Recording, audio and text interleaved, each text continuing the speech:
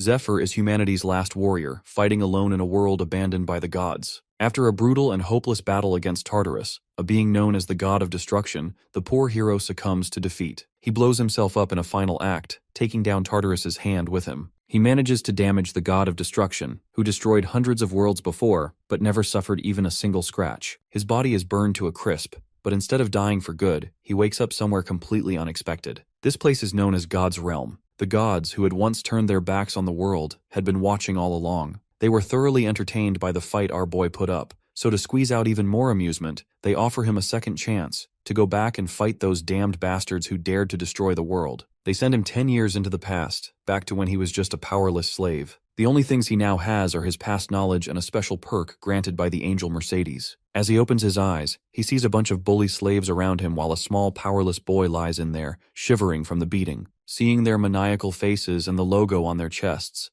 Zephyr quickly remembers that he's been sent 10 years back, when he was 20, and refused to be used as a temple slave. As they bully our boy, their supervisor calls them out to get back to work. The bullies follow, but not without giving a warning to our boy not to pull that stunt again. However, Zephyr has no time for lowlifes. He picks up a nearby pickaxe, ready to blend in, but notices that same small boy on the ground whispering thanks. The warrior doesn't recognize him and simply walks past, focused on more important matters, which were the perks the angel had mentioned he will be granted after regression. As the kid goes back to work, Zephyr stands still and activates his perks. A surge of power rushes through him, and in that moment, he can hardly believe that the angel actually gave him such a powerful spell. A while later, the other slaves are shocked to see Zephyr working at an incredible pace, filling up the rags in just minutes. They realize that this newcomer has now set a new standard, one that means they can't slack off either. Meanwhile, Zephyr is still thrilled about what happened earlier. When he unlocked his perks, a sudden barrage of information flooded his mind, causing a sharp headache. However, the pain quickly gives way to excitement as he notices several rare, high-level skills and items appear before him,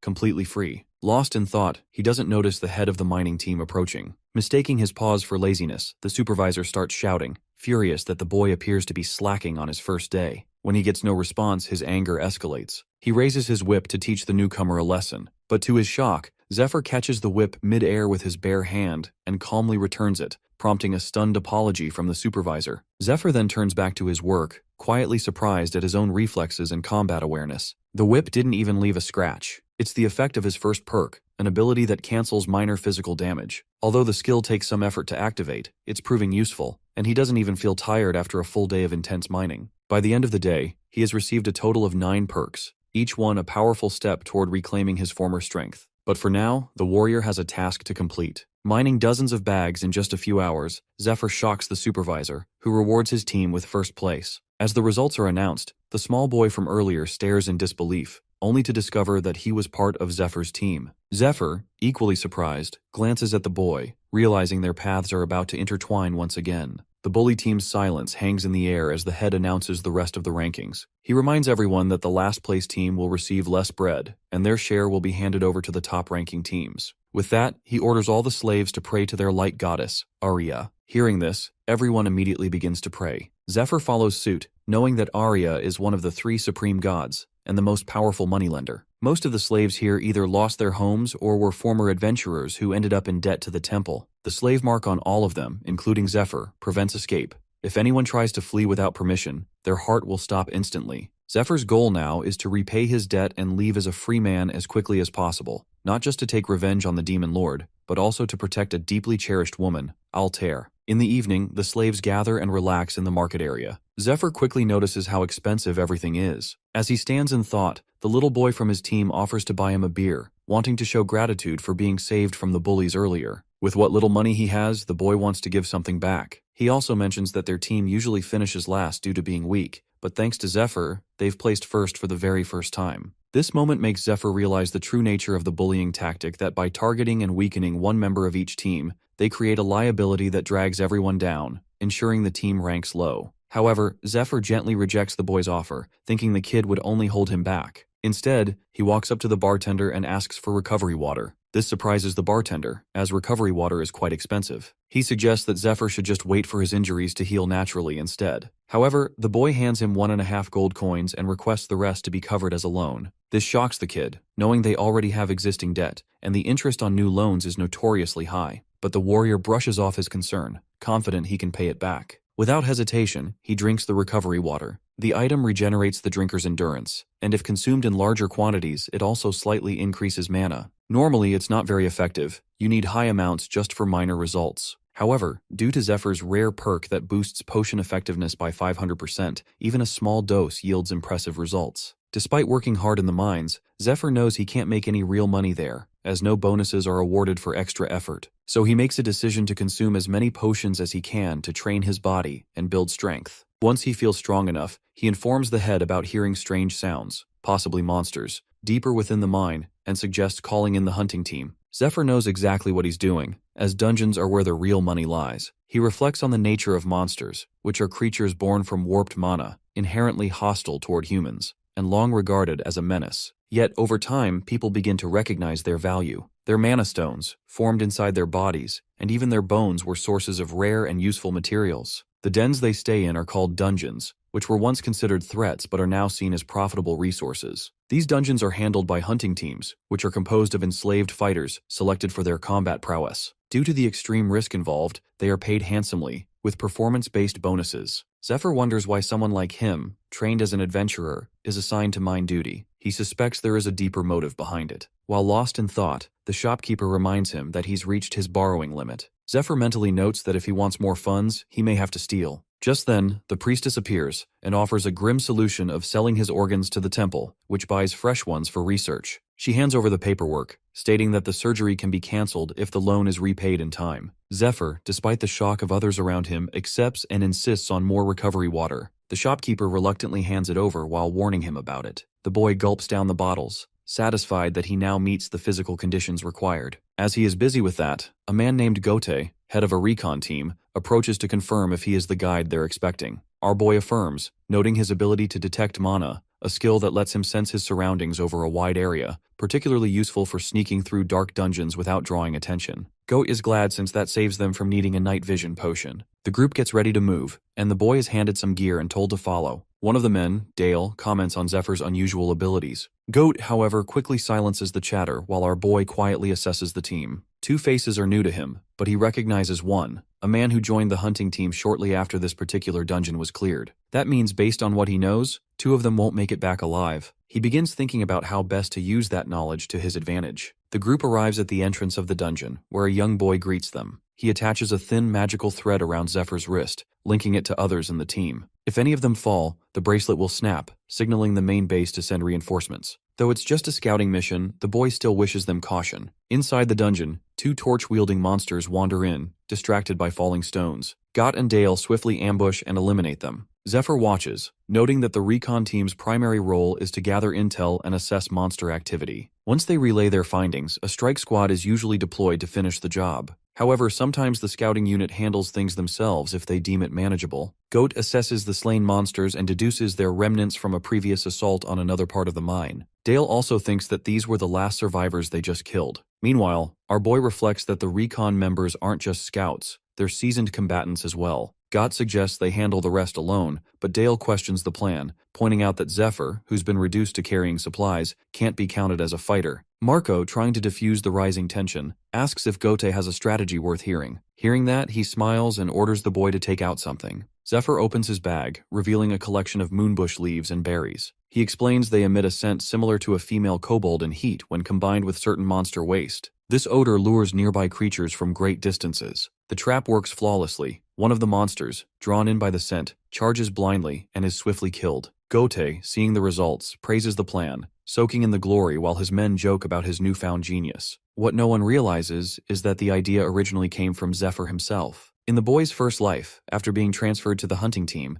Zephyr worked with Gote in the same unit. Gote was the kind of man who desperately wanted fame, but things never quite worked out for him. Knowing this, the boy approached him before their team meeting and claimed that the dungeon ahead contained only a few stray kobolds and was essentially empty. He lied, saying he was part of the recon team and discovered this himself. Zephyr also presented a plan that seemed viable, convincing Gote they could clear the dungeon on their own. He was saying that because he knew that it would be a waste to share such an easy dungeon with the rest of the squad. Gote, eager for recognition, was pleased that the new recruit was not only giving him all the credit, but was also offering up moonbushes, rare and hard-to-find resources. He was also aware that a single recommendation from him could officially place Zephyr on the hunting team, which might have been why the boy was trying so hard to impress him. Although Gote wasn't the type to be easily impressed, the credit Zephyr offered was too tempting to ignore. Back in the present, Gote finishes off the last remaining kobold, though he's far from impressed by the weak mana stones they collect. Meanwhile, Zephyr scouts the path ahead and gives the signal that the way is clear. But as Dale surveys the surroundings, he notices scattered bones that appear to belong to a kobold, yet their placement feels unnatural, almost staged.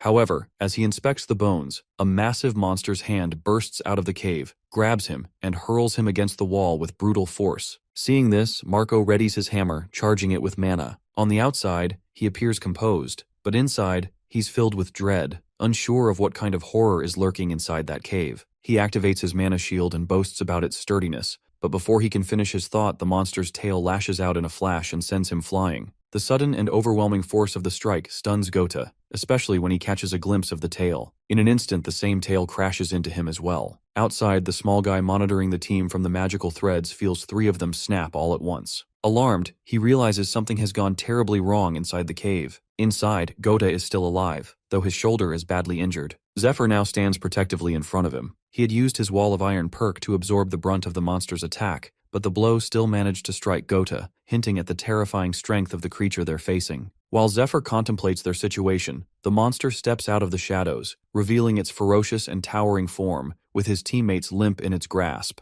In that moment, everything becomes clear. This is no ordinary beast. It's a predator that raises other monsters, luring them in with the promise of safety, only to devour them once it has matured. Without wasting another moment, Zephyr borrows Gote's spear. He activates perk 3, loading a ball of energy into his hand, and excitedly demands to know which part of the monster it wants him to kill. The perk, known as Silver Key, functions like a personal storage inventory. From it, Zephyr retrieves a piece of cloth and a bundle of dragonweed. Goat watches in confusion, unsure of what the boy is planning. But Zephyr moves with calm determination, wrapping the cloth tightly around his hand and gripping his spear. Gote, despite his injuries, feels a surge of resistance. He doesn't want to hide behind a mere miner. But before he can act, the monster unleashes its fear skill, a deafening, paralyzing roar that instantly roots him to the ground. In that moment, a chilling memory of something an old soldier once told him during his early days flashes through his mind. That man spoke of an encounter with a fully grown monster, where the entire village stood motionless, paralyzed by fear so intense they couldn't even blink. They simply waited for their turn to die. And now, in the present, the same thing is happening again. But this time, Gote watches in stunned disbelief as Zephyr moves. The boy isn't frozen. He's charging in, darting around the monster with speed and precision, dodging its massive strikes and positioning himself with practiced agility. Zephyr had used the dragonweed in combination with the effectiveness boosting perk, neutralizing the fear effect. However, he only has one offensive perk, and it's not an option at the moment as it demands far too much mana. Instead, he applies a powerful poison to his spear, one potent enough to deal with monsters like this. The potion comes from an old friend from Zephyr's past life. His friend, Fade, had spent his entire life crafting formulas, potions, poisons, and mixtures, perfecting each one. To Zephyr's shock, Fade gave them all to him, claiming the world was nearing its end and that someone had to make use of them. If those potions could save even a few lives, he said, that alone would make him happy. Remembering his friend's words, Zephyr lunges forward and drives the poisoned spear into the monster, then follows up with a swift slash across one of its arms. He knows exactly how the poison works. Once it enters the bloodstream, it begins eroding the target from the inside, and in just 3 minutes, it spreads throughout the entire body. Now all Zephyr needs to do is survive until the poison takes effect. But before he can reposition, the monster's tail lashes out, striking him hard and slamming him into the cave wall. The beast doesn't hesitate. It charges with its jaws wide open, trying to swallow him whole. Acting on instinct, Zephyr grabs the remaining vial of poison and hurls it straight into the monster's open mouth. He follows up with a powerful slash across its face, aiming for the mouth. The monster screams in pain and struggles, with only 1 minute left before the poison finishes it off. Zephyr knows he doesn't have the skills or stamina to completely evade the monster until then. He only has 2 options now: wait for the creature to collapse from the inside, or strike hard enough to bring it down himself. As the boy tries to attack, the monster swings its tail again, but with quick reflexes, Zephyr manages to grab it. He holds on tightly until he is lifted above the monster's head. Once he is directly on top, he jumps down and stabs the monster in its eye. The other end of the spear snaps from the impact, and Zephyr uses both the broken spear and his knife to stab the monster multiple times. The monster begins thrashing violently in pain. As it moves uncontrollably, the boy clings to the knife still lodged in its eye. He knows he can't let go now. There's still one more blow needed to finish it, so he leaps onto its head again. With the mana restored from drinking several recovery potions and boosted by his effectiveness perk, he channels all his power into his fist and slams the monster with everything he has, crashing down like hell upon it. Watching it all unfold, Gote finally realizes he was wrong. With talent like that, the new guy is bound to get recognized and climb his way to the top. However, he also knows that since Zephyr is just a minor, he needed Gote's help to get into the dungeon in the first place. As Gote reflects on this, Zephyr, now standing with authority, requests to speak with him. Somewhere deep in the jungle, a yellow-haired man is badly injured and surrounded by a group of shady individuals. He pleads desperately, insisting he isn't a follower of the Demon Lord. One of the men, marked with a cross on his forehead, gives a signal to his buff, muscular teammate. Without hesitation, the buff man crushes the yellow-haired man's skull, ending his life. But then, the body begins to twitch violently. Moments later, a centipede crawls out of the corpse. The man with the forehead marking reacts instantly, slicing the creature in half. Doing that, he claims the centipede bore the Demon Lord's mark, proving the man they killed had been an infiltrator all along. Later, he returns with the centipede to his superior, Matthias. But Matthias is unimpressed. He reminds the marked man that 7 team members were killed during this mission, questioning whether one confirmed imposter was worth the cost. The marked man stands firm, reminding Matthias that the raid is only a month away, and that if the temple isn't purged of spies now, it could end in disaster. Matthias considers the warning and, after a moment, agrees to speak with the haunting squad to smooth things over. Still, he warns the marked man not to make him look foolish again. Back at the Department of Human Resources, Gote puts in a recommendation for Zephyr's transfer into the haunting squad. The priestess in charge approves the request but makes it clear that if the recruit fails, it's on them. Gote, confident in the boy's talent, gladly accepts the risk. He knows that if the boy performs well, he'll be the one getting all the credit. As he walks away, his thoughts drift back to that final day in the dungeon, the day they brought down the monster. In the cave, Gote was in disbelief when Zephyr suddenly asked him to forget everything about the fight, and Gote never saw the monster. Instead, the boy said he would leave the kobold corpses behind, so he had something to report to his superiors. The real prize, the giant monster's body, was something he wanted to keep for himself. As a temple slave, Zephyr wasn't allowed to keep loot like mana stones or monster parts, since everything belonged to the temple. So he planned to secretly sell the monster's corpse for money. Gote, however, thought it was impossible. There was a standby unit outside to stop exactly that kind of theft, and a follow-up team would eventually sweep the dungeon for any leftover items. But Zephyr revealed his trump card, his inventory perk. With a calm gesture, he stored the massive monster's body into his personal storage, right in front of Gote's eyes. Gote was stunned. The monster disappeared without a trace. No blood, no body, nothing left behind. With that, Zephyr made an offer. He was willing to clear 3 more dungeons for him, and he could keep all the loot. In return, he just had to keep quiet about what had just happened. Back in the present, Gote is seriously considering the offer. If Zephyr keeps clearing dungeons for him, he can claim the credit as a squad leader. Since they're part of a recon unit, they get access to dungeons before anyone else. And if they manage to handle them with just a small team, it'll make Gote look like an exceptional leader, maybe even earn him a promotion. Meanwhile, Zephyr is focused on selling the monster corpse to pay off his debts. He wants out of the temple and fast. But as he thinks it through, he remembers something important, that soon, the temple knights are heading out on a major raid. During that raid, they're supposed to come across a rare and powerful item. Now Zephyr has a new goal. He plans to join that raid and get his hands on the item, hoping it's the key to finally gaining his freedom. After some time, Zephyr's registration is complete, and he is now officially a member of the hunting team. As they head out, he falls into thought, remembering that in his past life, he only joined the hunting team after the raid participant list was announced. That list was always compiled from among the hunting team's ranks, selecting the 20 most talented individuals or those with powerful connections. Zephyr already has a plan in mind, but he knows it has to be executed at exactly the right moment. They eventually reach the armory, where Gote guides him through the area before excusing himself to check on his teammates currently recovering in the hospital. While Gote is talking, the same shady group from the forest arrives. Seeing them, he lowers his head and nervously suggests Zephyr do the same. As the group passes, everyone bows in silence. However, as they pass by Zephyr, the marked group leader feels something that startles him, but he continues walking. Once they're gone, Gote explains that they are official inquisitors, agents no one dares to provoke. He warns Zephyr to show respect to the group ahead of them. These people have the authority to label anyone a heretic without consequences. Their leader, Sahak, is especially dangerous. Known as the Mad Hound, he has a reputation for enjoying the act of killing, and Gota urges him to be careful around him. But just as he is explaining all this, Sahak suddenly appears and calls out to them.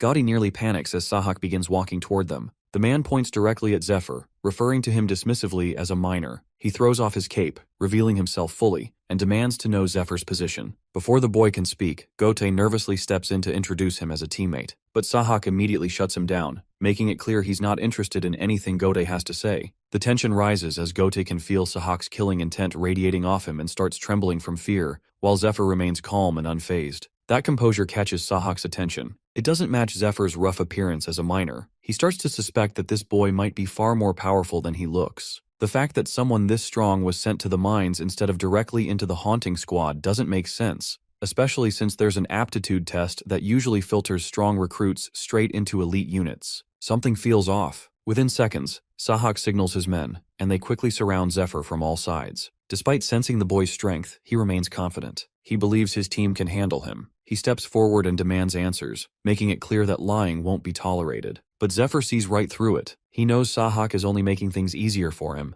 As Sahak and his men surround Zephyr, he accuses the boy of being a follower of the Demon Lord. The question pulls Zephyr's thoughts back to the past. He knows more about the Demon Lord's followers than most, how they betrayed humanity during the Great War and brought about its collapse. But in the present day, most low ranks only know them as a dangerous cult that opposes the Orthodox religion. While the boy is lost in thought, Sahak reveals that he possesses a special sense, an ability to detect the presence of Demon Lord followers. And right now, his instincts are screaming that Zephyr is a threat. With a dark, serious expression, he officially begins his interrogation, declaring himself an agent of the Inquisitors. The atmosphere becomes heavy, but Zephyr doesn't flinch. Instead, he calmly suggests they move somewhere more private to continue the conversation. The request catches Sahak off guard. Then the boy with quiet confidence adds that there are too many people watching, and it would be awkward once he starts beating the ditty out of him. Sahak is furious but manages to keep his composure. He refuses to believe that someone like Zephyr could possibly defeat him. With a sharp motion, he and his team activate a powerful skill. A large triangular portal forms around Zephyr, trapping him at the center. It's the Red Field, a battlefield skill that boosts the caster's stats and abilities significantly. However, the boy doesn't panic. Instead, he takes a stance, preparing for the fight. His form is unusual, almost alien, and it throws Sahak off. But the Madhound doesn't hesitate. He charges straight at Zephyr, confident in his invisibility and power within the red field. He leaps in, unleashing a flurry of knife strikes, but Zephyr dodges each one with ease, slipping just out of reach while landing precise counterattacks. Sahak, surprised and frustrated, attempts to slide low and tackle him, but as soon as he makes contact, his legs feel like they've hit solid steel. For the first time, Sahak realizes he's underestimated his opponent. Zephyr follows up with a sudden barrage of powerful strikes, each one landing cleanly. Sahak drops to the ground, unconscious or possibly worse. But before the boy can catch his breath, a spiked mace comes flying at him. He manages to block it just in time, though the impact sends him sliding backward. He quickly notices that it's from the tank of the group, wielding that massive weapon with brute force. Zephyr throws out a mocking comment, clearly trying to provoke him. It works. The tank hurls his mace with such power that it smashes the road apart, sending shards of rock flying everywhere. Meanwhile, Gote is still frozen in shock, unable to believe how easily Zephyr took down Sahak using what looks like some kind of strange martial arts. He also notices that, despite the tank's wild and heavy attacks, the boy continues to dodge every blow with fluid precision. This gives Gote a bit of hope. If Zephyr humiliates Sahak's entire group, maybe there won't be any arrest warrant or punishment tied to Gote by association. After all, he's the boy's supposed leader. But that hope is quickly shaken when someone nearby points out that while Zephyr is dodging now, it's already been 5 minutes. The longer the fight goes on, the stronger Sahak's squad becomes within the red field. True enough, Zephyr begins to feel the change. The tank's chain strikes are growing heavier and faster, and he starts to struggle keeping up. Out of nowhere, Sahak reappears, slashing Zephyr across the back with a surprise attack. He's radiating an intense killing aura now, clearly not done yet. With cold fury, he launches into a high-speed assault, darting around Zephyr like a blur of light and slicing at him from every direction. For a moment, it seems like Sahak has the upper hand. He prepares to end it with a final, devastating blow. But just as he gets close, Zephyr catches him, barely, and slams his head into the ground with crushing force. Before Sahak can recover, the boy drives his knee into him again, overwhelming him with sheer strength. Beaten and bloodied, Sahak lies stunned. Even with his boosted stats and enhanced abilities, he realizes that none of it made a difference against the boy. Meanwhile, the boy taunts him, calmly pointing out that if he really wanted to show off his speed, he should have let the tank wear him down first. The comment hits a nerve. Furious, the bald tank tightens his grip on the chains restraining Zephyr, trying to overpower him. But Zephyr doesn't back down. Instead, he pulls against the chains and mocks the tank, suggesting he's too scared to fight up close. As he says this, he channels mana into his arms and activates a basic enhancement spell, Power Boost. With that surge of strength, he yanks the chains with such force that they rip right out of the tank's hands. The momentum sends the tank crashing into a nearby wall, leaving everyone around stunned in silence. Meanwhile, on the ground, Sahak starts crawling toward him, desperate and confused, asking who he really is. But the boy simply smirks and walks away, casually reminding him that interrogation is his job. Unseen by everyone, a red-haired man watches the scene unfold from a nearby window. He's clearly impressed by Zephyr's strength,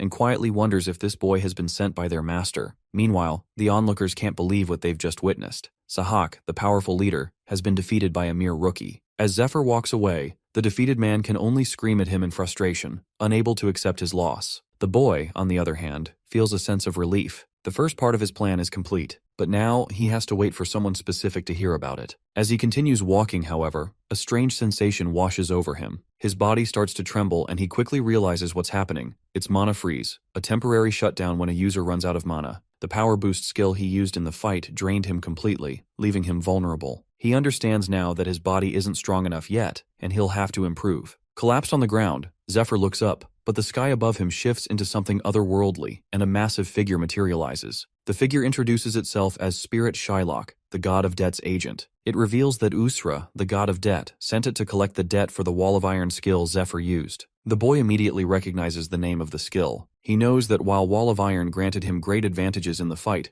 it also comes with severe side effects. When the user's mana runs out, all the damage taken during the spell is inflicted at once. Many who have used it died because of this brutal drawback. The God of Debt's spell is like a double-edged sword, feeding off human despair. As Zephyr struggles, God of Debt watches him with an almost sadistic pleasure, savoring his suffering. Meanwhile, Shylock starts calculating the total damage Zephyr has accumulated, preparing to deliver the cumulative blow. Zephyr, completely drained, can only wait helplessly as the countdown to impact ticks down. Despite his best efforts to move, his body refuses to respond. In a last-ditch effort, the boy rips the wraps off his hands, revealing a hidden recovery potion. With the countdown nearing its end, he manages to drink the mana potion just in time. The mana surge raises his mana by a single point, halting the debt collection attack before it can land. In a flash, Shylock vanishes and the threat is gone. Our boy breathes a sigh of relief, but he knows this was only a temporary escape. He still has much to prepare for. Zephyr survives by a split second, smirking at the sky as if mocking Usra, the god of debt, for underestimating him. After all, the boy is a survival expert, someone who managed to live even after humanity fell in his past life. He knows the secret to beating Wall of Iron is simple: keep your mana from dropping to zero. As long as he has even a sliver of mana, the spell can't touch him. He remembers that in his previous life, Wall of Iron was a purple tier skill worth 500 gold, far more than he can afford right now. Yet the god, for their own amusement, gives him the spell anyway, and to thank them, he gives a middle finger salute, only enraging the god even more. Later, Zephyr wakes up confused, tied to a bed with the priestess standing calmly beside him. Two bulky men are also present, bringing torture tools. Nervous, he looks around as the priestess explains the situation with a disturbingly calm tone. He's in their workshop because the repayment on the loan he took from the shop expired just an hour ago. Her expression quickly hardens. She grabs a large knife and says he took multiple loans using collateral, skipped all the interest payments, and never planned to repay any of them. She holds the knife just inches from his face and demands answers. Zephyr realizes the situation is deadly serious. If he tries to use mana, the debt collector Shylock will return instantly, so he has no choice but to talk his way out of this. He begins pleading, saying he'll repay everything next week, but the priestess remains unmoved. She declares they'll definitely take his salary, but he still has to pay the shop loan with interest, something he clearly can't afford. Then, she gives the order, and one of the large men grabs Zephyr's arm. She announces they'll cut off one of his fingers, for now, to make a point. The torturer raises the knife and swings it toward his hand, but Zephyr panics and shouts something at the last second. Whatever he says makes her order the men to stop.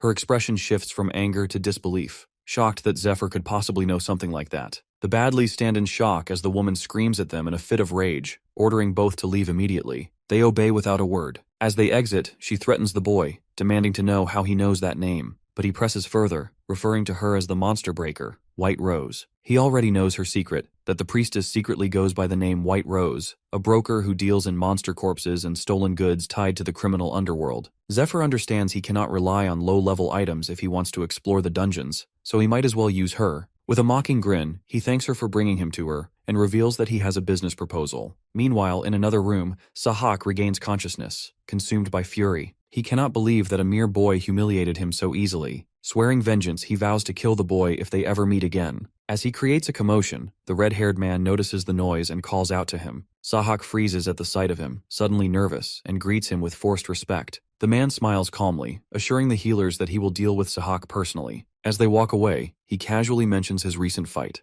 The memory dawns on Sahak, who tries to apologize, but before he can speak, the red-haired man suddenly slams a knife into his mouth and holds it in. Disappointed and seething, the man rebukes Sahak for failing to carry out Inquisitor Matthias's orders, resulting in public embarrassment and disgrace. Rage overtakes him. He slashes Sahak's face without hesitation, coldly reminding him that despite his talent and the high hopes they once had for him, he is now a liability. Even after 6 months of trying, he only managed to take down 2 Demon Lord worshippers. According to the red-haired man, Sahak's repeated failures have exhausted the patience of his superiors. On top of everything, losing to a mere boy has dragged Inquisitor Matthias's name through the mud. Hearing this, Sahak collapses to the ground, pleading desperately for another chance. The red-haired man, firm and unyielding, orders him to kill the boy who defeated him. Only then, they will even consider his future. The weight of the ultimatum sinks in. Sahak realizes that if he cannot manage to kill the boy, he will lose the red uniform, and with it, his authority. Before leaving, the red-haired man drops a glowing purple orb in front of him, claiming it might help. Sahak instantly recognizes it.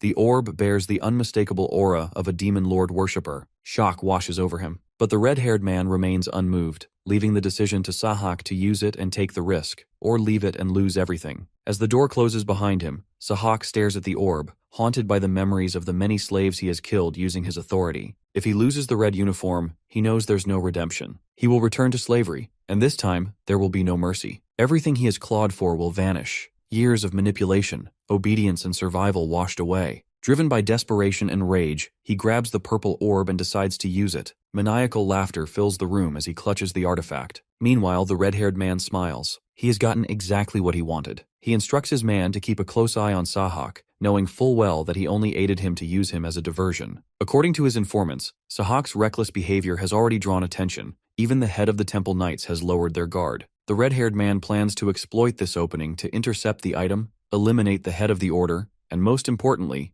pave the way for a Demon Lord worshipper to seize control of the temple. This red-haired man is known as Ned Stryer, an imposter and a secret disciple of the Demon Lord worshippers. Suspicious of recent events, Ned also orders his man to investigate Zephyr, having recognized the martial arts technique the boy used, a style known only to their master and his disciples. He suspects Zephyr might have been sent by the master himself to assist them. However, given the secrecy of the matter, Ned decides to test the boy through Sahak. If the boy fails them, Ned plans to eliminate Zephyr himself. Meanwhile, back with the priestess, Zephyr surprises her by revealing the monster corpse he brought back from the dungeon. Despite her initial concern, she finds herself admiring the specimen. However, the boy's offer is steep. The items he demands are valued at 5,000 gold, equivalent to the price of 3 Predator-class corpses like the one he presents. Zephyr confidently assures her that she will have all 3 within 3 weeks. Then pausing, he adds that he has one more favor to ask. After his recovery, Zephyr joins his teammates for a casual meeting. During the gathering, the group leader, Gota, reintroduces everyone to reaffirm their roles. First is Marco, the tanker,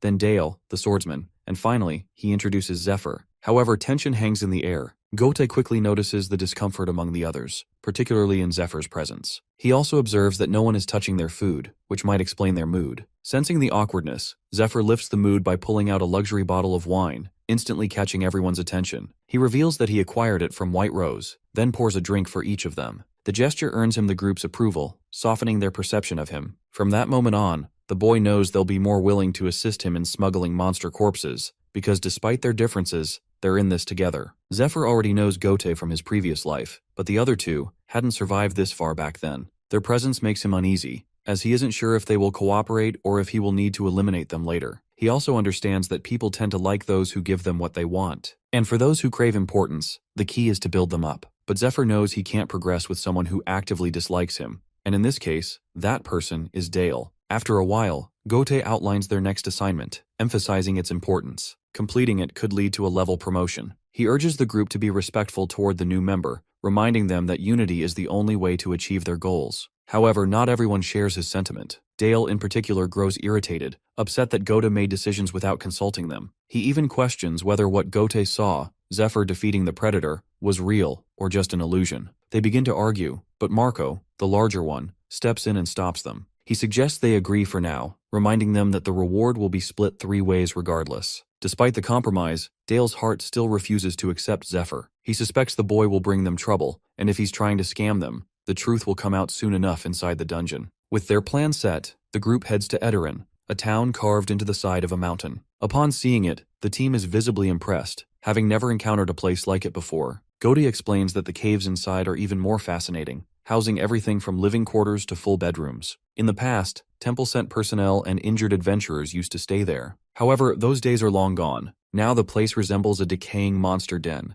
As they step inside, the tunnels are covered in thick spider webs. Zephyr, staying alert, activates his mana perception, a skill that allows him to detect mana-infused objects and creatures without physically touching them. Using this ability, he guides the group carefully through the webs, navigating the area with precision. After some effort, they finally make it back outside. Once clear, Zephyr reveals that he sensed a steel spider inside. He immediately begins laying out a strategy to deal with it. According to his plan, they will sneak into the nest, use a paralyzing potion on the baby spiders, and wait for the parent to return and witness the slaughter, provoking it into a vulnerable state. As Zephyr explains the strategy, Dale voices his concern. Even with all 4 of them, he doubts they can take down the steel spider. The creature's outer shell is hardened like steel, rendering most sword attacks completely ineffective. Steel spiders also reproduce rapidly, allowing them to build an army in no time, which makes confronting them in their own nest significantly more dangerous. Dale suggests seeking help from the temple to deal with the threat, but to his shock, Zephyr casually tells him to rest, claiming he can clear the nest on his own.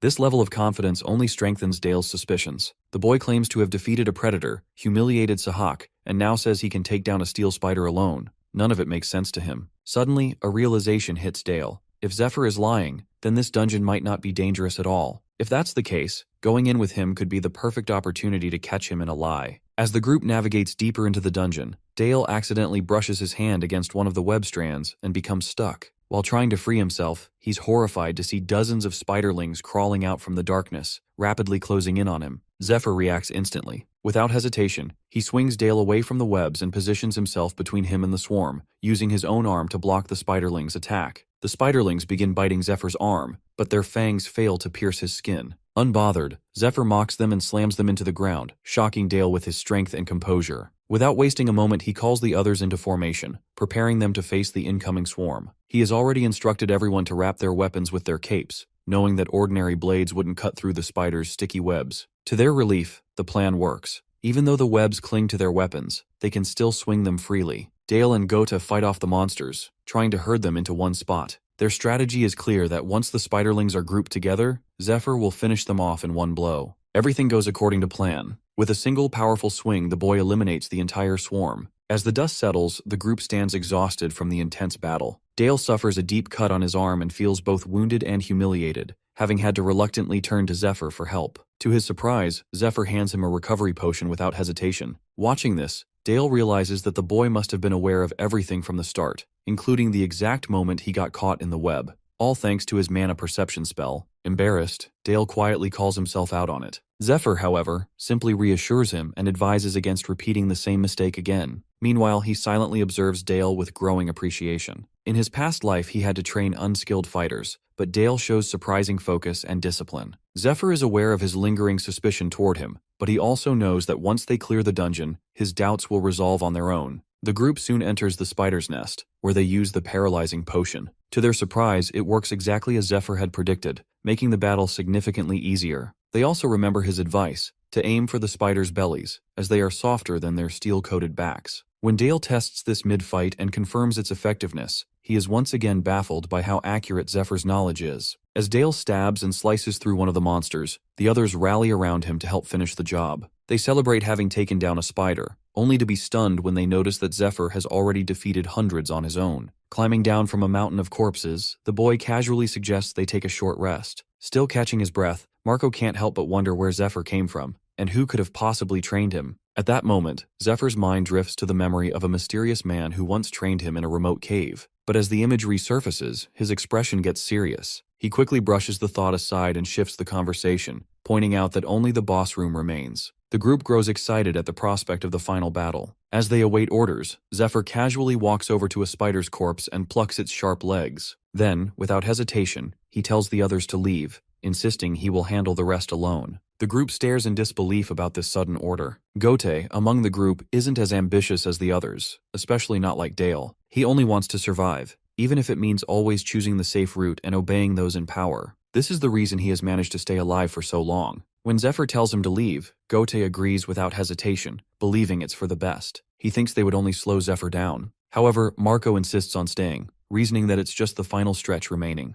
This unsettles Gote, and his nerves spike even more when Dale also agrees with Marco, arguing that more people mean better chances of defeating the monster. Gote begins to sweat nervously, hoping Zephyr will order them to leave. But to his shock, he doesn't send them away. Instead, he assigns them new roles. After a brief discussion, Zephyr strides alone into the heart of the dungeon, carrying himself with the confidence of a Chad. He soon finds himself standing before the queen spider's spawning chambers. Around her lurk her spider guardians, each stationed near thick web-laced layers. As Zephyr steps forward, every spider senses his presence, but he remains calm. He knows they won't charge unless he attempts to cross their designated layers, where each is tasked with defending its own territory. With a calculated move, Zephyr summons bags of plain flour and hurls them toward the webs. On impact, the bags burst open, flooding the air with fine particles and clouding the spider's vision. The distraction works. In the chaos, Zephyr raises his crossbow and fires a bolt directly at the queen. The shot lands with a spark, not enough to injure her, but just enough to ignite a chain reaction.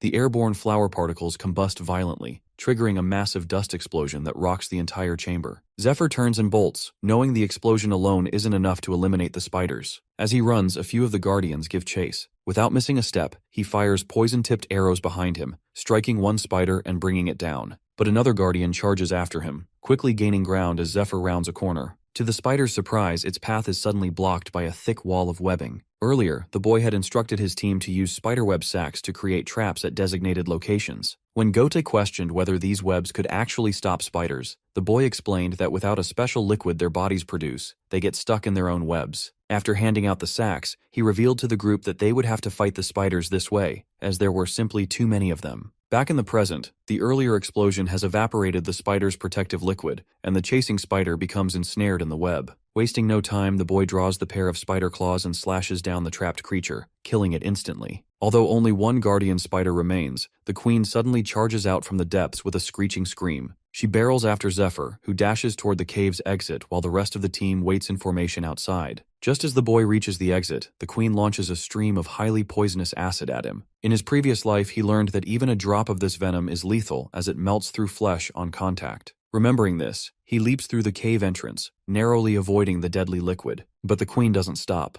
She bursts out of the cave in a fury, splattering her venom across the landscape. Seeing her emerge, the other team members quickly move into position. The boy, gripping the spider claws tightly, charges at her. He slashes across her back, then lands in front of her, positioning himself as the main threat. His goal is to draw her attention, take the hits, and give the others a chance to strike. The queen shrieks louder, enraged by the attack, but Zephyr stands firm. He knows he's the only one who can face this monster head-on. While he keeps her occupied, the others are already in place to strike from a distance, ready to inflict as much damage as possible. The team stands firm, except for Gote, the bitch, who trembles in fear at the sight of the towering beast before them. The rest of the group is also sweating, torn between committing fully or holding back. Dale feels particularly nervous, his mind replaying all the humiliation and mockery the hunter team subjected them to. They were treated like dirt, dismissed as mere low-level information gatherers. Every chance they got, the hunters belittled them. But Dale has had enough. They've come this far, and he's no longer willing to back down. He decides to go all in. Marco shares the same resolve. In the past, they wouldn't have dared to face a monster like this. But with Zephyr on their side, everything has changed. Every time they've trusted him, things have turned out well. That trust leads Marco to commit fully as well. Gote, however, grows frustrated.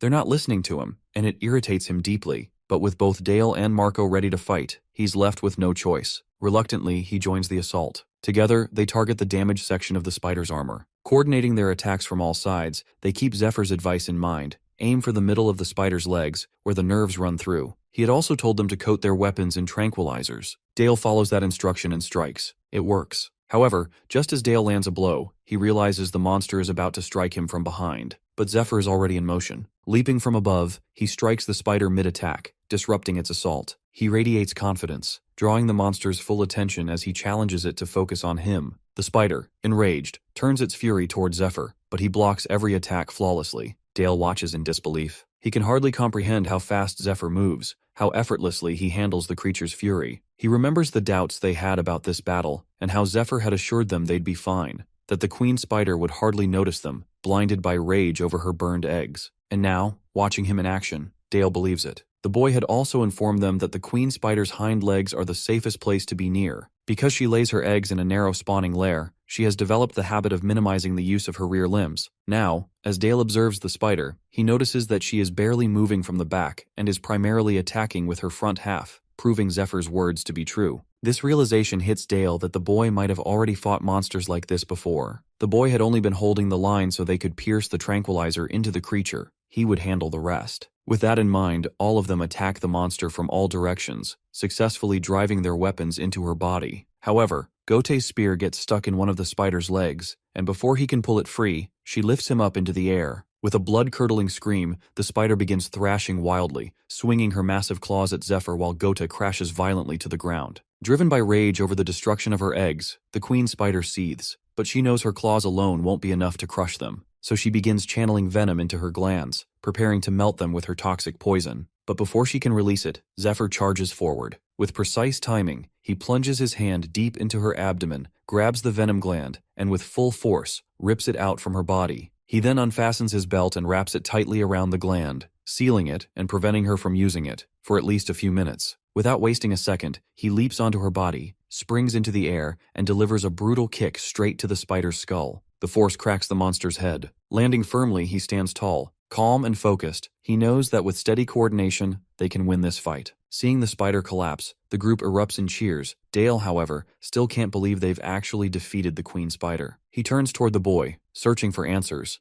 But in that moment, he realizes that the boy let them defeat the monster. Zephyr had guided them, protected them, and made sure they were the ones to land the finishing blow. This realization hits him hard. Hunting feels completely different under a leader like him. For the first time, Dale believes that maybe, just maybe, he can become someone like Zephyr if he keeps following him. Meanwhile, Zephyr's mind is already turning, considering which monster corpses he should bring back to offer to White Rose. But his thoughts are interrupted when Dale calls out to him, proudly showing the resting place he prepared for him. He suggests he take a break, assuring him that they'll handle everything from here. To Zephyr's surprise, Dale starts praising him outright, offering to dismember the corpses for him, provide comfort, and take care of the remaining tasks. Hearing this, the boy realizes that his mana reserves are nearly depleted anyway, and accepting their help would save him the trouble of dealing with Usura's reactions later. Watching them work, he comes to a new conclusion that his teammates aren't bad at all. But then his expression turns serious. He knows deep down they still won't be enough if he has to face someone from his past life. His current gear and stats aren't good enough either, so he'll need a solid, long-term plan. Later, he brings back the Predator's corpse to the priestess, who is visibly impressed by it. She even offers him more inventory space as a reward. However, as Zephyr stands there, he silently observes the shady dealings taking place in the temple, right in broad daylight. Truthfully, he no longer believes temples are as holy as they claim to be. They collect donations from believers and use the funds not just for monster defense, but also to expand their influence, building entire cities around themselves. The donations aren't entirely for worship,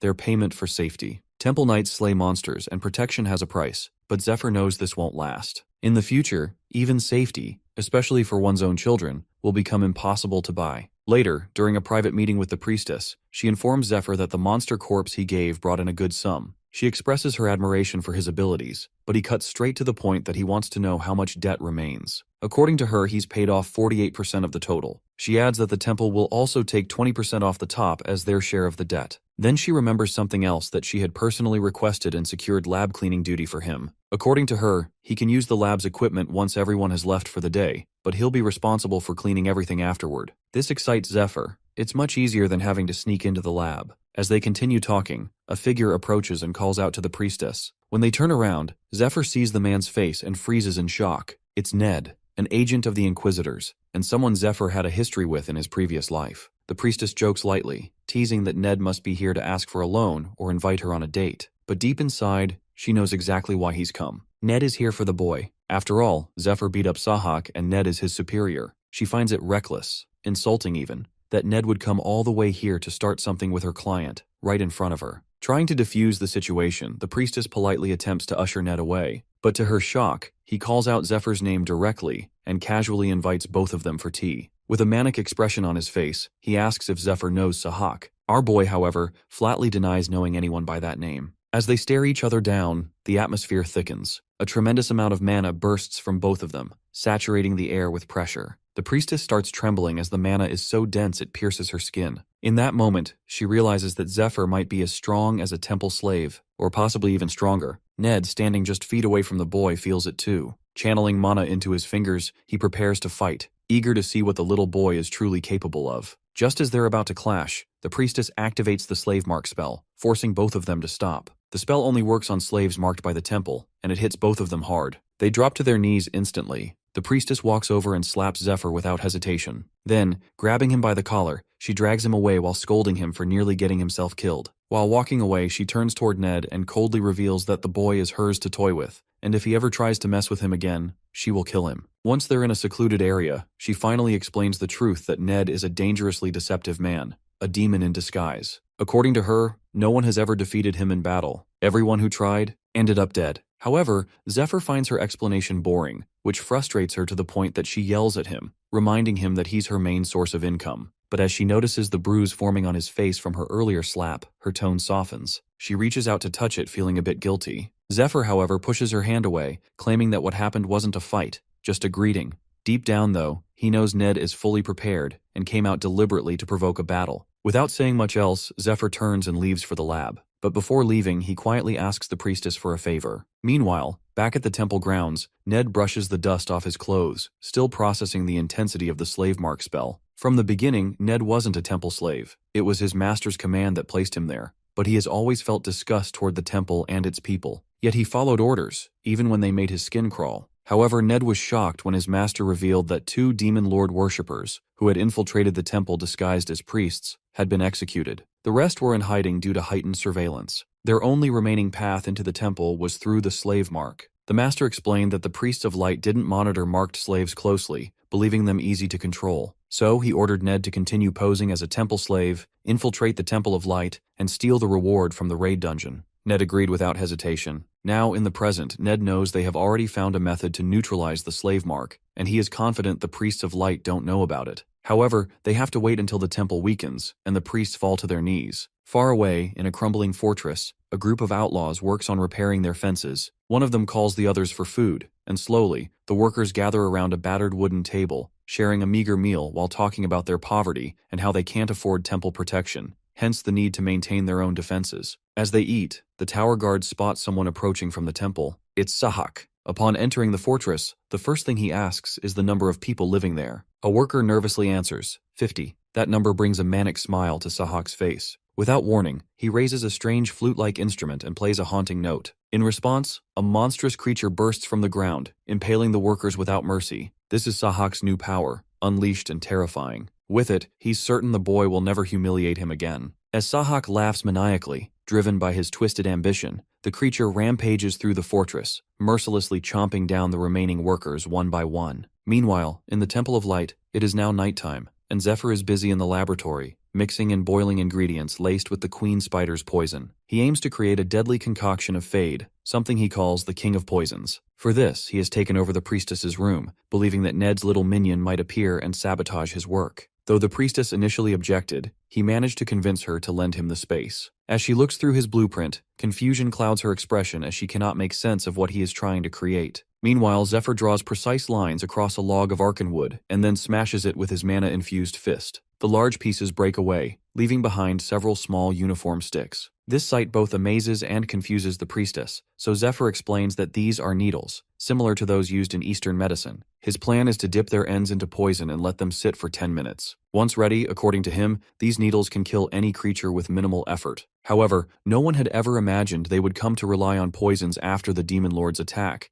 especially that the gods had abandoned them. With that thought, Zephyr begins inserting the poison needles into his own body. Almost immediately, the poison starts spreading through his veins, making him tremble in pain. The priestess, alarmed, moves toward him, but he raises a hand to stop her. She remembers what he had told her earlier. not to panic no matter what happens, and to simply carry out a task for him when he signals. Although she remains unsure of what he truly intends, Zephyr is clear that he seeks to upgrade himself. He knows that under the right conditions, two poisons can neutralize each other's effects, transforming into a medicine or even a potion that boosts one's stats. The challenge, however, lies in the fact that he is working with incredibly painful, unstable, and unpredictable toxins. The pain pushes Zephyr's body to its absolute limit, but he knows this is the only way forward. He channels his mana, directing the flow to control internal injuries and potentially boost his levels. With this, he is testing whether the technique will heal him, or if it will cause his body to shatter like a brittle mirror. Still, Zephyr knows this pain is nothing compared to what the Demon Lord once did to him. As he concentrates, the flow of mana stabilizes. His veins begin to lose their darkened hue, returning to their normal color. The transformation stuns the priestess, but she recalls what Zephyr told her earlier, that she must drive the final poisoned needle into his head when he gives the signal. The moment arrives, and though nervous, she obeys his command, plunging the needle in with trembling hands. Several hours later, deep in the woods surrounding the Temple of Light, a beam from the slave mark erupts into the sky, lighting it up with a flash. On the ground, chaos reigns as hunters flee for their lives, chased by a stampede of monstrous ostriches. They shout in frustration, cursing the recon team for misreporting the number of nests. Fortunately for them, they had fired a flare earlier, calling for reinforcements. But the stampede moves faster than anyone anticipated. As the hunters argue, the creatures catch up and tear through the group one by one. The leader is the last one left standing, and he knows the temple is still at least 20 minutes away and things look grim. He Ashton hauls to the ground, watching as one of the massive ostriches looms over him with its razor beak ready to strike. But just as the monster lunges, a powerful dagger slices through the air, piercing the creature's neck. The beast crashes lifeless to the ground. Seeing this, the leader is stunned, but his shock deepens when Zephyr crashes to the ground with a powerful impact. As soon as he lands, all the monstrous ostriches charge at him, but with his newly enhanced strength, he easily overpowers them, tearing through the horde like they're nothing more than a bucket of KFC. He targets their necks with brutal precision, and with a single powerful mana burst, he launches multiple projectiles that strike every creature squarely in the throat, killing them instantly. The leader stands frozen, unable to comprehend how a single person, temple reinforcement or not,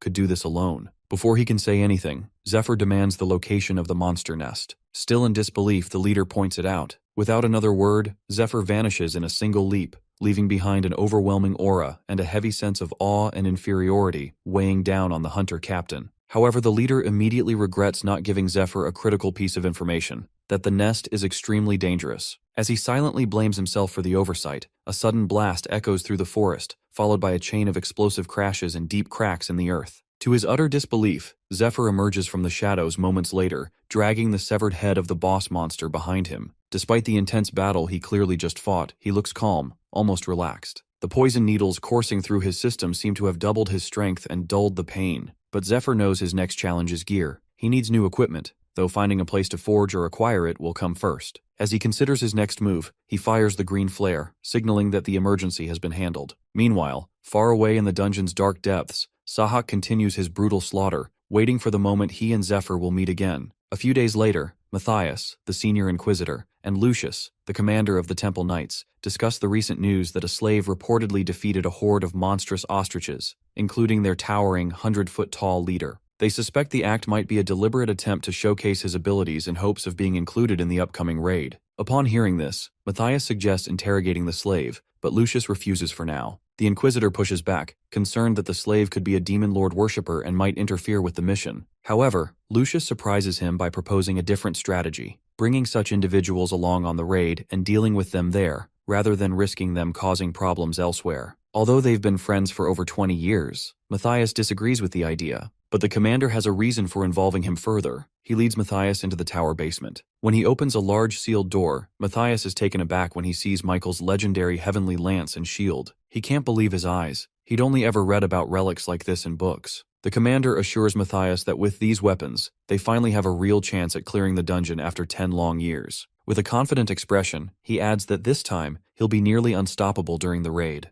The next morning, at the slave rooms, Zephyr's hunting teammates wrap up a grueling training session. They're a bit surprised by the training area being so crowded lately. Marco explains that these are slaves hoping to claim a spot in the raid. Rumor has it that 2 or 3 positions might still be open. As they talk, the priestess suddenly walks out of their room and passes by them. The group immediately bows out of respect. After she walks past, A few of them quietly wonder what she was doing in their quarters. Soon, the group's worst suspicion is confirmed when they spot Zephyr in their room, wearing a golden ring. They stare in disbelief, unsure how he managed to get such an item from the priestess. Zephyr, however, brushes it off casually. Internally, he knows the ring is no ordinary accessory. It's the Ring of Purification, an item that boosts mana flow and enhances magical defense. The priestess gave it to him after his upgrade session, claiming she had more items like it that could help improve his stats. This gesture made Zephyr suspect that she's motivated by money. Meanwhile, the priestess walks toward her room, lost in thought. She's thinking about Persephone, the now-defunct guild of assassins known for using poison to enhance their stats and eliminate targets. Zephyr's growing skill in hunting and his poison-based upgrades make her wonder if he might be a former member. She recalls that the guild fell apart years ago due to internal conflict, but rumors persist that wealthy individuals are still seeking their poisons, or surviving members. She considers the possibility of profiting by keeping Zephyr close. If she equips him properly, he could bring in significant value. But first, she needs to find the right gear for him. Zephyr, sensing her thoughts, is surprised she came to the conclusion that he might be part of an assassin group. Still, he sees the upside that if she spreads that rumor, his intended target may eventually come looking for him. Coming out to the hunting team, Gote is sweating balls that Zephyr's got that riz, as he managed to get a ring from that mommy. The others agree as well, but just as Zephyr prepares to talk to them about the dungeon, someone suddenly slams at the door. Dale checks and finds a note pinned to it with a knife. It's an official order to leave immediately and report back on the situation. The group is confused about who would deliver an official document in such a strange way, especially one stamped by the hunting team. Zephyr also takes a look and instantly recognizes the handwriting. It's Ned's. Realizing this, he becomes excited, seeing it as a personal challenge. Without wasting time, Zephyr heads out and begins flashing through the woods, moving quickly while thinking about the upcoming raid. This raid isn't a typical mission. It will take place in the Tomb of the Fallen Princess, a massive ruin left behind by an ancient kingdom. It's known to be extremely difficult to conquer. No one has reached the boss room in over 10 years of attempts. To even qualify for the raid, a person must either be a slave assigned to a priest or a top-ranking member of a hunting team. Zephyr knows his current team won't make it to the top ranks in time, so he plans to rely on Ned. As a slave directly under Matthias, Ned has the influence to get someone included. Zephyr hopes to earn a recommendation from him. He's confident Ned wants to test him anyway, possibly even suspecting him to be an ally sent by the Demon Lord. As these thoughts run through his mind, Zephyr moves quickly through the mountain paths, until he crashes through a watchtower. As the dust settles, a familiar voice calls out to him, and he instantly recognizes it as Sahak. He pauses and tells Sahak to go home, clearly puzzled about why he's even there. The ugly-ass Sahak gives an evil grin, claiming he's been feeling pretty horny for him these past couple of days. As Zephyr stands there confused, Sahak suddenly pulls out a knife, attempting to show off some new power. But before he even finishes speaking, Zephyr flashes past him and drops him to the ground with a single strike. He frowns, frustrated that Ned seems to be hiding something, especially if he's sending someone like Sahak instead of coming himself. Thinking he might be nearby, Zephyr calls out, but instead of any answer, Sahak begins to move again. He rises from the ground in an unnatural way, laughing maniacally. A slimy creature starts emerging from beneath his cape. Without hesitation, Sahak pulls out a flute and starts playing it, causing the slime to lift him into the air and morph into a large monster-like abomination. Sahak, completely unhinged, shouts wildly, cursing Zephyr and vowing to make his death slow and painful. As the creature finishes forming, Sahak wastes no time and launches an attack. Caught off guard, Zephyr hesitates, and the strike sends him crashing into the side of a mountain. However, before Sahak can react further, an energy beam melts away the monster's appendages, and Zephyr reappears, unharmed and ready. The boy quickly recognizes the creature as a biological weapon created by Demon Lord worshippers. It starts off as an egg, then hatches when activated by a hypnotic instrument like the ocarina Sahak used. The ocarina also protects the user from the monster's corruption aura. The monster itself has no mind, an unstable appetite, and grows stronger with every human it devours,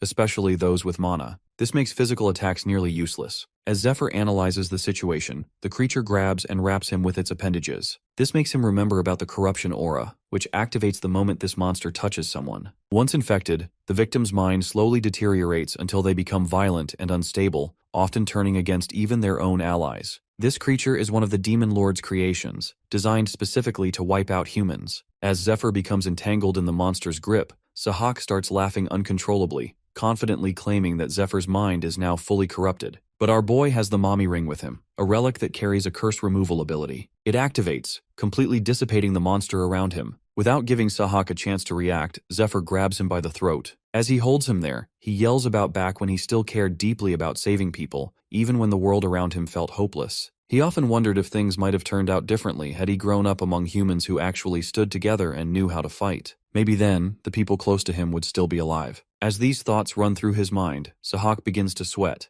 unnerved by Zephyr's cold words. Our boy has made peace with the fact that he's willing to give people chances, but not to someone like Sahak, who fed hundreds of innocent people to this monster and still wanted more. With anger building up, Zephyr channels all his mana into his fist and slams it into Sahak's gut, following up with a brutal punch to the face that shatters it completely. Deserved. Then, without pausing, Zephyr begins preparing the finishing move, East Dragon's Roar, a powerful technique that channels lightning through his strike. Gathering mana into his palm, he releases the attack with full force, hitting Sahak with a barrage of lightning-charged strikes. The attack burns Sahak to a crisp, so thoroughly that even Zephyr feels slightly unsettled by the result. Still, he's satisfied with the outcome. Afterward, he picks up the flute. Knowing the monster can't be taken down with physical attacks alone and requires elemental magic, he begins to play. He's aware that the creature can be destroyed with a single precise hit, but he also needs to be cautious about using too much mana in the process. As Zephyr plays the annihilation code on the flute, the magical tones begin unraveling the bonds holding the monster together. At that moment, Ned arrives, landing nearby and visibly surprised to hear Zephyr playing a song known only to Demon Lord worshippers. Zephyr notices him and instantly realizes he was right. Ned has come to find him. He's been waiting for this moment. But now, he understands that he must convince him he is truly one of them. As he reflects, he remembers the man who once trained him, the same person he failed to protect. This time, he wants to repay that debt, and to do that, he knows he must get closer to Ned no matter what it takes. While Zephyr is lost in thought, Ned draws his sword. Watching Zephyr fight has apparently convinced him that he's too dangerous to leave alive. He charges forward with his sword glowing, but to his surprise, none of his strikes land as Zephyr dodges everyone with ease. Ned quickly realizes the danger and spins around to block an incoming counterattack. 3 stones come flying toward him from behind, and he manages to deflect them just in time. Even while blocking, he takes note of Zephyr's speed and precision. These are skills that only his master and a select few warriors possess. Challenged, Zephyr raises the stakes by offering to fight unarmed. Caught in the moment, Ned agrees. Now, both stand facing each other, hands glowing with lightning as they enter into mirrored combat stances, prepared for a direct clash. Ned is the first to strike, launching a lightning-infused palm attack. Zephyr, however, remains calm. He channels the floating cloud technique, which emits an electrical charge identical to Ned's. The two forces repel each other, and the attack is neutralized on contact. Ned is visibly stunned. Blocking the lightning palm this way requires channeling a high amount of defensive electricity so the attack bounces back. Too little, and it breaks through. On top of that, the defender must react with perfect timing. Seeing Zephyr pull it off effortlessly makes Ned realize this isn't just some talented fighter. He knows techniques that only a few in the world have ever mastered. Until now, only Ned and his brother had successfully used that specific counter, an advanced form of the Dragon King's secret martial art. The technique originally belonged to Jinriang, a high-ranking demon lord worshipper who climbed to power by mastering and preserving the Dragon King's hidden arts. Among his many disciples, only 2 were ever taught the true secrets, his own son and Ned himself. Jinriang trained only those 2 to keep the Dragon King's techniques from spreading. That's why, in the present, Ned is struggling to believe what he just saw. Not only has this unknown boy used the technique, he also destroyed their sacred biological weapon, a monster carefully prepared for the upcoming raid. Now Ned isn't sure who Zephyr really is or why he's here. Zephyr catches the shift in his expression and immediately seizes the opportunity. Calmly, he lies, claiming that if Ned believes there were only 2 disciples, then he's been kept in the dark. The boy shows him the ring and raises the question that if the Dragon King's art is so exclusive, what happens if one of the disciples dies? The implication hits Ned. If either disciple were to fall, the martial art would be lost. Their master wouldn't have time to train a replacement. The realization slowly settles in. Maybe there really was a 3rd disciple, a hidden backup, trained in secret to preserve the legacy. As Ned is still processing this thought, Zephyr steps forward and presents himself as the Shadow Disciple, the one who was trained in secrecy to replace Ned on his death. Blood is a natural when it comes to lying. The Shadow Disciples are unofficial successors, trained in secret to preserve a martial arts technique in case of emergencies. If something happens to the main successors, the Shadow Disciple steps in. However, once the official heirs safely inherit their master's position, the Shadow Disciple is often eliminated. Keeping them alive poses a risk, as their existence alone can invite future conflict. Right now, though, Zephyr is making all of this up. He knows that the real Shadow Disciple won't arrive until after the raid is over. Altair and her companions are currently holding him back. Thinking of Altair, he smirks slightly, imagining her caught up in strange tasks. For now, he decides to take full advantage of the situation. Ned, still somewhat suspicious, reveals that he already confirmed with their master. and was told no disciple had been sent. This implies Zephyr is lying, but in truth Ned hasn't contacted their master at all. He knows that if he tries, he might expose Zephyr's bluff and lose the chance to handle the matter himself. Ned has already decided that if Zephyr does anything questionable, he'll kill him without hesitation. Our boy, sensing this tension, doubles down on the lie. He claims he was given a secret order to quietly join the raid party and take Ned's place if anything goes wrong. He even references Ned's mission to retrieve the dragon heart and escape. The dragon heart is a powerful magical core found within a dragon's chest. It grants immense power but is incredibly rare. One lies buried deep within the tomb of the fallen princess, the very dungeon where the upcoming raid will take place. Zephyr knows that Ned's unmatched speed gives him the best chance of escaping with the stone, but he boldly claims he can do the job better. He pushes Ned's temper even further by stating that he has something personal to discuss. As Ned clenches his jaw, the boy leans in slightly and quietly says he wants to talk about blood tier. The mention of this puts a dark expression on his face, as it is one of his family's stolen treasures, something only he and his master know about. Nervous, Ned asks him if he knows more about it. However, Zephyr first requests to be included in the raid. With no other option, Ned agrees and tells him to follow. He leads the boy to an abandoned building near the temple and introduces him to the other members as someone sent by their master. Matthias, who is also present, becomes excited about the new addition and immediately starts explaining their plan. According to him, all the members of the raid are demon lord worshippers, gathered from various places. He walks Zephyr through the details of the operation once again. Zephyr, eager to learn more about the demon lord worshippers, is surprised to discover that all 40 members are followers. These individuals make up an elite unit, specially trained to complete difficult missions. Despite the group's strength, the boy remains confused about why such capable people would choose to worship the demon lord. Meanwhile, Ned silently reflects on the situation. He wonders if their master might have revealed certain secrets to Zephyr that were supposed to be known only to them. A brief moment of doubt passes through his mind, imagining that the master may trust Zephyr more than him. However, Ned quickly dismisses the thought, reminding himself of the master's promise to help him get revenge if he proves himself useful. This promise continues to drive Ned's efforts. He is determined to earn his master's approval and achieve his goal. Still, one thing continues to trouble him: the shadow disciple himself. Zephyr considers the possibility that the shadow disciple might simply be waiting for Ned to die so he can take his place. Or worse, he might be planning to kill Ned himself. While Ned reflects in silence, Matthias finishes the operation briefing and divides the team into two groups, one assigned to protect Ned and the other tasked with eliminating Knight Commander Lucius. Without wasting time, Ned reaches out to Zephyr and invites him to join his team. He wants to keep him close, which would also make it easier to eliminate him if needed. Receiving the invitation, the boy pauses for a moment. He remembers that in his previous life, Ned had been consumed by his desire for revenge. That obsession caused him to place his trust in the wrong person, someone who ultimately led to his downfall. Despite this, Zephyr also remembers that Ned had been a fiercely loyal individual. If he could bring him over to his side, Ned might become a powerful ally. With that in mind, Zephyr agrees to work with him. In his previous life, Zephyr missed out on relationships like this, connections that could have changed the course of his path. This, he recalls, was the first of those missed chances. He vividly remembers the maniacal version of Ned, who once taught him the Dragon King-style martial arts. The next day, the list of raid members is announced,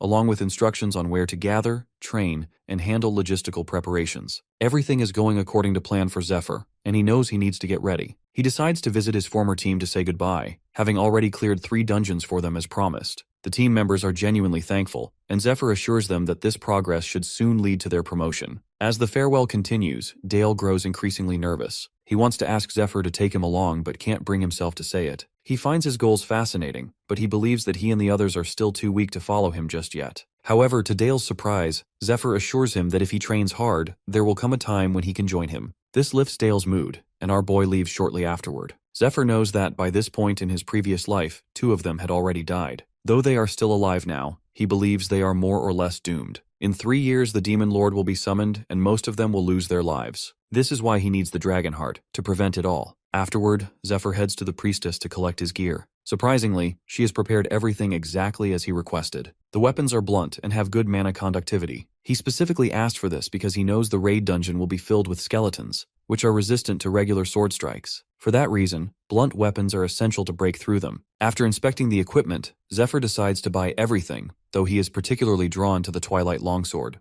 The priestess acquired that sword solely at his request. However, she remains concerned, knowing it is not effective against skeletons. Meanwhile, Zephyr thinks about the dungeon itself. how even after 10 years of effort, the temple failed to conquer it. Yet now even the Demon Lord worshippers are willing to risk everything for it. Also, everyone in the raid is technically Zephyr's enemy, and Ned still doesn't trust him. He knows that if he fails to win him over, they may end up fighting to the death this time. As they continue their discussion, an insta-baddie named Agilia arrives. She works as an enchanter for the temple's lab and greets them politely. In this world, enchantments involve imbuing items with mana and magical energy, and Agilia is among the best at the temple. Once she settles in, she uses a holy light spell to fully infuse Zephyr's items with light energy. This process is part of the dungeon preparation, as the boy wants to ensure his gear is ready before facing off against the other raid members. After the enchantment is complete, they pay Agilia, and to Zephyr's surprise, the cost is quite low. He wonders if the priestess might have pulled some strings to lower the price. Curious, he decides to settle his own debts with the priestess, and notes that she hasn't taken any commission from his previous trades. The priestess responds by saying she's simply helping him as a friend. Zephyr thanks her, then casually reveals that he has no money left. This surprises her, and he explains that the recent dungeons he cleared didn't yield much. To make up for it, he takes out the poisons he created and offers them as payment instead. The priestess is both shocked and excited by the offer. Zephyr teases her briefly before handing the vials over. Before leaving, he reminds her not to sell them to any potential moles. The next morning, all the raid members gather in front of the temple. Zephyr is slightly surprised to see hundreds of people there, including healers and knights. He recalls that, in his previous life, only a few of them had survived. Once everyone is assembled, Lucius, the head of the raid party, steps forward and officially announces the start of the raid. The raid party this time isn't ordinary. It includes a mix of knights, hunting team slaves, inquisitors, and slaves from the lower branch of the inquisitors. A total of 86 people make up the group, divided based on their roles, such as frontline fighters, scouts, and protectors. There are also long-range attackers supported by recovery buffers. All members fall under the leadership of 4 key figures, which includes a priest, a priestess, Matthias, and the highly revered Lucius. Lucius holds a respected position, partly due to the stigmata mark bestowed only upon those loved by God. Those who receive this mark not only gain special powers in life, but also become angels after death, serving the gods in the afterlife. Lucius received the stigmata at the age of 7, and because of this, people hold him in the highest regard. Many consider it a great honor just to see him in person. Our boy finds it surprising that someone of his status even chooses to appear before them. While thinking about this, Zephyr notices Ned staring at him with clear frustration, which unsettles him. Meanwhile, Lucius begins addressing the raid members. He references a prophecy, stating that after 10 years of failed attempts, this year they are destined to succeed. According to him, everyone taking part in the raid will be remembered as legends, and the slaves among them will be granted their freedom. He also announces that all participants must undergo 2 weeks of brutal training. After the announcement, the crowd joins in prayer to Almighty Arya, growing wild with excitement and devotion. With that, the training begins. The first task is to climb the summit of Screams, where the training grounds are located. As Zephyr ascends, he grows increasingly annoyed by how Lucius calls all of this an honor. He knows the truth. Clearing the dungeon isn't about glory, it's business. He understands that politics plays a major role in organizing the raid. Securing labor, gathering proper equipment, and preparing the team all require years of effort. And to fund it all, they need investors. For Zephyr, it's clear this raid is less about divine purpose and more about careful planning and financial backing. They begin constructing roads and cities in the newly secured area to capitalize on the rising value of land, effectively turning the operation into a business. The Temple of Light, now functioning as the third parish, serves as Lucius's base of operations, where he prepares participants for the raid and regularly oversees their training. As the training progresses, the Holy Priestess sets up a mock battleground using training golems, practice dummies, and her own spells. When the battle starts, the dummies begin attacking aggressively, sending the raid members flying in all directions. Many struggle to keep up and quickly become overwhelmed. However, Zephyr and Ned easily tear through the training obstacles, turning the session into a personal competition. While attacking, Ned reminds Zephyr not to use the Dragon King style, then charges at a golem ahead of him. Seeing this, our boy prepares his own strike. Their attacks hit the golem at the same time, bringing it down together. Afterward, the group takes a short break. Observing their progress, the Holy Priest starts feeling hopeful. He sees promise in the current group of slaves, especially in Ned and Zephyr. He believes that with their presence, this team might actually stand a chance in the dungeon. Soon, the healer completes his recovery spell and informs everyone that they can resume training. Thanks to continuous healing support, the group begins to feel the intensity of 2 weeks of training stretch into what feels like 2 months. Time passes this way, and eventually, the end of the training period arrives. Remarkably, not a single person is eliminated, and everyone manages to hold up well throughout the sessions. The priests offer the raid members food and drinks in celebration, but Ned sits alone, lost in thought. Zephyr brings him a plate, knowing that he has barely eaten during the entire training period. Ned refuses, saying he needs to keep his body light for agility. Hearing this, Zephyr sets his own plate aside as well. He doesn't feel like eating either, knowing he must be ready to take his position soon. This irritates Ned, but our boy shifts the mood by pulling out a luxurious bottle of wine. Ned accepts a glass and while sipping it, asks how much Zephyr actually knows about him. During training, he realized that Zephyr hasn't shown any intent to harm him. Ned recalls that Zephyr once mentioned the blood tier, but didn't explain further at the time, brushing it off and promising to talk later. Remembering this, Ned's curiosity grows. Zephyr, noticing the shift in his expression, realizes that something has changed. When they first met, Ned had tried to kill him, but after spending the last 2 weeks together, it seems Ned may have changed his mind. Our boy responds by correcting Ned's question. Instead of asking what the blood tear is, he should be asking where it is and who possesses it. After saying this, Zephyr leans in and whispers something in Ned's ear, something that leaves his face pale with shock. You see, the blood tear was shown to Ned by his father as a relic passed down through their family line. According to him, their ancestors had earned it by defeating monsters. The sword later brought their family the title of Baron after they offered it to the king, who appointed them as the sword's official caretakers. Ned's father believed deeply that Ned would one day inherit both the sword and the family name. He was confident his son would become a great knight worthy of carrying it. However, when the Temple of Light invaded their estate, they seized both the sword and the baronial title, claiming them as collateral for a loan, despite Ned's father begging them not to. According to the temple priests, the sword belonged to the title, and since Ned's father had surrendered the title in exchange for the loan, he no longer had any right to it. Hearing this, Ned's father lost control and charged at the priest with his sword drawn. But before he could strike, the guards stabbed him. Little Ned, who was there at the time, witnessed everything and screamed for his father, while the priests reminded the dying man that he was lucky the sword hadn't touched him. If it had, even his son would have been executed. 12 years ago, this kind of event wasn't uncommon. Dungeon speculation had been growing wildly out of control. Investors made fortunes during the peak, as loot prices soared due to successful raid parties. But when the raids started to fail, and scams began surfacing, the dungeon market lost its appeal. The Temple of Light, which had profited the most during the boom, continued to mislead investors, claiming the market was stable. They sold worthless items at high prices to squeeze out as much profit as possible before the collapse. Ned's father was one of those investors. He had borrowed money from the temple, but when the market crashed, he lost everything. Those responsible for the collapse never faced any consequences,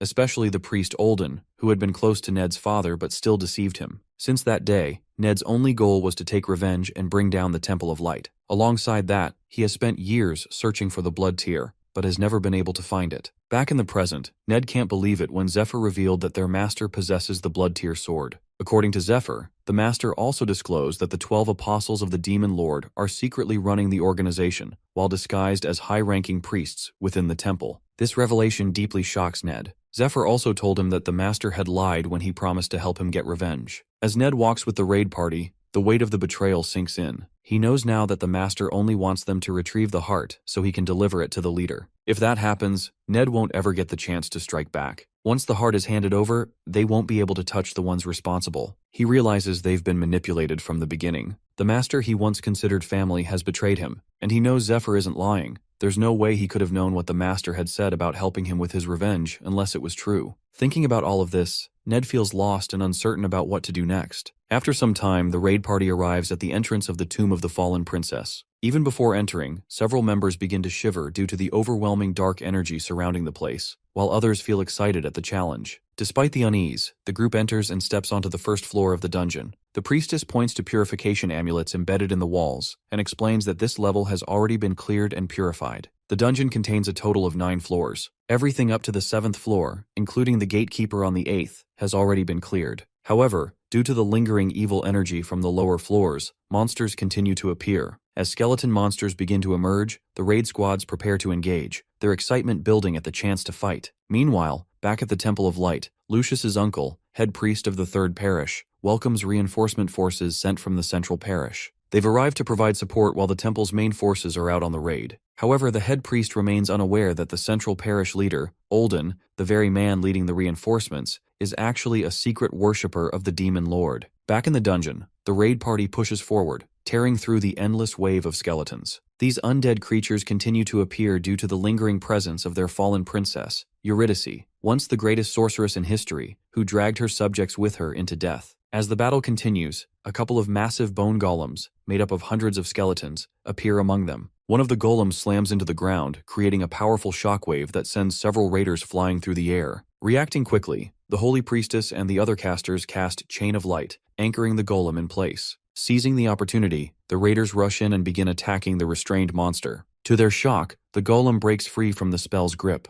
Just as it prepares to retaliate, Matthias, who has been quietly praying and preparing, steps forward. With a single powerful slash, he brings the golem down. The raiders, stunned by his strength, briefly pause in awe. Matthias immediately calls them to focus, warning that a skeleton mage may be controlling the golem. Just then, they spot the skeletal mage perched on top of the fallen golem. The holy priest issues an order to the ranged group to target the mage. Matthias realizes that to create a clear path for the ranged attackers, they must first neutralize the source of the enemy's power. They need to locate the mana tomb. Suddenly, Lucius steps in, wielding his radiant lance and shield. Without hesitation, he unleashes a massive holy beam that incinerates every skeleton in its path. The blast not only clears the way but also strikes the ancient tombstone, powering the skeleton mages. In one sweeping attack, Lucius destroys both the tomb and the mage. He then turns to the others and orders them to finish off the remaining enemies. Meanwhile, the priestess watches in amazement, noting that what took the entire team 30 minutes to accomplish, Lucius completed with a single attack. Zephyr and Ned also stand stunned by the sheer power of the shining lance. With the 8th floor now cleared, the group decides to set up camp there for the night to rest and recover. As the others rest, Zephyr quietly examines a nearby wall, searching for something, and eventually, he finds it. Elsewhere, in a temporary meeting room set up within the dungeon, Lucius briefs the other head members about the 9th floor. He proposes that they clear all the tombstones before approaching the boss room. The priestess disagrees, arguing that heading directly to the boss would be more efficient. However, Lucius firmly reminds the group that the last raid failed because they took the shortcut. Although they reached the boss room, they were surrounded by waves of skeleton soldiers and lost many lives. He refuses to make the same mistake, even if it means spending extra days clearing the path. Hearing that, the priest understands that even the slower approach will result in casualties, and the burden of those deaths will fall on the survivors. One of their top priorities now is to preserve Lucius's mana and health so that he can face the boss and secure victory for the team. He recalls how, during last year's raid, the group froze in place upon reaching the boss gate, overwhelmed by the oppressive aura of dark energy it radiated. Back in the present, the meeting is suddenly interrupted by distant screams from the raid party. They are under attack by the pet monster previously used by Sahak. 5 of these beasts, originally intended to assist Matthias in his plan, have gone into a frenzy. Something has triggered their hypersensitive danger sensors, causing them to rampage. Meanwhile, Zephyr, still inspecting the wall, discovers a hidden wheel embedded in the stone. Without hesitation, he activates it. As he turns the mechanism, the entire dungeon begins shifting. The floor and walls move like interlocking cubes, creating a massive transformation that confuses and terrifies everyone inside. All of this had been planned a few days before the official announcement of the raid party members, during a secret gathering of the Demon Lord worshippers. At the meeting, Matthias briefed the group with critical information. He explained that the boss room door would not open unless the gatekeeper was defeated, and once inside, they could only leave by killing the boss. This information was gathered from ancient wall texts and court records. One of the members questioned whether they could simply break through the dungeon walls, but Matthias explained that the deeper they went, the stronger the protective barriers became. At the lower levels, the walls were as hard as steel. However, Lucius had a plan. He intended to use the Stake of Faith as a wall breaker. This item was an unbreakable pillar, and Lucius's strategy was to wedge it into the door, keeping it permanently open. Since the item could not be destroyed, this would guarantee the door remained accessible. With that in mind, Matthias instructed the attack group to eliminate Lucius. The plan involved dragging the boss monster toward Lucius while pushing it away from the door. During this chaos, Ned was assigned to steal the dragon heart. Once he made it out through the door with the heart, they would awaken the corrupted creature. These creatures are powerful monsters that devour humans and corrupt anyone they come into contact with. While Lucius and the other high-ranking leaders have magic resistance and are unaffected by the corruption, the rest of the raiders do not have such protection. Once the corruption spreads, the affected raiders would begin attacking each other, creating the distraction they need. In the confusion, the boss monster would be able to finish off Lucius. According to Matthias, once they successfully escape, they will report the mission as a failed raid to the temple. The group also received a special drug from their leader, designed to disable the slave mark, preventing the priest from using any forced commands. Along with that, each member is given an ocarina flute, which can summon corrupted monsters to aid in their escape. This part of the plan excites Zephyr. It makes his task of stealing the dragon heart much easier. At the time of the raid, acting outside of the original schedule, Zephyr uses the flute and activates the corrupted monsters earlier than intended. The sudden appearance of the creatures causes widespread panic and chaos throughout the raid party. He knows the healers are present, so most of the raiders will survive the chaos. As Zephyr moves forward with his plan, the leaders spot him. Matthias notices him and remembers seeing him once before, when Ned brought him to the gathering. However, he is confused about what Zephyr is doing there now. Realizing he's been seen, our boy presses a hidden button and turns a concealed wheel built into the wall. It's part of an old protection mechanism from when the dungeon was once used as a shelter during the demon invasion era. The device randomly alters the dungeon's internal structure. Zephyr, having encountered this mechanism before, is familiar with how it works and uses it to his advantage. As he escapes, Lucius catches a glimpse of him and instantly recognizes him from Matthias's earlier mention. Suspecting him to be a demon lord worshipper, Lucius attempts to use the slave mark's force command. To his shock, the command fails. Matthias also notices this, and immediately realizes that Zephyr must have taken the special drug he had distributed earlier. Enraged, Matthias charges his sword with powerful energy. However, before he can strike, Ned appears in a flash and slices through his arm using his flexible sword. Matthias stands in disbelief, unable to accept that Ned is betraying him as well. While pursuing Zephyr, Ned, despite blocking Matthias's attack, remains concerned about Lucius's response. At that moment, Lucius also releases a holy beam from his lance, aiming directly at Zephyr. To his surprise, the boy dodges it with ease. His evasion is the result of a powerful luck perk, an ability granted by the gods when he was reincarnated back in time. This perk allows him to receive bursts of extreme good fortune during 3 critical moments. Back in the present, Zephyr knows the dungeon's shifting structure creates unexpected openings, passages that didn't exist before. With the help of his luck ability, he hopes to locate one that leads directly to the boss room. As he flashes forward, searching for such an opening, he's suddenly caught off guard. Ned has caught up to him. But why is Ned helping Zephyr? Earlier, after the training ended, Zephyr revealed that he knew about Ned's plan to steal the dragon heart and escape, even if it meant betraying the team. However, he also warned him that, according to his prediction, he would die if he followed the original plan. If he truly wanted to survive, they would need to defeat the boss together instead. The warning shocked Ned. At the time, he lashed out, angry at what he saw as a reckless and foolish idea. But Zephyr calmly insisted that he had a better plan, one that could change everything. As Zephyr laid out the plan, he found it reasonable, but the real issue was trusting him. He questioned what Zephyr meant when he said Ned would die if he followed the plan, especially since he was fast and skilled in the Drong King-style martial arts. Zephyr explained that trying to absorb the dragon heart without a special technique would be fatal. He mentioned knowing someone who could help Ned absorb it safely. He also warned that the third parish priest, Olden, was waiting for the dragon heart, and if he didn't get it, he would send the Twin Knights, warriors known as the strongest in the entire land. On top of that, all the demon lord worshippers, including their master, would come after Ned. Zephyr then asked again whether Ned truly believed he could defeat them all without his help. Returning to the present, both Ned and Zephyr move swiftly through the restructuring dungeon. As they advance, Ned recalls his earlier argument with Matthias, during which he requested to personally deliver the dragon heart to their leader. Matthias firmly opposed the idea, insisting that he should not be concerned with the transportation,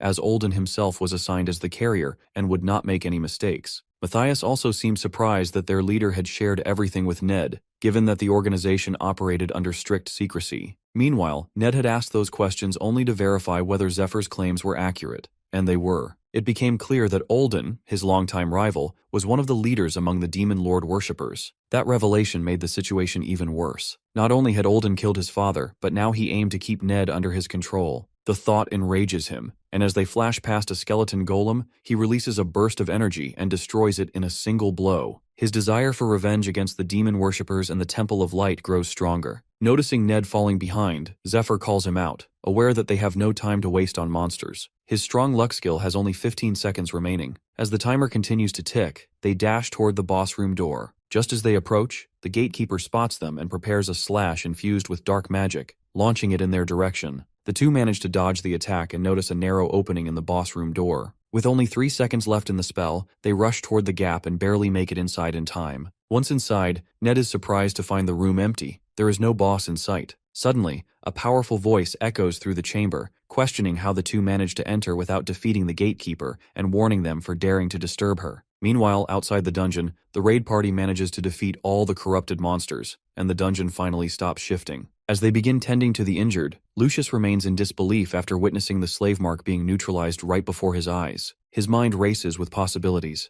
wondering whether the boy never had the mark to begin with or somehow neutralized it himself. He is also shocked by the revelation that someone brought corrupted monsters into the dungeon and that the boy used some kind of device to interfere with its structure. These events make him suspect that demon lord worshippers might be hiding among them. Lucius finds it hard to accept, especially since he personally ensured that the raid party was made up of trustworthy individuals. Still unsettled, he asks the holy priest about the two who escaped. The priest names them, and when Lucius hears that Ned works under Inquisitor Matthias, his face turns pale. At the same time, Matthias stands nearby, enraged that his two men ruined everything simply because they were afraid of the boss. It was a perfect plan, one that would have elevated his standing with both the Demon Lord worshippers and the Temple of Light. But now it has all fallen apart. While lost in thought, he orders the other worshippers to prepare to fight or be killed. As confusion spreads, the worshippers turn around and see Lucius standing with several temple leaders, all armed and ready. Lucius gives Matthias one last chance to explain himself, but he has already made up his mind. He is going to fight. Back in the boss room, our boys stand in front of the princess, momentarily stunned, especially Ned, who struggles to believe that someone labeled a killer could appear so beautiful. As he notices the sadness on her face, he begins to question the historical accounts of her supposed cruelty. He even feels a strange desire to ease her sorrow if he can. Caught in her aura, Ned appears dazed and starts to move toward her, but our boy quickly grabs him, stopping him before he does anything reckless. He cannot believe Ned nearly fell under such a basic illusion. Moments later, Ned also realizes that he had been lured into a magic circle trap. Suddenly, the princess's appearance begins to dissolve. Her expression twists into a malicious grin as she bursts into laughter, revealing that she intended to devour him.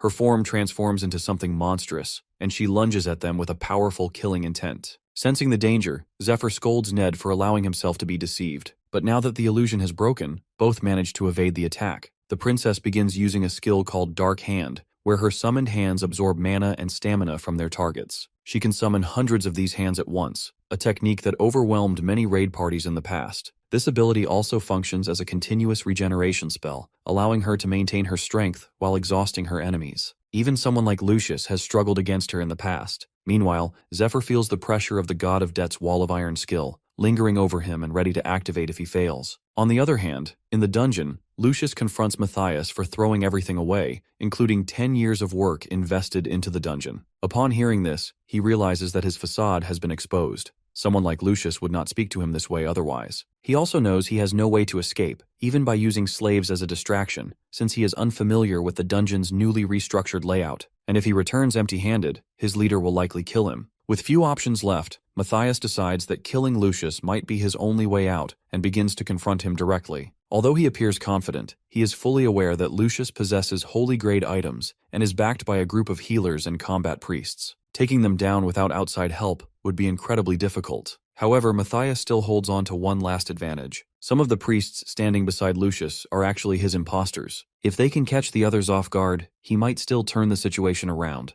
With that thought, he discreetly signals his men to drink a potion on the count of 3 and proceed with Plan C. The potion is designed to disable their slave marks and allow them to escape unnoticed. To buy time, Matthias challenges Lucius to a duel while silently counting down for his men. But the head of the raid party sees through his act and immediately orders his soldiers to attack. Before Matthias's men can drink the potion, Lucius activates their slave marks, forcing them to obey his commands instead. Now Matthias finds himself cornered, his own men turning against him while Lucius leads the attack from the front. Though Lucius remains in control, he expresses clear disappointment in Matthias. From the age of 12, they had been friends. They grew up together, fought alongside one another, and came to know each other deeply. That history only makes Lucius's disappointment heavier. But for now, he is focused on forcing Matthias to dismantle the traps he set. After a brutal fight, countless slaves lose their lives, but the group manages to trap Matthias. As the slaves fall, Demon Lord-marked bugs emerge from their bodies. These insects carry the engraved mark of the Demon Lord, which grants worshippers the ability to serve as slaves to the light, the priests, and the Demon Lord simultaneously. Aware of this dark magic, Lucius steps on one of the bugs, showing his deep disappointment in Matthias. He never imagined his friend would align himself with the Demon Lord. The holy priest, meanwhile, is briefly stunned by the fact that Matthias managed to kill 30 slaves in just half a minute, but he remains confident in Lucius's superior strength. Now bound in holy chains, Matthias is left in shock at how difficult it was to fight Lucius. He was unable to land even a single hit, which reveals the immense difference in strength between them. As this reality sinks in, he begins to wonder if this imbalance is part of the fate determined by the gods. While lost in thought, he suddenly starts coughing violently and reveals a small stone hidden in his mouth, one marked by the Demon Lord. He refuses to accept defeat and is ready to do whatever it takes to escape this fate. Lucius, unaware of the stone's presence, begins to question him about his betrayal, but instead of answering, he maniacally displays the stone, shocking everyone in the room. In an instant, he crushes it between his teeth and undergoes a rapid transformation, shattering the chains around him. The stone he consumed is a secret weapon of the Demon Lord worshippers, known as the Stone of Revelation. It transforms the user into a demon, to be used only when there is no other choice. Once activated, the user can never return to human form. Now fully transformed, Matthias no longer feels regret. In his mind, becoming a demon is far better than remaining a powerless human. Lucius, witnessing his transformation, immediately panics and orders his priests to attack. The head priest casts a spell to boost the stats of all allies, and they launch a full assault on the demon. However, their attacks prove ineffective as the demon blocks them effortlessly with his bare hand. To his surprise, Lucius is already upon him, swinging his holy lance with full force. Everyone expects this to end the battle, but to their shock, the demon stops the lance with his hand. The priests and their leaders are stunned. Even legendary grade weapons seem to have no effect on the demon, leaving them unsure of how to support Lucius now. Suddenly, the priestess remembers the stake of faith, a sacred weapon Lucius entrusted to her in case of emergency. She rushes toward the demon, intending to retrieve the weapon from her inventory case. To her dismay, the case is missing. Meanwhile, inside the boss room, Ned has the stake. He had stolen it from the priestess earlier as part of their plan. As the princess casts her skill, Ned begins counting down. To his surprise, the spell fades away exactly as Zephyr predicted, after just 15 seconds. The reason becomes clear that the spell requires the caster's brain to function in overdrive. Overusing it risks severe damage, even causing the brain to melt if pushed too far. The limitation means the spell cannot be cast repeatedly, giving them a narrow window to act. To counter the side effects, the caster is forced to use lower-level skills, allowing the brain time to cool down. This creates an opening, an ideal moment for an attack while the princess's ability is on cooldown. Following Zephyr's attack pattern, both leap toward her. Our boy draws his Twilight longsword and strikes with a powerful sweeping slash. He understands that no matter how well one prepares, the outcome can never be fully predicted. The weapons, the allies, the environment, and the unexpected challenges, they can all shift without warning. But through all of that, there is one thing he can rely on: the Dragon King-style sword technique. Executing it with precision, he lands a clean blow and appears to behead the princess. For a moment, it seems like the battle is over. However, to Ned's surprise, the princess begins to transform into an even more monstrous form. But instead of hesitating, our boy feels a surge of excitement, as this is the moment he has been waiting for. Assessing the situation, Zephyr prepares to give Ned an order, but he already knows what to do and leaps toward the princess. The boy had previously warned him about this transformation. During the shift, there is a brief moment when the princess will become idle, and that is the exact window they must exploit. Remembering this, Ned opens the inventory case midair and unleashes the massive stake directly into her. It pierces her body and immediately begins to channel holy light energy into her form.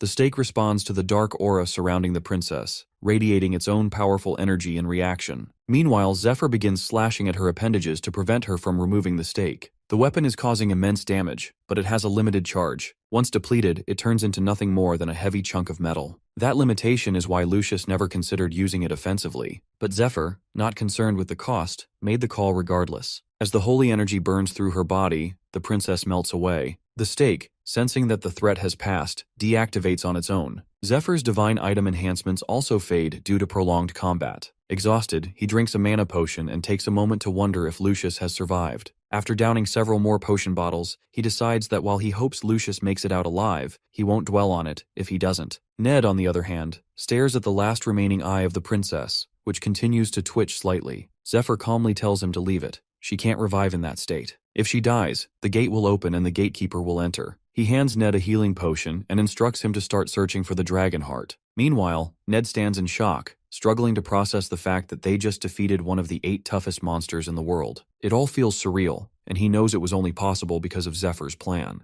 At the same time, a part of him grows uneasy. He wonders if Zephyr might already be too powerful for them to keep up with. His thoughts are interrupted by loud bangs on the door. The gatekeeper, covered in dark poison, slams against it repeatedly. Quickly, the poison begins to seep through the cracks and is absorbed into the princess's body. She appears overwhelmed with emotion, sensing the presence of her knight. Suddenly, a dark tornado rises around her, alarming both Ned and Zephyr. Zephyr watches closely, clearly confused as this didn't happen in his previous life. He begins to suspect that the change is a result of them not defeating the gatekeeper first. As the tornado intensifies, the princess returns to her original form and notices that the stake is beginning to regain its power. Acting quickly, she opens the dungeon floor and buries the stake deep within it. The two boys immediately move in to attack from both sides, but to their shock, their swords pass through her without resistance. Zephyr recognizes the spell as spatial distortion, a technique used to trap opponents in an altered space. Without warning, a series of thorns burst from a portal beneath them. Ned barely manages to dodge the attack. However, to his surprise, the princess follows up immediately, charging at him with incredible speed. Just as she is about to strike, Zephyr reacts. Using the queen spider's webs, he anchors her in place, clenching her back and halting the assault. He grips them tightly and, like a budget Mortal Kombat scorpion, calls out to her, "Get over here!" The princess retaliates against the pull, but Zephyr activates his power boost skill and yanks her toward him. However, just before contact, she vanishes. From this, he realizes that while inside her spatial distortion, she cannot launch attacks either. That means once she reappears, they'll have a brief opportunity to strike. As she reemerges, Zephyr pulls on the web to drag her in, but the princess anchors herself by driving her thorned roots into the ground. To her surprise, Ned appears in a flash and strikes her with a powerful swing. The hit looks clean, but to Ned's shock, he's the one who ends up wounded. The princess had used a Black Mirror spell, reflecting up to 300% of the incoming damage. She quickly follows up with Dark Hand, draining his mana and stamina. Just in time, Zephyr intervenes, striking her from behind with a lightning palm attack. As the Dark Hand continues to leech power, Zephyr targets a few specific points on her body using his mana control skill. This technique disrupts her mana flow at the targeted spot,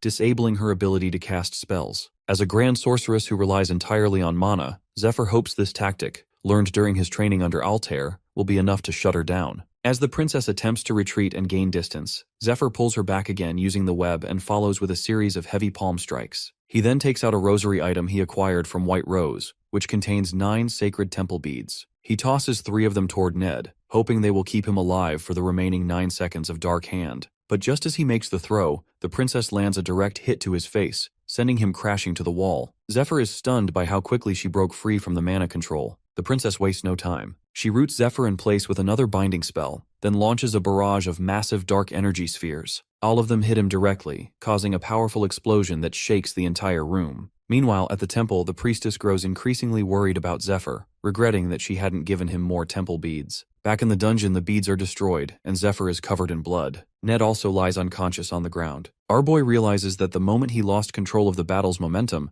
the princess gained the upper hand. He knows that, although she is a difficult opponent in this life, defeating her in his previous form would have been much easier. This failure highlights just how weak he truly is. He has exhausted all of his consumable items, his weapons are damaged beyond use, and he has no tools left to rely on. Even the divine skills granted to him before his reincarnation, Wall of Iron, Strong Luck, and Revive, seem completely useless in this situation. This realization leads him to a bitter conclusion that the gods may have given him these so-called blessings not to help him, but to entertain themselves, watching him struggle and suffer. It feels like a leash placed on him by higher beings who find amusement in his despair. With no path left to victory, Zephyr decides he can do one final thing, to provoke those who sit above. Using his own blood, he begins drawing a forbidden symbol on the ground. Moments later, an angel descends, furious, demanding to know how he is aware of such a symbol. But Zephyr smiles as she has taken the bait. Our boy knows that the mark he draws is a direct reminder to the gods of a shameful defeat they suffered long ago. Because of this, they have declared it taboo. Even attempting to draw it is enough to warrant divine punishment, or immediate death. In simple terms, the moment the symbol is completed, he would be automatically executed by divine force. As the angel appears, the dark aura surrounding the princess fades, giving Zephyr a bit more time to recover. That shift in energy, while subtle, is a small advantage he immediately recognizes. Returning to the angel's question,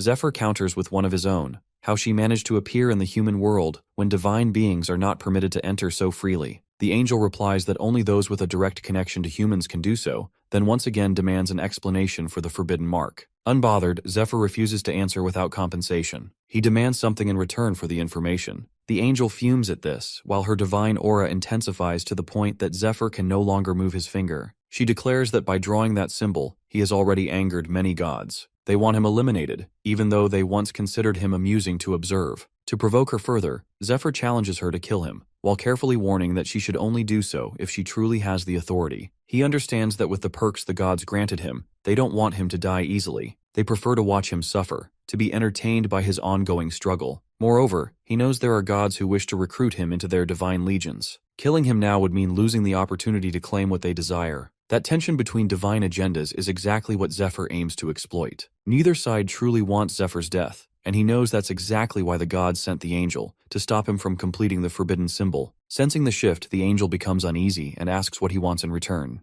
Zephyr responds by demanding more powerful perks, stating that the ones he was given so far have proven useless. He then addresses the gods directly, claiming that if he dies, some of them will lose something valuable, while others may gain an advantage. He urges those who stand to lose not to let it happen so easily. He promises them that if they do nothing, they will never find another human as entertaining as him, and if they're willing to take the risk, now is the time. The gods, stunned by his boldness, hesitate, but the goddess of light, Arya, finds his defiance amusing. Intrigued, she decides to intervene. A brilliant beam of divine energy descends from the sky. The angel watches in disbelief, unable to understand why a goddess would aid a human like him. As the beam strikes, it shatters the barrier that surrounds him. When the dust clears, Zephyr stands once more, face to face with the princess. She wastes no time, charging toward him with her dark hand spell active. But the moment she closes in, Zephyr slashes her with a radiant sword of pure light, a weapon that incinerates anything it touches. This sword was gifted to him by Arya, who deemed the boy far too entertaining to lose. Elsewhere, the other gods react with fury, especially Uzra, but the god of the sky, Akairos, steps in to defend Arya's decision. He argues that the weapon belongs to her, and she is free to use it however she chooses. Internally, Akairos understands the deeper reason for stepping in. He knows that the god of death desperately wants Zephyr for his own agenda, and Akairos refuses to let that happen. Back in the fight,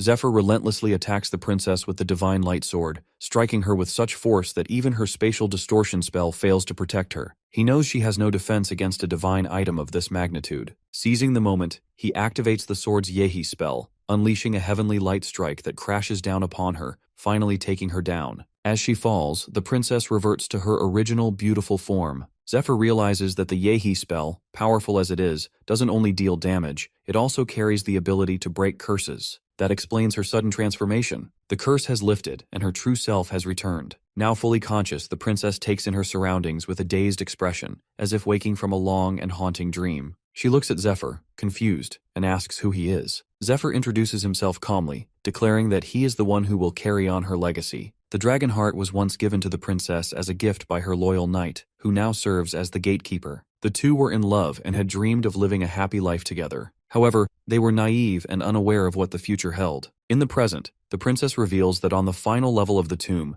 there is a magic circle shaped like the Tree of Life. This circle has the power to purify the curse on the dragon heart. She claims she used its energy to cleanse the dragon heart, but in doing so, she lost her human form and became a monster. She thanks the boy and his friend for freeing her from the curse and explains that she has outlived her natural lifespan. She knows her end is near. Before disappearing, she asks about the dragon heart's intended use. In response, the boy uses the communion spell to share his memories with her. Through this, she sees everything: Zephyr's previous life and the journey that brought him here. Meanwhile, outside the tomb, Lucius battles Matthias, who is now in his demon form. Although Lucius possesses a light blessing, the demonic energy overwhelms him every time Matthias makes contact. Matthias, intoxicated by the sudden surge of demonic power, begins to lose control and fully embraces the chaos. He launches an attack on Lucius, who raises his shield to block it. The clash triggers a massive explosion. Nearby, the other priests stand by helplessly, unsure of how to assist. Amid the confusion, a demon lord worshipper hidden among the priests sees an opportunity. Realizing that the others are distracted, he decides this is the perfect moment to eliminate the head priest and, in doing so, claim the Stone of Revelation as a reward. As the man pulls out the knife, a dark force begins absorbing into a mark on his arm. Suddenly, worms burst from the bodies of several individuals. The head priest stands in disbelief, realizing that so many demon lord worshippers are still hidden among them. This outbreak of worms is actually part of Matthias's power drain demon skill, which he uses to empower himself. He absorbs all the dark energy and condenses it into a strong, glowing energy sphere. Recognizing the danger, Lucius immediately orders his men to use everything they have to stop the attack. However, it is already too late. Matthias launches the energy sphere toward them, burning many in its path. Lucius manages to shield both himself and the head priest, taking the brunt of the impact. The Holy One calls out for Matthias to stop, but he refuses. He has carried a long-standing resentment toward him. Lucius received the stigmata at the age of 7, which broke the traditional process. Normally, all holy candidates train until the age of 15, after which a competition is held to select the chosen one. Matthias, who had trained for years with hopes of being chosen, was overlooked. Matthias's family could not believe what had happened. They had invested everything into his training. According to ancient records, when someone is chosen outside of the official competition, it signals the beginning of chaos, a situation that benefits the temple greatly. Matthias was enraged because, after Lucius was selected, his father used the opportunity to grow wealthy by exploiting worshippers. Many people went bankrupt as a result, and some even took their own lives. Matthias believes Lucius's family did nothing to stop it, and instead created an era of dungeons and profited from the chaos. From Matthias's point of view, they are the true villains. Inside the boss room, as the princess goes through all the shared memories, she begins to feel a deep sense of sympathy for the boy after witnessing everything he has endured. He adds that the demon invasion will happen again, and this time, he does not want to be weak. That is why he wants to ask her for a difficult favor. Zephyr understands that absorbing the dragon heart requires a special technique. Originally, he had planned for someone else to perform it. However, now that the princess is present, he realizes she is capable of doing it with ease. She was the one who originally planted the dragon heart in Georgios, the first dragon slayer, and he now wishes for her to do the same with him. To his surprise, the princess reveals that she cannot perform the process. 1,000 years ago, one of the second strongest dragons, Chrysaorus, unleashed devastation across the world, nearly burning it to the ground. Chrysaorus was originally one of the 12 heroes who led the war against the demons. However, after being cursed by them, it lost its mind and turned against everything it once fought for. To oppose Chrysaorus, the remaining 11 heroes, including the princess, her knight, and the golden dragon, united to stop its rampage. After a long year of battle, they finally managed to bring the dragon down, with Knight Georgios landing the final blow. In the present, the boy reminds the princess of these past events, emphasizing that all their sacrifices could be in vain if the demons succeed in summoning the demon lord into their world. While the gods are forbidden from entering the human realm, the demon lord can be summoned directly. A group of worshippers has formed with the goal of summoning him once again. The boy recalls from his past life that human greed played a major role in this. Many humans joined the demon lord's followers for power or gain. When the demon lord became a serious threat, only he and his few companions stood against him. This time, he is determined to change the outcome. He believes he has come to the pass to win, and because the princess once used her power to help the good, he asks her to grant him that same power to protect the world. At that moment, Zephyr reminds her of Georgios. He was courageous and, despite her attempts to stop him, firmly believed that with the dragon's power, he could save the world from demons and others seeking to destroy it. His only goal was to create a safe and peaceful future for their daughter. With that purpose in his heart, Georgios left. Unfortunately, the rest of the story did not go well. During a battle in the temple, he was struck by the same darkness curse that had once consumed Chrysaorus. The princess, who was also present at the time, tried to help Georgios, but her maid stopped her, warning that it was too dangerous. By then, Georgios had already transformed into an evil skeleton. As the transformation unfolded, the golden dragon arrived and voiced the very question on the princess's mind. How could this happen if the curse on the dragon heart had been broken? The golden dragon answered the question himself. He admitted that he had only made it appear as though the curse was broken. He pretended to be their ally in order to complete his own hidden objectives. He then bound the princess with magical shackles and silenced her, ensuring she could never speak of the secret she had discovered. He praised her for embedding the dragon heart into her husband and revealed that she would now be forced to watch him use that power to destroy the world. As he said this, Georgios fully transformed into a monstrous skeletal warrior. He drew a massive sword and swung it toward the princess. Back in the present, the princess reveals that she was forced to tear the dragon heart from her husband's chest. Since then, she has waited for someone like Zephyr, someone capable of carrying that power. However, she senses that his body is not yet ready to receive it. If she attempts to embed the heart now, it will completely destroy him. The boy already knows this. He also knows that he cannot accelerate the strengthening process through the poison technique without resting between sessions. Still, he believes there might be a chance if he relies on a powerful luck-based effect. However, the princess believes otherwise. She reveals that he will need to use the luck perk one more time. Just as she is about to share more details, her neck snaps. It is the result of the golden dragon's binding, which prevents her from revealing certain secrets directly. Despite this, the princess chooses to speak indirectly. She explains that he would need the dragon heart when he will be forced to choose between the person who matters most to him and someone else. She advises him to first strengthen himself using the items stored within her tomb. After that, she will embed the dragon heart into him and alter the layout of the dungeon to ensure his escape. She also warns that if he insists on receiving the heart now, despite the risk, he must first defeat all the dragons within a year. Hearing this, the boy feels confident in himself. He promises that he will make the world safe, just as Georgios once vowed, and declares that he will do it in 6 months. He considers it his mission now and assures the princess that she can rest. Moved by his determination, the princess sheds a tear and opens the tomb that holds the dragon heart. When the boy sees it for the first time, he is shocked. She then instructs him to lie down and begins the embedding process. As the process begins, the boy activates his strong luck perk to maximize the chance of success. Suddenly, everything fades around him, and he finds himself in a dark realm. However, he immediately senses that he has experienced something like this before, and that he is not alone. Suddenly, a massive red eye opens behind him, followed by a claw that grabs him in an instant. It is Chrysaorus, still lingering within the dragon heart. Though only a remnant of the dragon's overmind remains, its presence is powerful enough to make the boy feel as though his heart is being torn in half. Kaisaris, filled with rage, recognizes the scent of the gods within Zephyr and questions why they have sent another puppet into his domain. The dragon refuses to grant his power, especially not to Zephyr, and with that, crushes him tightly in his claws. Meanwhile, back in the dungeon, Matthias, in his demon form, has managed to take down everyone, including the head priests. Lucius is now the only one left standing. He blocks his relentless attacks with his holy grade shield. As Lucius deflects another strike, he attempts to retaliate by launching a fiery beam. However, Matthias easily dodges and flashes behind him, striking him hard in the back. This moment confirms what the demon has suspected. Lucius is growing tired. His reaction time is slowing, and the signs of exhaustion are starting to show. Also, the holy leader grows more concerned, realizing that Matthias is becoming increasingly adapted to the demonic power. With each moment, Lucius is the only one sustaining damage and tiring. The two clash again, exchanging blows, but Matthias begins to overwhelm Lucius with sheer speed and strength. Lucius's shining lance stands no chance against Matthias, so the Holy One knows that no one is left to protect him,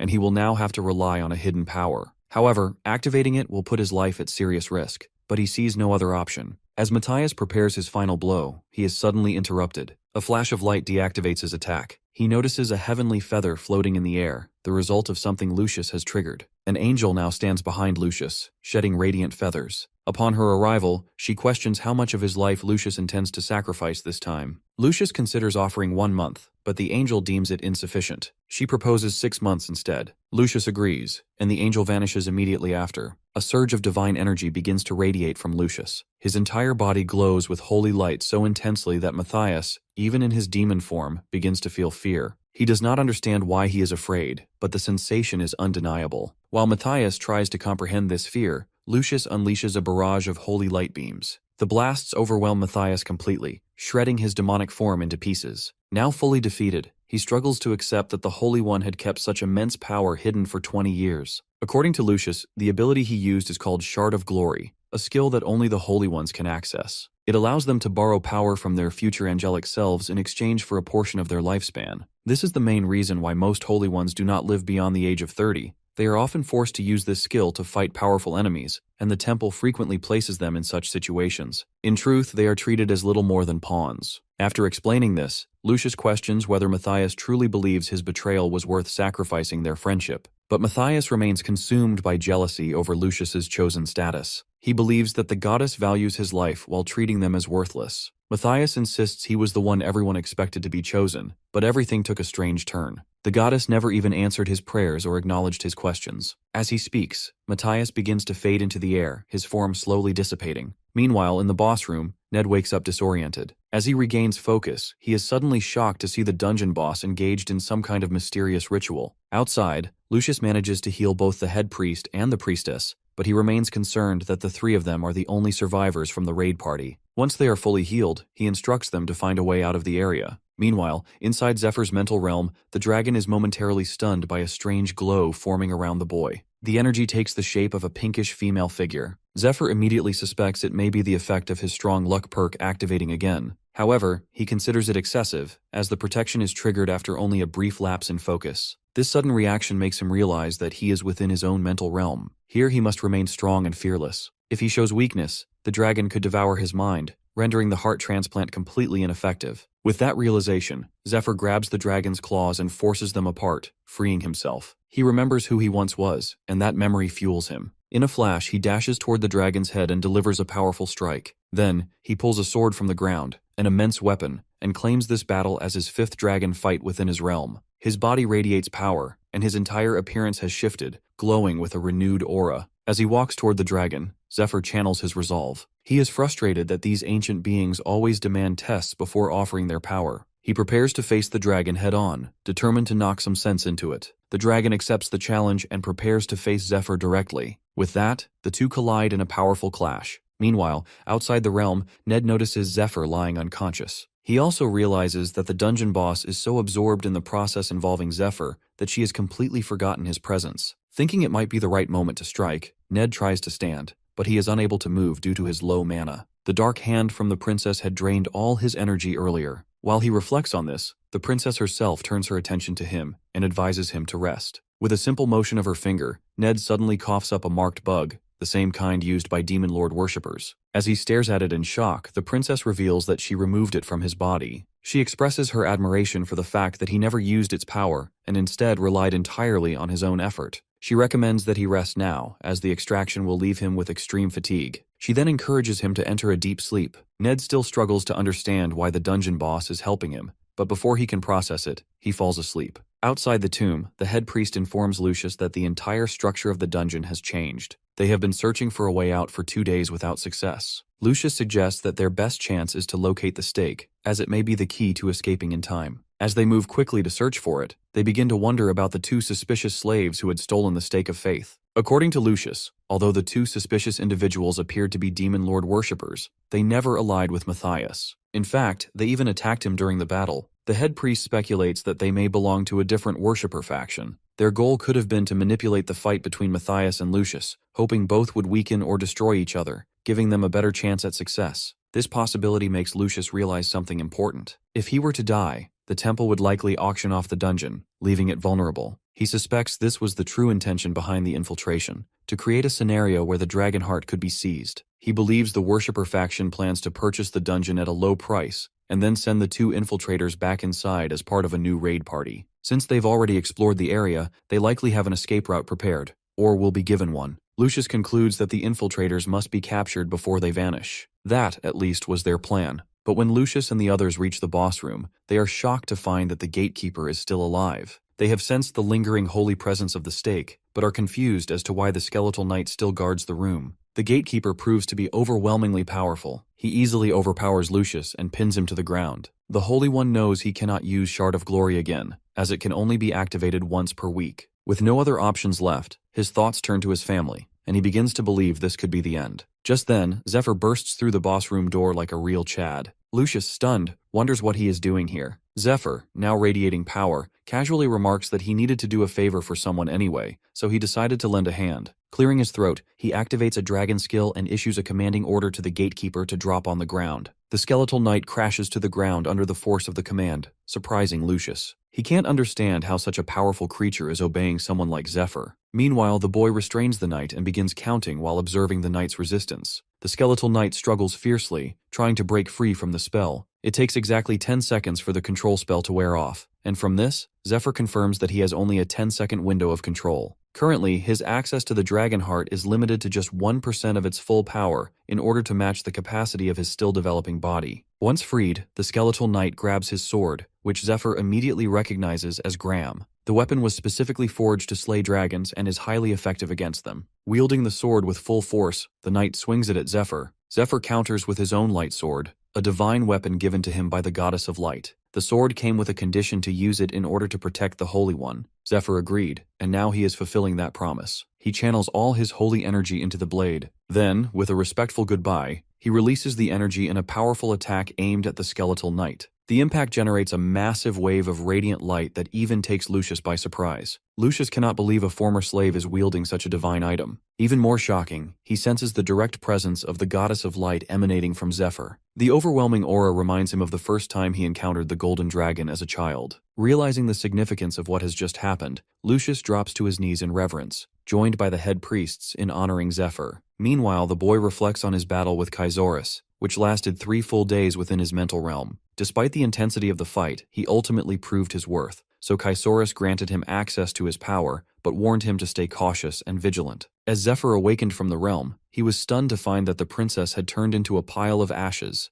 F's in the chat. He pauses in respect and thanks her for everything. Among the remains, he discovers 2 relics that carry the essence of the princess's magical abilities. However, one must first reach level 2 in that magic class to properly wield them. The relics also grant him access to everything within the tomb. From the crystals she left behind, the princess reveals more details that with his current body, he can only access 1% of the dragon heart's full power. Over time, that capacity will increase as his body gradually adapts. The princess also leaves him with a final request, to find her descendant and deliver the mage crystals to her. This descendant will assist him further. Zephyr immediately recognizes the name, Altair. However, he grows concerned that the gods might interfere with her in an attempt to extract more entertainment from his journey. He hopes to intervene, but first he knows there are other matters he must take care of. As the group regathers, Lucius steps forward and officially removes the slave mark from their shoulders, setting them free. Zephyr casually jokes about his debt, which Lucius confirms has also been cleared. The Holy One remains astonished by the fact that they operated in secret for all those years,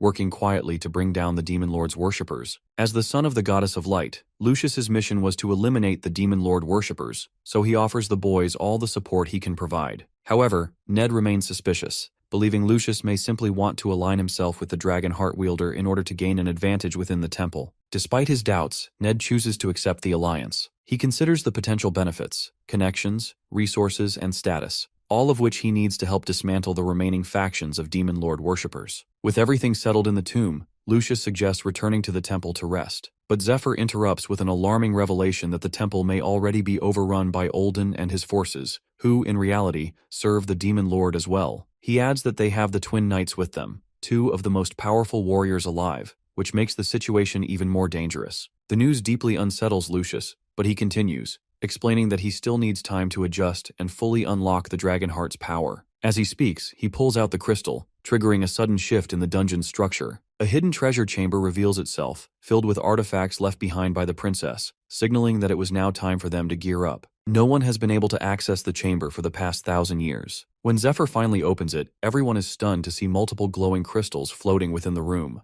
Even the priests are left speechless, recognizing several ancient items encased inside the crystals. There are dozens of high-level artifacts scattered throughout the chamber. As Zephyr activates one of the crystals using the princess item, the sight makes Lucius realize that without Zephyr's help, they would never have gained access to these items, nor could they claim any credit for defeating the dungeon boss. After retrieving several items, the priests begin using their appraisal skills to inspect them. They quickly confirm the equipment is of extremely high quality, infused with powerful magical enchantments. Many of the items are rare, with none of them having appeared for sale in any known market. While exploring the chamber, Zephyr notices a familiar potion bottle and becomes visibly excited upon recognizing it. The others also begin selecting what appeals to them, especially Zephyr, who reclaims the Gram Sword from the Skeletal Knight and equips a full Dragon Slayer outfit. As the group settles and organizes their newfound gear, Lucius expresses concern. He explains that although Zephyr revealed Olden's true identity as a Demon Lord worshipper, the temple currently has no method to identify infiltrators like him.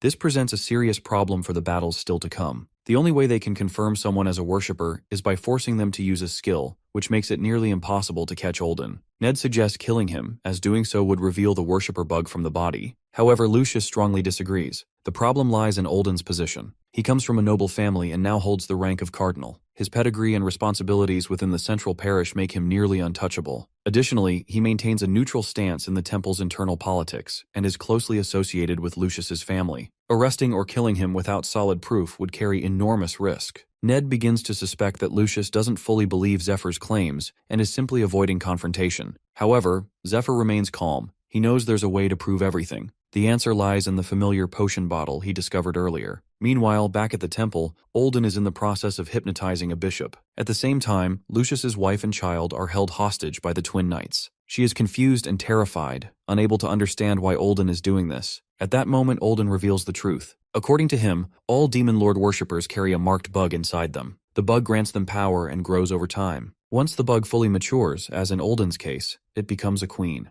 This queen bug can produce larvae, which are used to brainwash and control others who ingest them, just like the bishop currently under his influence. Olden explains everything to Lucius's wife because he plans to use her to manipulate her husband. She doesn't understand what he means, until he reveals his intention. He takes out a small larva and attempts to place it into her son's mouth. Horrified, she reacts quickly and slaps his hand away. The area where she touches him begins to writhe and squirm, as if Olden's body is made of bugs. The sight horrifies her. Enraged by her defiance, Olden prepares to retaliate, but before he can act, one of his men bursts into the room, shouting that Lucius has arrived outside. The news stuns Olden. He rushes to the window and sees Lucius and the head priestess cutting down his guards and making their way toward him. Panic begins to set in. As Lucius confronts him, Olden yells out in protest, accusing him of attacking temple priests. But Lucius remains unfazed. He used the special potion Zephyr gave him, an item that allows him to see the worshipper bug inside those who serve the Demon Lord. With the truth now undeniable, Lucius finally understands how blind he has been to the deception around him. He steps forward and formally announces Olden's arrest for betraying the Temple of Light. Olden, refusing to acknowledge defeat, bursts into arrogant laughter and mocks Lucius, calling him a prick. Inside, Olden is terrified.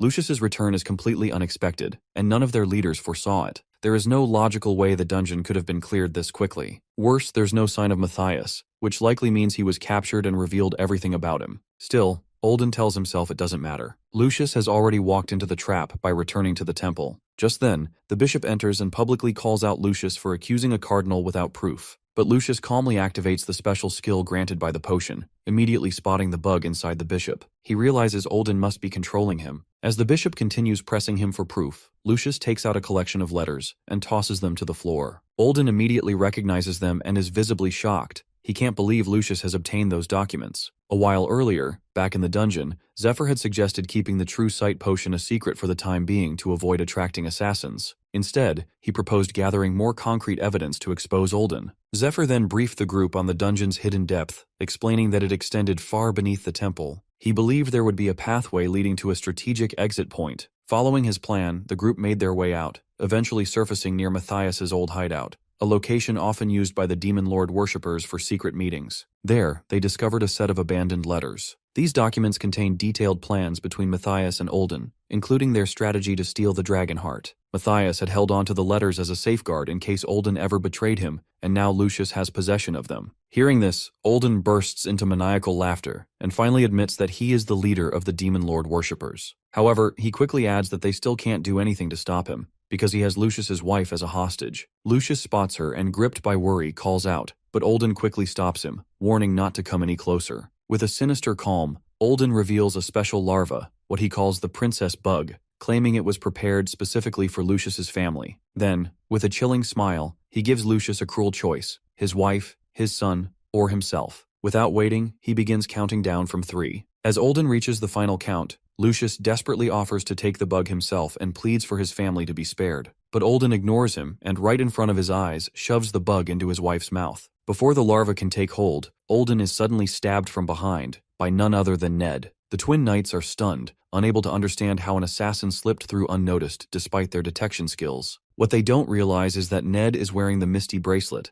an artifact that renders its wearer undetectable. Without wasting a moment, Ned slashes Olden in half with his sword and grabs Lucius's wife. He immediately starts defending against the incoming strikes from the Golden Knight, the elder of the twin brothers, whose overwhelming power begins to push Ned back. As they clash, Lucius fires a powerful lightning beam toward Olden. The Golden Knight leaps in to block it, taking the full hit. The blast gives Ned just enough of an opening to escape. Taking advantage of the moment, he strikes the other twin knight and launches into the air, carrying Lucius's wife to safety. Meanwhile, Olden's body begins to regenerate as the worms within him start reconstructing his form. He is shocked to see Ned, his master's disciple, still alive. Olden had planned for him to die inside the dungeon, yet here he is, standing in his way. This makes Olden question whether Master Jinriang deceived him all along. With their hostage now gone, Olden realizes the situation is turning against him. He knows that if Lucius uses the Shard of Glory spell again, it could end everything. Acting quickly, he orders the Golden Twin Knight to hold Lucius back and buy him some time. The tension excites him, and with renewed energy, he draws his sword and walks toward Lucius. As he approaches, the Holy One maintains his composure and exchanges a few sharp remarks, but the guy appears confident, certain he can handle him. The two formally introduce themselves before engaging, each preparing to demonstrate the full extent of their strength. Outside the temple, people begin gathering as it is time for the healing rituals. However, the guards stop them, lying that a knight's training session is underway. From a distance, even the mining group notices smoke rising from the main building, leading many to speculate about what is happening inside. Priestess Rose also suspects the guards are lying. She remembers when Zephyr last traded with her and warned her to stay away from the main building for a while, explaining that a high-ranking official would be visiting and that her shady business might be exposed. Since then, she has mostly stayed in the slave quarters as a precaution. But now, seeing the smoke coming from the main structure, she begins to worry. Back inside the main building, the head priests and priestesses are actively defending against waves of Demon Lord worshippers. They are using items acquired from the princess's treasury, which helps them hold their ground. They do their best to avoid killing any of the corrupted priests, knowing that if word gets out, the rival factions within the temple will seize the opportunity to discredit them. They maintain their defense as best they can when suddenly, they are stunned to see the temple spire collapse in front of them, despite being protected by a barrier. Looking up, they spot Lucius locked in battle with the Golden Knight. To their surprise, the knight appears to be growing tired. His sword is at a disadvantage against Lucius's spear, which gives Lucius superior reach and control. The Golden Knight tries to avoid the spear's tip to close the distance, but when he finally lands a strike, it is completely reflected by Lucius's mirror chainmail. He quickly realizes that Lucius intentionally baited the attack just to reflect the blow back at him. Lucius confirms his strategy, explaining that the twin brothers are considered the strongest warriors on the continent, and defeating them requires more than brute strength. Lucius dashes toward the Golden Knight, and they swing at each other, blocking one another's attacks. However, the Holy One gains the upper hand as he dodges and strikes the knight with his golden arm. He immediately follows up by flashing behind the knight and landing a powerful crashing light beam. The impact completely obliterates the knight, sending him crashing to the ground in defeat. Seeing this, the head priest assumed Lucius defeated the twin knight with ease. But as Lucius turns, it becomes clear that he has taken significant damage himself. During the Divine Judgment spell, the knight managed to counterattack, landing multiple blows on Lucius. The Golden Knight also realizes something crucial. The mirror damage effect only activates when he strikes Lucius's body directly and only reflects 50% of the damage. Thinking about it, he is recovering from his wounds using the worms inside him, and his rage is building. In a flash, he appears behind Lucius and prepares to deliver a deadly blow with his sword. However, just as he is about to strike, the queen bug inside him sends a signal, halting his movement.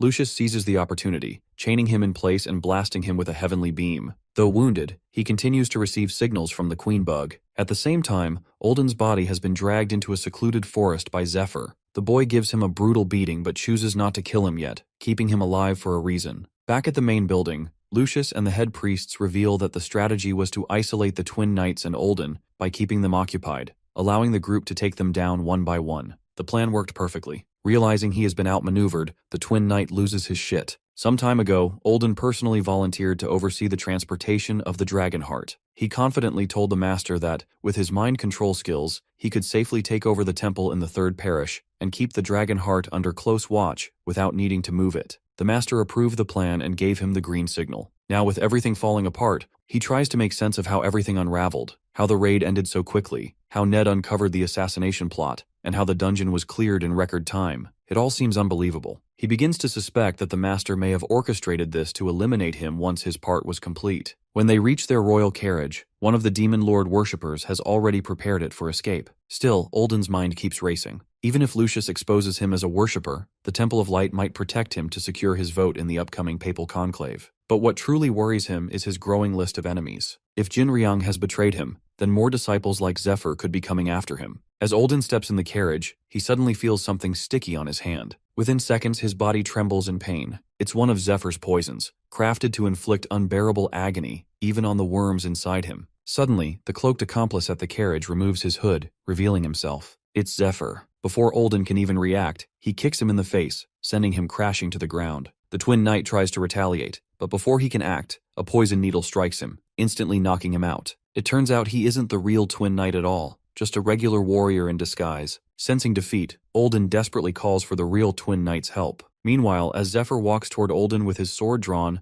the old man begins pleading for mercy. He's confused, unable to understand why his body isn't recovering from the poison. Desperate, he starts offering anything he can, hoping to buy enough time for the real twin knight to arrive. But Zephyr stuns his ass out by revealing the bloodied helmet of the silver twin knight. 12 hours earlier, at dawn, Zephyr, along with Lucius and the priests, successfully identified the twin knight as a demon lord worshipper and eliminated him. Ned, seeing the truth, realized they planted a disguised silver knight in there, waiting for him to deliver the dragon heart so they could dispose of him afterward. In his previous life, Ned barely escaped the twin knight but was forced to spend his days in hiding with the dragon heart, unable to absorb it himself. Eventually, he was found and killed by another of Jinryang's disciples. Lucius also fell under the control of the marked bug, becoming a nightmare to deal with. He too was eliminated. All those deaths traced back to Olden's manipulation and betrayal. That's why, in this life, Zephyr refuses to take any chances. Back in the present, fueled by that memory and rage, Zephyr unleashes a blast of divine lightning upon Olden. But to his shock, the remains it leaves behind seem far too small. While thinking, Zephyr suddenly senses something approaching from behind and manages to block the attack just in time. It's Olden, now in his true demon form, transformed into a grotesque, slithering mass of worms. According to him, he is far stronger in this form than the twin knight ever was. This makes Zephyr realize that Olden had shed a portion of his body earlier as a decoy, allowing him to transform back into his demon form undetected. In this state, Olden possesses overwhelming power and the ability to return to a human appearance at will. Anyone who has seen his demon form has never lived to speak of it. Calling Zephyr's resistance a mistake, Olden slams his massive fist into the ground, creating a violent shockwave that rips through the forest. Elsewhere, Ned, who is guarding Lucius's wife and child, hears the tremor. He quickly instructs them to stay hidden inside the cave and hands them cloaking bracelets to render them invisible. As he turns to leave, Lucius's wife expresses concern, but Ned, the Chad he is, assures her that he stands on business and doesn't need that. With determination in his eyes, Ned flashes toward the source of the shockwave. As he moves, memories of his father's death resurface, fueling his resolve for revenge against the inhuman sloth Olden. He's ready to bring down everyone involved. Back in the main building, Lucius continues his battle against the stronger of the remaining twin knights. The marked bug inside the knight is enhancing his power, but it's causing his precision to falter. Lucius notices that the knight is growing anxious from being held off for so long. Seizing the opportunity, he calls out to the head priest, who activates his Battle Light spell. The spell boosts allies' stats and recovery by 120%, empowering Lucius immediately. To the priestess's surprise, it also strengthens her summoned spirit, increasing its size and intensity. With the support spell active, they launch a coordinated assault on the knight. He defends himself with confidence, believing their slower attacks pose no real threat. However, he suddenly begins to feel dizzy, the effect of the shooting star spirit's debuff kicking in. Lucius uses the moment of weakness to charge forward. His lance, glowing with holy energy, pierces through the knight's torso with a massive blast. Though the knight attempts to strike back, he misses completely. When the dust settles, only the lower half of his body remains, slumped to the floor. Just as it seems the battle is over, Lucius turns in shock to see the entire structure behind him sliced cleanly in half. The head priest quickly realizes what happened. During the fight, the knight wasn't just aiming at Lucius, he was targeting the building, attempting to bring it down on the brainwashed priests inside. Lucius immediately rushes toward the bishop to help, but he's too late. The rubble collapses, burying the area. Meanwhile, the knight, gravely injured but still conscious, begins to flee. A third of his bug has been burned away, weakening him significantly, and he's now headed toward Olden in hopes of being restored. Despite everything, he remains shocked at how effectively Lucius managed to keep him occupied. Believing it to be the only option left, the twin knight rushes toward Olden, the man who once offered him purpose when everything seemed lost. In the past, the twin knights joined Olden after their elder sister claimed the earldom. At that time, the priest manipulated them with slick words, convincing them that only by supporting the true God could they ensure the world's rightful order. The promise worked. Now, filled with gratitude and a sense of debt, the knight races toward Olden, determined not to let him die. However, just as he nears his target, a sudden flash cuts through the air, and the knight is sliced cleanly in half. It's Ned. He uses the Blade of Mirage to literally give the knight another twin brother. As Ned lands, the twin knight recognizes him as Jinriang's disciple and demands to know why he's getting in their way. Ned, however, calmly reminds him of the day he killed his father.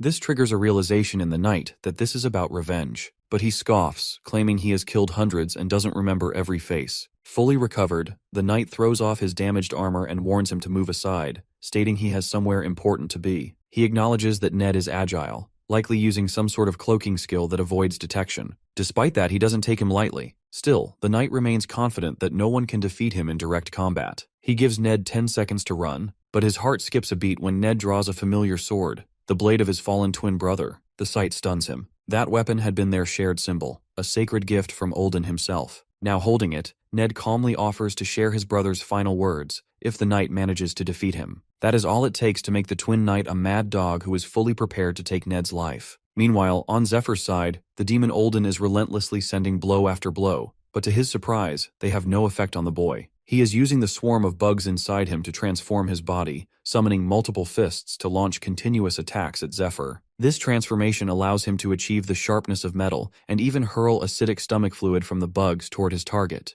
However, Zephyr is able to dodge every strike, following up with precise counterattacks using the Dragon King style. With one of these counters, he manages to cut Olden into pieces. Yet even after being torn apart, the scattered pieces morph into fully formed weapons that begin attacking Zephyr from all directions. Despite being repeatedly sliced, Olden's demon form shows signs of immortality, recovering each time without fail. He seems unfazed by the damage, confident that Zephyr will eventually run out of stamina and mana. As the fight continues, Olden charges forward and grabs Zephyr by the collar. He reveals a disturbing intent that he admires Zephyr's power and strength and plans to implant a bug inside him to turn him into a servant. He then hurls him to the ground with immense force. As he crashes into the earth, Olden follows up by slamming his massive fists down on him, generating a series of powerful shockwaves. Finally, the demon reshapes his arm into a sword and brings it down onto Zephyr. The move takes a toll on Olden as well, visibly tiring him. Well, how did Olden become like this? In the past, he was persuaded by the master himself to join the worshippers, who offered him power beyond imagination.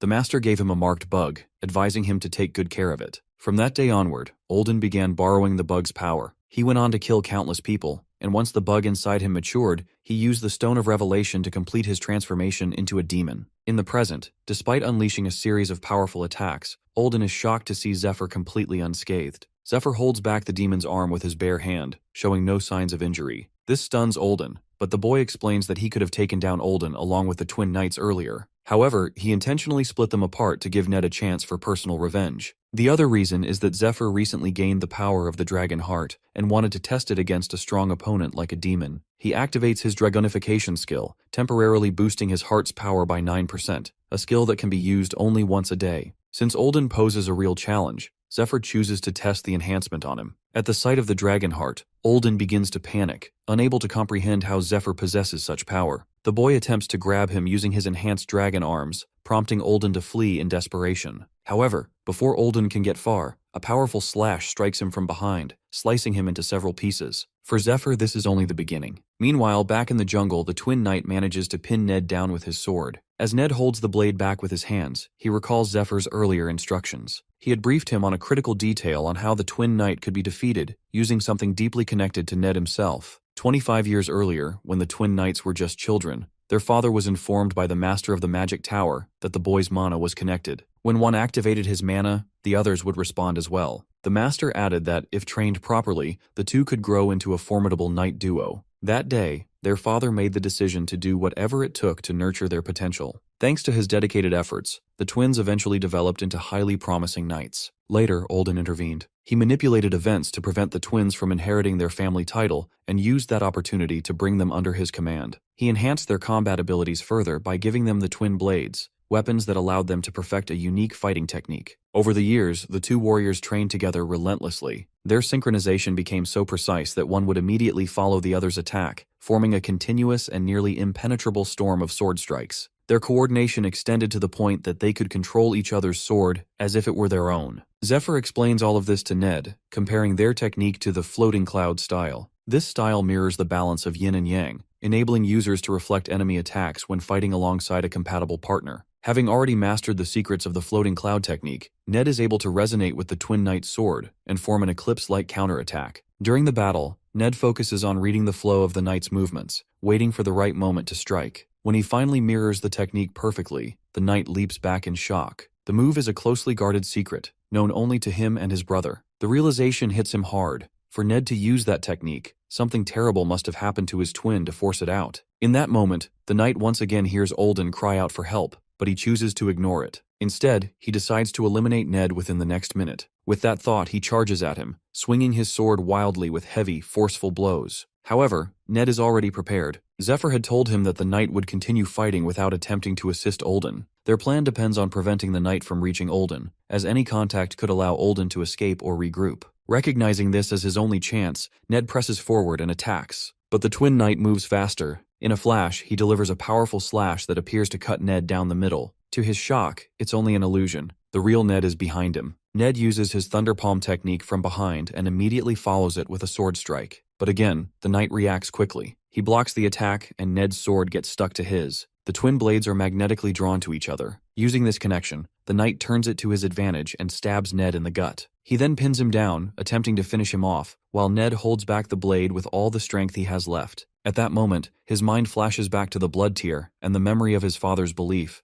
that he would one day be worthy of wielding it as a true warrior. This memory ignites a burst of strength within him. Ned forces the sword back using only his fingers, and immediately follows up with a brutal attack to the knight's eyes, burning them with electricity. The shock is so intense that even the twin knight struggles to recover. Blinded and unable to see, the knight tries to rely on his senses to detect Ned's presence. But as he moves based on instinct, Ned slashes across his body and finishes him off with a final, devastating lightning blast that burns him to ash. With his defeat, the title of the strongest warrior in the land is now left unclaimed. Back at the main building, the head priestess and priest are focused on healing the wounded. Fortunately, the damage was not too severe, as they had managed to break up the falling building in time and used several defensive spells to minimize the impact. All the larvae inside the priests and slaves have also died, either due to Olden's death or because he has become powerless. As Lucius observes the scene, his face lights up with relief when he sees his family approaching, accompanied by Ned and Zephyr. With that, they have successfully stopped Olden's plot and reclaimed the third parish. In the following days, everyone becomes occupied with treating the injured and arresting the remaining worshippers from the central parish.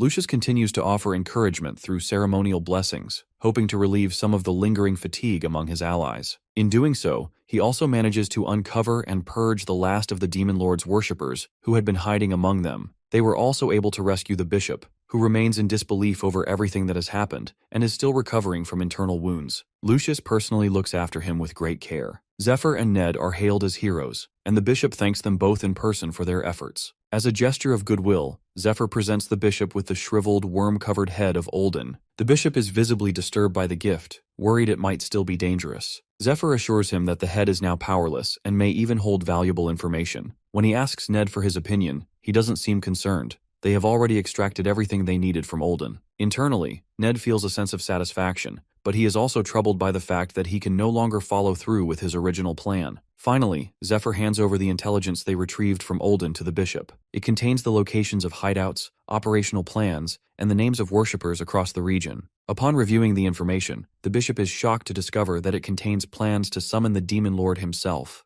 Even more alarming is the revelation that the ones pursuing this goal are from the Eastern Union. The Kingdom of Cayenne lies on the continent of Aslan, which is divided into the Eastern and Western Unions, both of which originally held equal power. However, when the Holy One was chosen from the Western Union, the balance of power shifted significantly. As a result, the Eastern Union fell into economic decline, to the point where it was forced to sell land to the West. This growing disparity fueled resentment and opened the door for Demon Lord worshippers to spread quickly among Eastern nobles, corrupting them through greed and desperation. According to Zephyr, two of the most dangerous threats, the Ice Dragon and the Blue Dragon, are currently attacking territories in the West. These dragons have already established nests in the continent's largest breadbasket region, and have even taken control of the central trade hub. This disruption is causing widespread starvation in the south. The worsening situation explains why the East has begun aligning with worshipper groups. It is possible that the dragons themselves are part of a broader plan orchestrated by the Demon Lord's followers. Zephyr confirms that, based on the information extracted from Olden, the worshippers did not summon the dragons but instead provoked them into attacking. To resolve the crisis, the dragons must be hunted down and eliminated. Zephyr suggests that he and Ned will take on this task. However, the bishop doubts his claim, questioning how they could possibly defeat a dragon. Lucius is also surprised that he is not included in the mission, but the boy explains that the third parish still needs Lucius. This likely will not be the last invasion attempt, and someone must remain to defend their home. The Holy One agrees with the proposal and officially appoints both Zephyr and Ned as temple knights. He offers them a reward of gold and gems and grants them unrestricted access to the main building. They are also allowed to take supplies whenever needed. In addition, he assures them that both he and the bishop will contribute half of their temple offerings to support their mission. The two accept the offer, but they request not to bear the priestly mark. After some consideration, Lucius agrees and promises to support them in every possible way during their upcoming dragon hunt. This decision deeply concerns the bishop, but he cannot oppose the words of the Holy One. Instead, he remains silent, choosing to wait and observe the outcome. As they begin discussing the arrangements for a farewell banquet, a strange rumble echoes from Olden's containment chamber. They turn to see a bright, unnatural light emerging from within the sealed cage. Suddenly, the severed head of Olden rises, now clearly controlled by another presence. This new entity reveals that it sensed Olden's life force fading and has come to investigate. It then asks if Zephyr and Ned are the ones responsible for defeating Olden. Lucius, alarmed by the sudden development, demands to know who the figure is. But before anyone can act, a flash of purple light erupts from the chamber. The cage shatters, and Olden's head begins to float toward them. The presence speaks again, ordering everyone to kneel before it before asking any questions. It declares itself as the true leader of the Demon Lord worshippers. Realizing who it is, everyone freezes in fear. Their weapons are still under repair, and they are not prepared for another battle. However, the leader seems focused entirely on the dragon heart's energy radiating from Zephyr. He asks if Zephyr is the one who possesses it. Meanwhile, the boy is confused. In his previous life, the head of the worshippers had shown no interest in the dragon heart and was content living a double life, staying hidden. The master was not supposed to intervene for another 2 years, giving Zephyr time to eliminate his subordinates one by one. That's why he had been calmly executing his plan, killing Olden and the twin knights without fear of early retaliation. Now, with the master appearing so soon, many questions flood his mind. While he stands in thought, Ned and Lucius move in front of him, shielding him from the master to buy some time. They both know this enemy is not someone they can defeat easily. After all, he broke through the reinforced cage without any effort. Lucius, however, holds on to some confidence as he already has the Shard of Glory spell. With no time to waste, both he and Ned channel their mana into their weapons and launch a simultaneous attack, hoping that a single decisive blow will be enough to end the threat and deactivate the spell. Just as their strike lands, the master suddenly transforms. Two massive claws made of dark energy emerge, capturing both of them mid-air. They are unable to activate any skills while trapped inside this binding spell, known as Ancient Dragon Shadow. Then the master speaks. He admits he came expecting a woman had interfered with his plans. Disappointed, he realizes it's not who he thought and decides the encounter is a waste of time. As he prepares to leave, he unleashes multiple dark curse spells upon Ned and Lucius. The magic strikes them both, causing them intense pain. Even the bishop is unable to stop the curse from overwhelming them. At that moment, Zephyr steps in and uses his light sword to cut through the dark energy claws, shocking the worshipper master. The master cannot believe what he's seeing. It's the Sword of Light, a weapon that requires exceptionally high stats and the direct permission of the Goddess of Light. It is also the only known way to break the loop of that curse. Meanwhile, Zephyr has boosted his stats by combining the effects of 2 enhancement spells, allowing him to wield the sword for 10 seconds without the goddess's permission. He understands the risks. The worshipper master might have been sent directly by the demon lord, and engaging him in a head-on battle is extremely dangerous. However, Zephyr also remembers something from his past life. The demon lord, after suffering a humiliating defeat at his hands, wouldn't allow Zephyr to die easily. Instead, he would want him to grow stronger, strong enough to reach his ultimate form, before facing him again in a final battle to reclaim his lost honor. With that understanding, Zephyr realizes that the worshipper master is likely acting on his own initiative, not under direct orders from the demon lord. Turning his attention back to Zephyr, the master, now intrigued by his power, expresses interest in learning who he truly is. Zephyr, not one to give in easily, proposes a challenge. They will flip a coin, and whoever loses must reveal something the winner wants to know. If Zephyr wins, he promises to reveal the true identity of the worshipper master in front of everyone. This declaration shocks not only the master but everyone else present, as even Olden, who served closely under him, never knew the master's true identity. The idea that Zephyr might know it seems impossible. To confirm whether Zephyr is bluffing, the master uses a mana detection technique to scan for signs of deception. But to his surprise, Zephyr isn't lying. He genuinely knows. Sensing tension rising, the boy warns the master not to act rashly, suggesting that any aggressive response will only escalate the situation. The master hesitates but ultimately agrees, so Zephyr flips the coin while everyone watches anxiously. As the coin lands, the master chooses tails. Everyone in the room clearly sees that the coin lands on tails. Aside from Bishop, the others have trained their eyes well enough that the coin appears to move in slow motion. They are all surprised, not because it landed on tails, but because the boy allowed the master to call it so easily. Ned suspects there may be some kind of trick involved, while the master himself is confused by how easily Zephyr gives him the choice, even though the outcome seems obvious. However, this isn't just an ordinary coin toss. As the coin spins through the air, beams of highly condensed light clash mid-air, one from Zephyr and one from the master. Both had cast spells as part of the flip. The outcome isn't determined by the coin's landing alone. It is decided the moment the hand is lifted, but only if the one flipping the coin can strike first and prevent their opponent from interfering. Whoever beats their opponent before the reveal controls the result, turning the game into a contest of power rather than chance. The master summons a claw of dark energy to restrain Zephyr, attempting to overpower him before the hand can move. Zephyr struggles against it, fully aware that backing down now would mean surrendering the outcome. This rule, in fact, exists for that very reason, to ensure both parties see the contest through to the end. Despite the pressure, Zephyr breaks free of the claw and launches the coin high into the air. In a flash, he activates Jinryang's lightning acceleration spell and bolts toward the coin. With explosive force, he strikes it mid-air, slamming it down into the ground. The impact is so intense that it leaves a crater where the coin lands. At that same moment, Zephyr's dragonification time limit runs out. When the dust settles, the coin lies split cleanly in half, one half showing heads, the other tails. The result is a draw. This is how they managed to send the master back without suffering much damage. Ned later reveals everything to Priestess Rose over tea. According to him, Zephyr is able to read the master's intentions precisely and knows exactly how to end the entire situation. When Rose questions the details of the coin flip bet, Zephyr enters the room and interrupts, implying that they will settle it another day. He also now bears an oath bond skill, one that binds him from revealing anything directly about the Demon Lord worshippers until his next rematch. However, the cheeky boy knows he can still speak indirectly, offering riddles or cryptic hints to help them uncover the truth on their own. He warns them that the information is more shocking than the Eastern Union, and insists he will share it only with those he truly trusts. As he prepares to reveal a hint, the scene shifts. We now see the master, walking through a royal palace, carrying a large bouquet of flowers. Looking at the oath bond, he seems surprised that the mad boy has not exposed his identity yet. Despite Zephyr's bold challenge and open hostility, he has kept his silence. This makes the master wonder whether the boy is simply mad or dangerously ambitious, perhaps hoping to learn more before acting. As he enters the Grand Palace Hall, the master greets a black-haired girl. He addresses her as Altair and hands her the bouquet for her 20th birthday. She is the first princess of the Kingdom of Cayenne.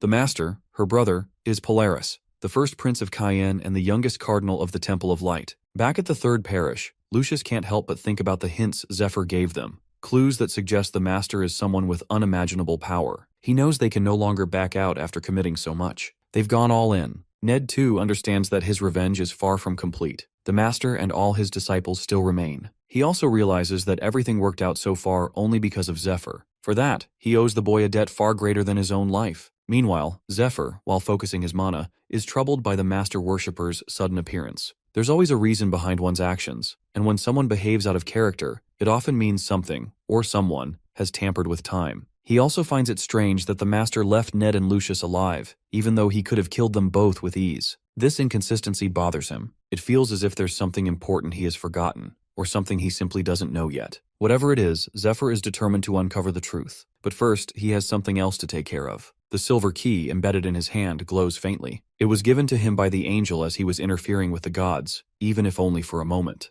According to the angel, the silver key now holds increased privileges, and Zephyr is instructed to use it once he completes his mission, as the gods have something important to share with him. Recalling this, the boy dresses himself and activates the key. In an instant, it transports him to a stunning silver palace, a guest chamber within the angel's villa, where she welcomes him. Curious, Zephyr wonders if she might grant him more perks, just as she once gave him the key. The angel explains that she only does so to make his life more entertaining for the gods. Her answer irritates Zephyr, who wastes no time demanding the real reason for his summons. With a flick of her hand, she summons a seat and delivers the message directly. The gods have added new rules and rewards to his life. If he ever attempts to blackmail them again, all of his perks will be revoked. He will be disintegrated and classified as prey, and the one who kills him will inherit everything he had. Zephyr understands that the warning means if he doesn't behave, his enemies will inherit everything he possesses. Still, he has no intention of challenging the gods again. He presses the angel to reveal the perks promised by the goddess of light. According to her, he has already received one, the loosening of the restriction on the sword of light. He is now the only person, without being a priest, who can wield that sword.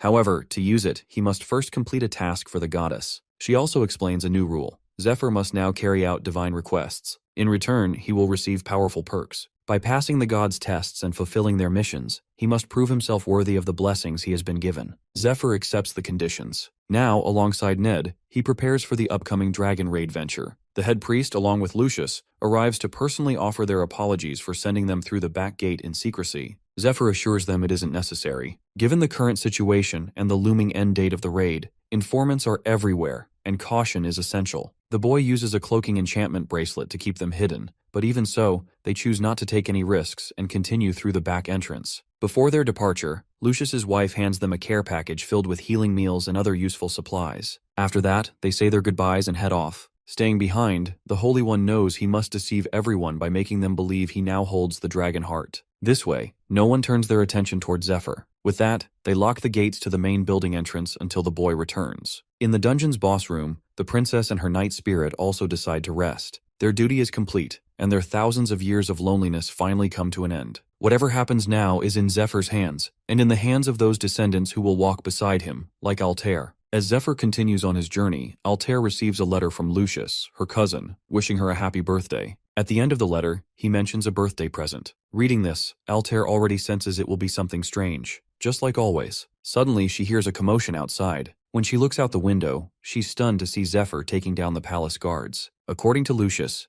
this is the one who will help her. At the Lindell fortress, Zephyr and Ned arrive at the gate. The boy recalls that Altair became Grand Duchess of Lindell at the age of 16 when she inherited the territory. He presents a sealed letter to the butler, claiming it's from Lucius, the Holy One of Light. The butler accepts the letter and agrees to guide them inside. As they follow, Ned takes in the sheer size of the fortress. He remembers that Lucius entrusted them with a letter for the fortress's master, confident that she could aid them. Ned silently wonders whether the princess will truly support their mission to raid the dragons. Zephyr reminds himself that he holds noble status as well. He asks Ned if he knows the princess. He remembers seeing her only during royal processions as a child. Rumors suggest she wasted her immense potential, making him doubtful of her involvement. Suddenly, a guard collapses near them. The butler apologizes and explains that the fallen man is one of many suitors hoping to win the princess's hand. At first, Ned assumes they're just common thugs, but he quickly realizes they're stronger than expected. Zephyr starts recalling details from his past life. He remembers Altair Justina Cayenne as a woman blessed with beauty, talent, noble blood, and incredible luck,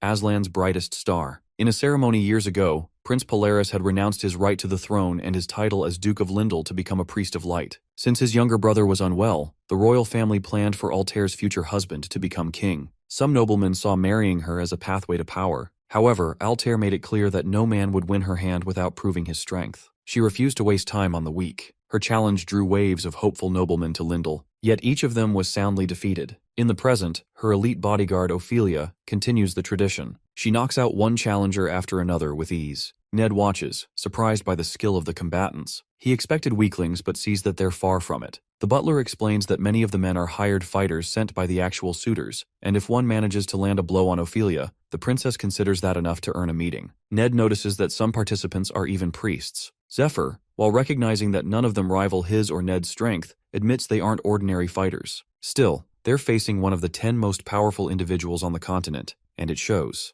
Zephyr notes to himself that it's been a long time since he last saw Ophelia, and she looks much younger now, likely because he met her earlier in this lifetime. As he reflects, a Giga-Big Man confronts them, demanding to know why they're cutting in line. He points out that others have been waiting for 3 days and tells them to get in line like everyone else. Zephyr observes his blue uniform with a golden bird insignia and recognizes him as a priest from the Sky Temple, the second most powerful religious order after the Temple of Light. The boy assumes a noble must have hired this man to act as his representative in the challenge for the princess's hand. Without directly engaging, Zephyr shows the man a sealed letter from Lucius, insisting that the matter is urgent, and they must pass. The big guy, not wanting to be held responsible, reluctantly steps aside. As Zephyr moves forward, he grows irritated by the unnecessary delays. He overhears those priests nearby discussing Lucius. One suggests Lucius has probably completed his dungeon raid. Another questions the timing, wondering if the princess had invested in it. The big one explains that once a raid is finished, Lucius must notify 3 groups in order. First his lover, then his temple, and lastly the investors.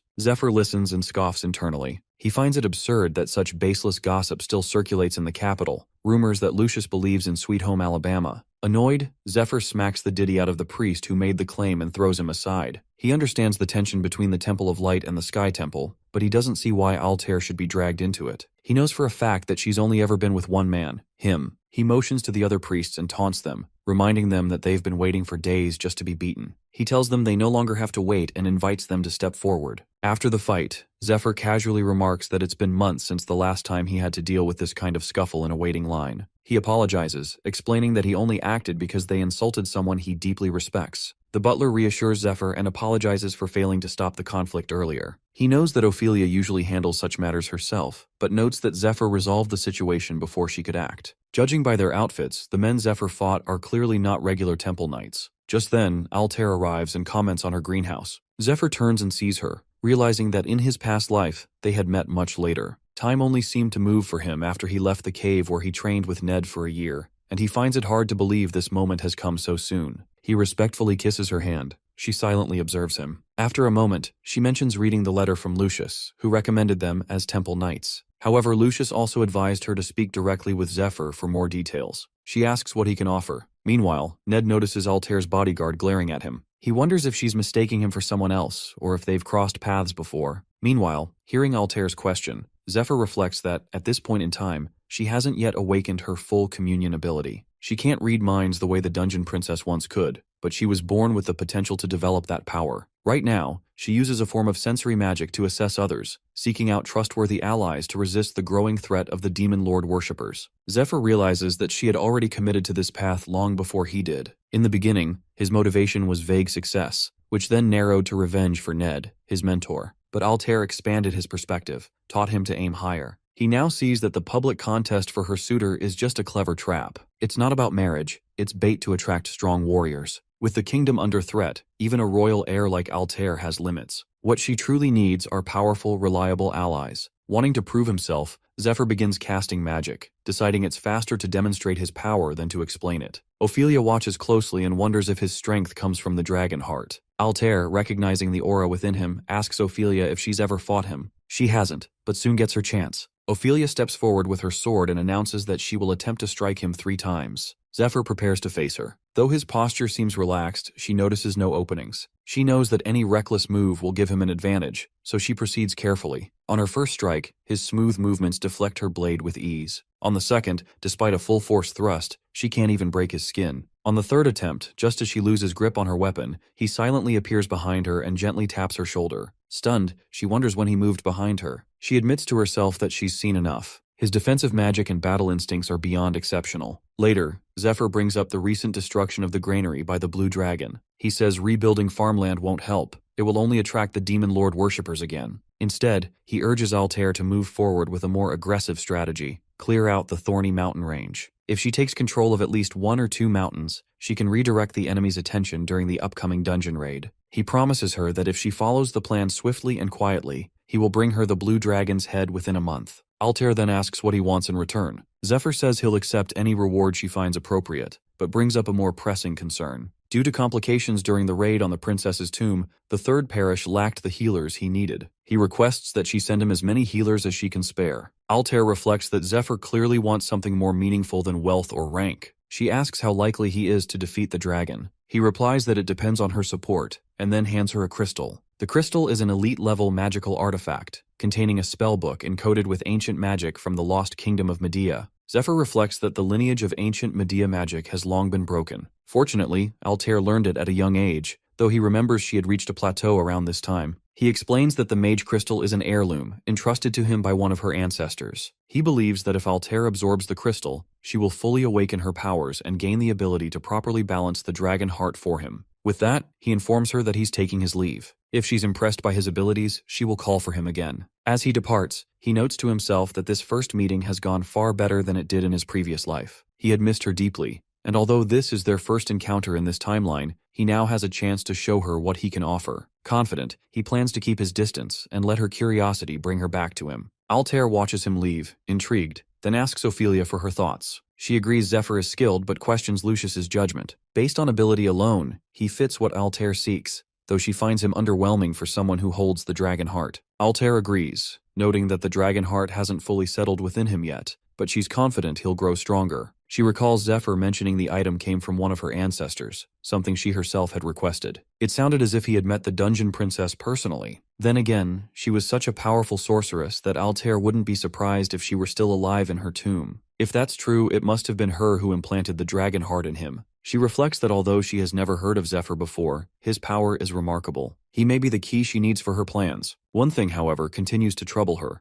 Whenever she touches someone, she either feels warmth or cold, a sign of their nature. But with Zephyr, she feels nothing. Instead, she saw a vision. It's only the second time in her life this has happened, and she wonders what it could possibly mean. Meanwhile, in a distant place, Alfred, the second in command of the Demon Lord worshippers, kneels before their head. He acknowledges her summoning and awaits instructions. The master informs her that a position among the 12 apostles is now vacant. Alfred assumes this means Olden has failed, but when she questions him further, he rebukes her, implying she should have already known. He recommends a replacement for the apostle role, reminding her that while his apostles are given great freedom, their final mission must be fulfilled no matter what. Olden's absence must not disrupt the plan. She accepts this order, silently ashamed that her earlier failure disappointed their leader. Soon after, Alfred spots a priest nearby and orders him to prepare the phantom horse immediately. She must depart for the third parish without delay. Meanwhile, Altair reflects on how everything has gone smoothly. The investors are satisfied, and the ancient script in the dungeon has been successfully deciphered. The raid on the princess's tomb is finally complete. She thinks about the spellbook she's been seeking for so long.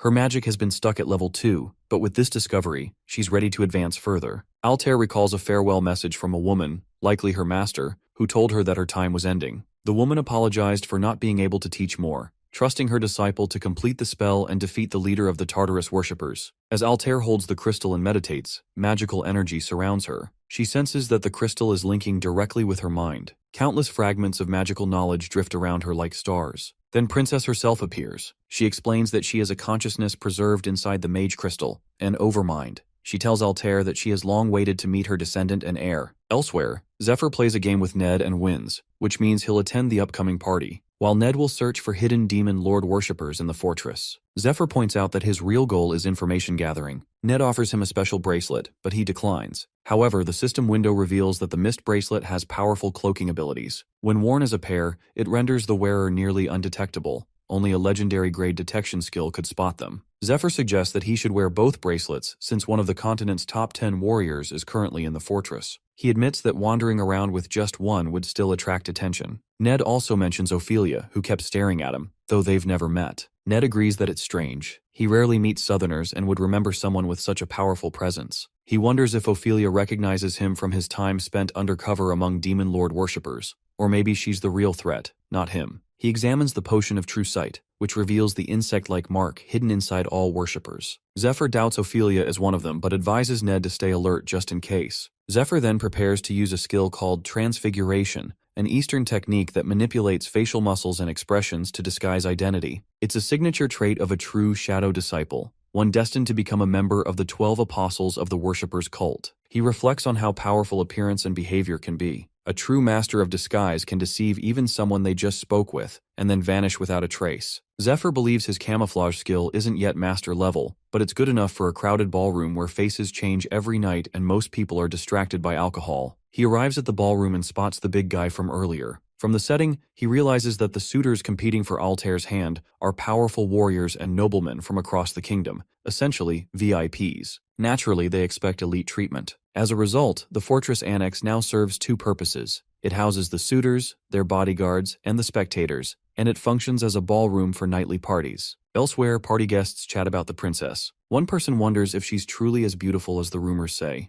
Another insists she's not just beautiful, but also the most talented sorceress in history, according to a professor at the academy. Some even believe she might be the prophesied hero who will save the world. Yet, instead of acting like a hero, she hosts lavish parties and constantly travels. Another guest enjoys the drink and comments on how different royal life is. They express a desire to meet the princess, but doubt she'll appear at the event. In another room, a yellow-haired man mentions that nothing has been heard from the third parish recently. His brother-in-law, who was there as an investor, was told to leave town and wait in the surrounding areas until the raid was over, but hasn't been allowed back in yet. Zephyr listens quietly as he meets them all, realizing they're unaware of the raid's completion and Olden's disappearance, meaning that information has been restricted. As Zephyr blends in, one of the men observes him and remarks that he looks familiar, mentioning that earlier, people even mistook him for the Baron, despite the real Baron currently dancing. He finds it impressive and suggests Zephyr might be the same man who fought the priests from the Sky Temple. This surprises Zephyr, as the man doesn't seem particularly powerful, yet he can see through the disguise. Zephyr begins to wonder who this man really is. Meanwhile, elsewhere in the fortress, Ned kills a guard in the hallway, noting that the east building is now clear. He watches as a bug crawls out of the guard's mouth. Later, he climbs to the rooftop and takes in the vast size of the fortress. It still amazes him that a single person owns this entire place. He remembers how much more at home he felt in Lucius's temple house, which reminded him of his old family home. A memory returns to him. His sister once promised to bring him a present the last time he ever saw her and their mother. He imagines she'd be married by now, with children like Claudia, if it hadn't been for the typhoon that day. Suddenly, Ophelia appears and questions why he's out walking alone.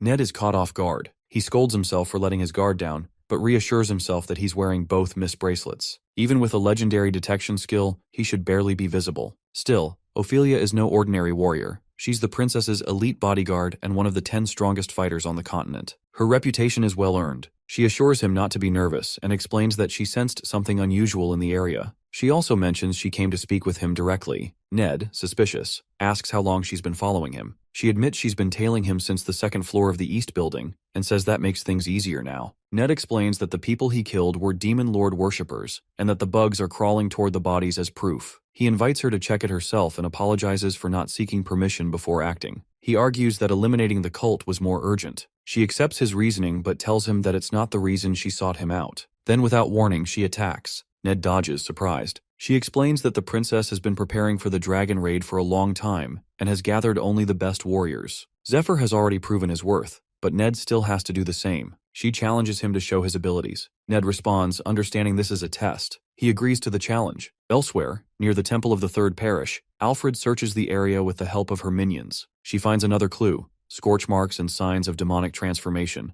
evidence that Cardinal Olden was there and that something powerful was destroyed by lightning. Alfred investigates the aftermath of a battle and identifies signs of the Dragon King-style martial arts, concluding that one of Jinriang's disciples was present. At the site where she previously found the remains of the Silver Knight, she observes evidence of a clash involving at least 3 individuals, some of whom used divine energy. While inspecting a carriage, she notices something sticky on the door. Out of curiosity, she tastes it and immediately recognizes it as a deadly poison that shouldn't be there. This discovery leads her to suspect that the Eastern One, the Saint and Tarantula, may have formed an alliance. She's shocked, wondering if they're responsible for Olden's death, but can't believe they'd go that far. She reflects on how the Temple of the Third Parish has blocked all incoming and outgoing activity, using a barrier that suppresses detection skills. Even carrier pigeons are getting misdirected, which points to a strong effort to hide something important inside. Recalling Polaris's statement that only 2 or 3 people in the world can implant a dragon heart, she suspects the leader of the Demon Lord worshippers might be one of them. However, she also wonders if the Saints group has obtained others. It's possible the Holy One and his allies are stalling for time to let the heart's power stabilize. If that's true, they likely don't care about investors or complaints from the Central Parish. Their secrecy is a calculated move to avoid interference. She despises how meticulously everything is being carried out. The critical question now is, who has the dragon heart? Realizing time is running out, days have passed since the battle with Olden, she decides to act quickly and gather proof before the heart is fully integrated. Suddenly, a mysterious woman appears and comments on the bird mask, wondering if it belongs to the second in command. She then tries to flee. Sensing her involvement, Alfred orders her minions to pursue. As they attack, the woman defends herself using Lightning Palm, confirming Alfred's suspicion. It's the Dragon King style. Alfred quickly identifies her as the Jinriang's disciple and states that she has urgent matters to discuss, asking her to cooperate peacefully. Internally, the woman finds it all rather annoying. Meanwhile, back at Lindell Fortress, Ophelia continues to test Ned. She knocks him off a building during their spar. Ned questions the fairness of the test, reminding himself they've already exchanged 3 sword strikes. He wonders if he's being excluded from the dragon raid because he's only as strong as Ophelia. When she attacks again, he blocks her strike and shifts the shape of his mirage sword, catching her blade mid-air. Catching it, he tosses it aside.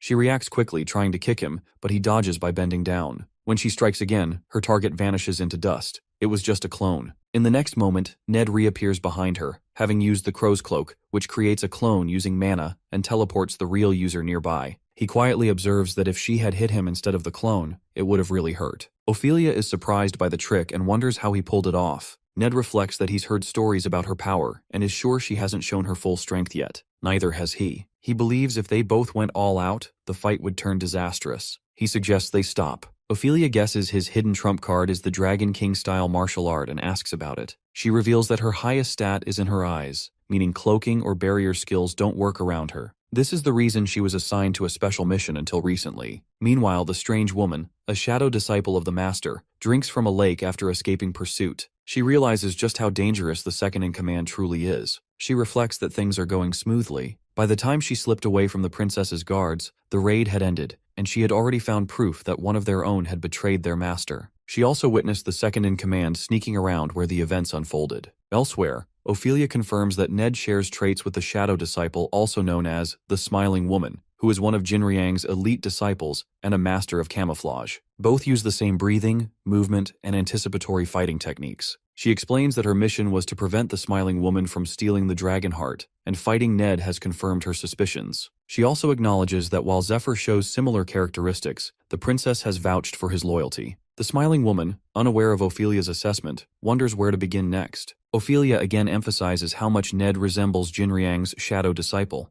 It's as if they share the same bloodline. She begins to question his loyalty. Ned, however, doesn't understand what she's implying. The scene shifts to Olden after his defeat, now held in the Third Parish. As Ned is investigating, Olden apologizes for the past, revealing that he was simply following orders from the temple and never intended harm. He claims Ned should actually thank him, as he sent Jinriang to raise him and paid for his upbringing. Thanks to this, Ned grew up training in martial arts in a secluded cave, free from worldly worries, and became strong. Olden tells Ned that he could never understand how bad things were in the past. Many children from bankrupt families starved, were sold into slavery, or became victims of vagrants. He claims he saved Ned from that fate and shaped him into who he is now. But as Ned attacks him, Olden pleads for just one chance to speak, urging him not to trust Zephyr, saying he is deceiving him. In the present, Ned walks outside Lindell Fortress, lost in thought. He reflects that Olden sounded like a madman, which is why he ignored him until now. But things no longer add up. He remembers Zephyr once saying he was trained as a shadow disciple in case something happened to him. Then he recalls Ophelia's warning. Jinriang's shadow disciple, a red-haired, yellow-eyed woman, was one of the 12 apostles and trained in Dragon King-style martial arts. She resembled him so much, it was as if they were siblings. Ned begins to question everything. Could his sister, whom he believed dead, still be alive? Could she be the smiling woman, the disciple of Jinriang? He doesn't know who is lying to him or if he's simply making the same mistakes again. All he wants now is the truth. Meanwhile, a brown-haired girl plays the violin inside the ballroom. Zephyr and the guy who suspected him sit together, chatting. As the music plays, a priestess there notes it's the night sonata, a signal that the ballroom is closing for the evening. He shakes hands with Zephyr and suggests they meet again tomorrow for a drink. Zephyr agrees. As they part ways, the guy laughs to himself. He reflects that Zephyr is a rare kind of person, strong, cunning, and sharp. Despite seeming like a man in his 20s, Zephyr carries the wisdom and strategy of someone who's lived twice that. The guy realizes that during their conversation, Zephyr subtly pulled key information out of him without ever losing the upper hand. He concludes that Lucius must not have simply found Zephyr, he must have been chosen. With that thought, the man predicts a shift in power is on the horizon. The man, whose name is Philip, is the leader of the pilgrim merchantry. Speaking to his son Edwin, he urges caution. He warns that merchants, unlike noblemen, can't afford to be careless. If they lose their money, they have nowhere to go. And men like Zephyr, if not handled wisely, can strip them bare without lifting a blade. Edwin asks whether they should report to the princess that, based on his observations, Zephyr seems unfit. However, he's told not to do so. They can't afford to lose someone with such potential. They need to secure him before anyone else notices. Elise Brenta, the head healer of the Temple Knights in the second parish of Lindell, agrees. She insists that they need the best people possible, so they must either recruit Zephyr or eliminate him. Meanwhile, Zephyr reflects on his situation. Everything he knows comes from what he saw, heard, and experienced in his past life. Naturally, some individuals are unfamiliar to him, people who died before he could ever cross paths with them back then. He thinks about Philip, the head of the Pilgrim Caravan, one of the 3 largest merchant caravans on the continent. In the past, Philip made his fortune trading spices with the East and gained fame as a patron of Altair, the so-called debauched princess. More importantly, he was one of the 3 key figures who helped Altair shape the future of humanity. A flashback reveals Philip advising Altair. He tells her that even royalty is powerless without the right support. With the leader of the demon lord worshippers standing in her way, her vision would be impossible to achieve. So, he advises her to appear as though she's indulging in luxury, all while secretly building her power. He promises to fund her in that endeavor. Back in the present, Zephyr considers why he's so high on the worshippers' watch list. In his past life, when Ned ran off with the Dragonheart, the shadow disciple, known as the Smiling Woman, killed Philip. Zephyr remembers that Philip's son, Edwin, had taken good care of Altair. If Philip survives this time, it could save many lives in the upcoming desert operation. This realization gives Zephyr 2 new goals. First, to ensure Philip Pilgrim stays alive, and second, to stop the Smiling Woman, who may strike at any moment. That won't be easy. She can disguise herself as anyone and never reveals her true appearance, not even to him. Zephyr doesn't even know what she actually looks like. Walking into the room, our boy assumes Ned must be back by now,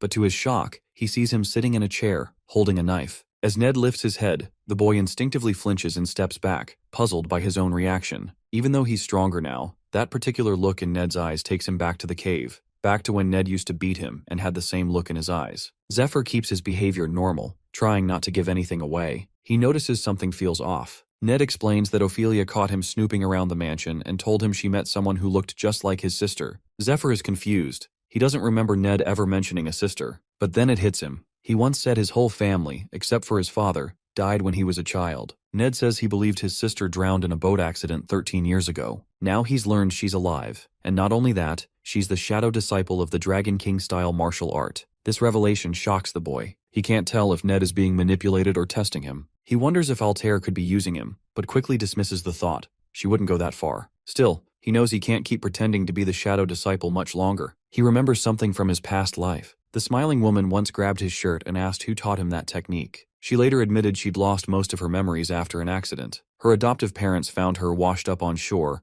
and her master recognized that she had the warrior's bone structure innate gift. She recalled that if her brother is like her, it's likely he has the same gift too. She had hoped to meet her brother again someday, to recover both her memories and her lost family. Though she was technically Zephyr's enemy, she told him all of this. The boy now recalls that Jinriang once told him the warrior's bone structure innate gift is extremely rare and hereditary. If one sibling has it, the other likely does too. This realization makes him suspect that Jinriang and Olden worked together to destroy Ned's family in order to obtain someone with the gift, only to discard them once they were no longer useful. Meanwhile, Ned wrestles with confusion. He finds no reason to doubt Ophelia, yet her story seems too wild to believe. He reflects on how his father once trusted Olden, and how that trust led to ruin. He trusted his own master too, and that almost destroyed him. He's now afraid to trust anyone. Yet something about Zephyr feels different. Ned thinks about everything they've been through, the battles, the life or death moments, the bond they built. A part of him wants to believe in that connection. Desperate for a sign, he throws the knife and demands just one shred of proof that he can trust Zephyr. Zephyr responds by explaining the truth.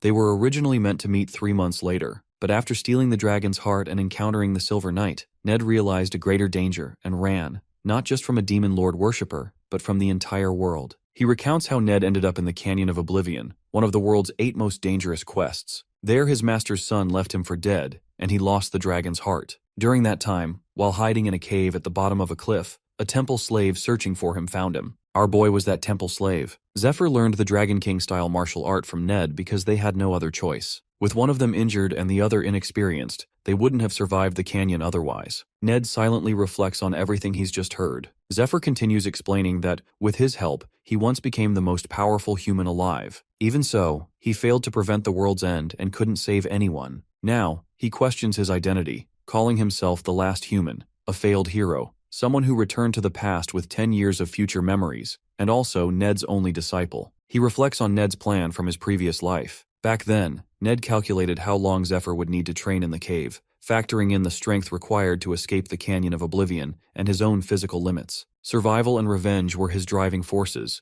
pushing him to live through impossible odds, but they were forced to leave the cave sooner than planned. Our boy remembers the battle with Ondor, the Lord of the Canyon, where Ned was badly wounded. Zephyr still regrets what happened. If he had been a little stronger or trained a bit longer, things might have ended differently. Ned had pushed him away to protect him, sacrificing his long-awaited revenge for someone who, at the time, was just a nobody. They could have both escaped alive. In that final moment, Ned demonstrated one last secret technique, something he never had the chance to teach Zephyr. With his remaining strength, he unleashed it using magic, striking with his spear. Zephyr will never forget the sight of his master's back that day. Back in the present, the boy now sits in front of Ned, who tries to process everything he's heard. It sounds unbelievable, but it explains so much, like Zephyr's unnatural strength, his deep knowledge, and his ability to wield divine items without being a priest. Ned realizes that everything is unfolding just as he once predicted. If he really returned from the future, blessed by a god, then all of it begins to make sense. Zephyr acknowledges how hard it is to believe but affirms that it's all true. He leaves out some difficult truths, like his connection to the smiling woman,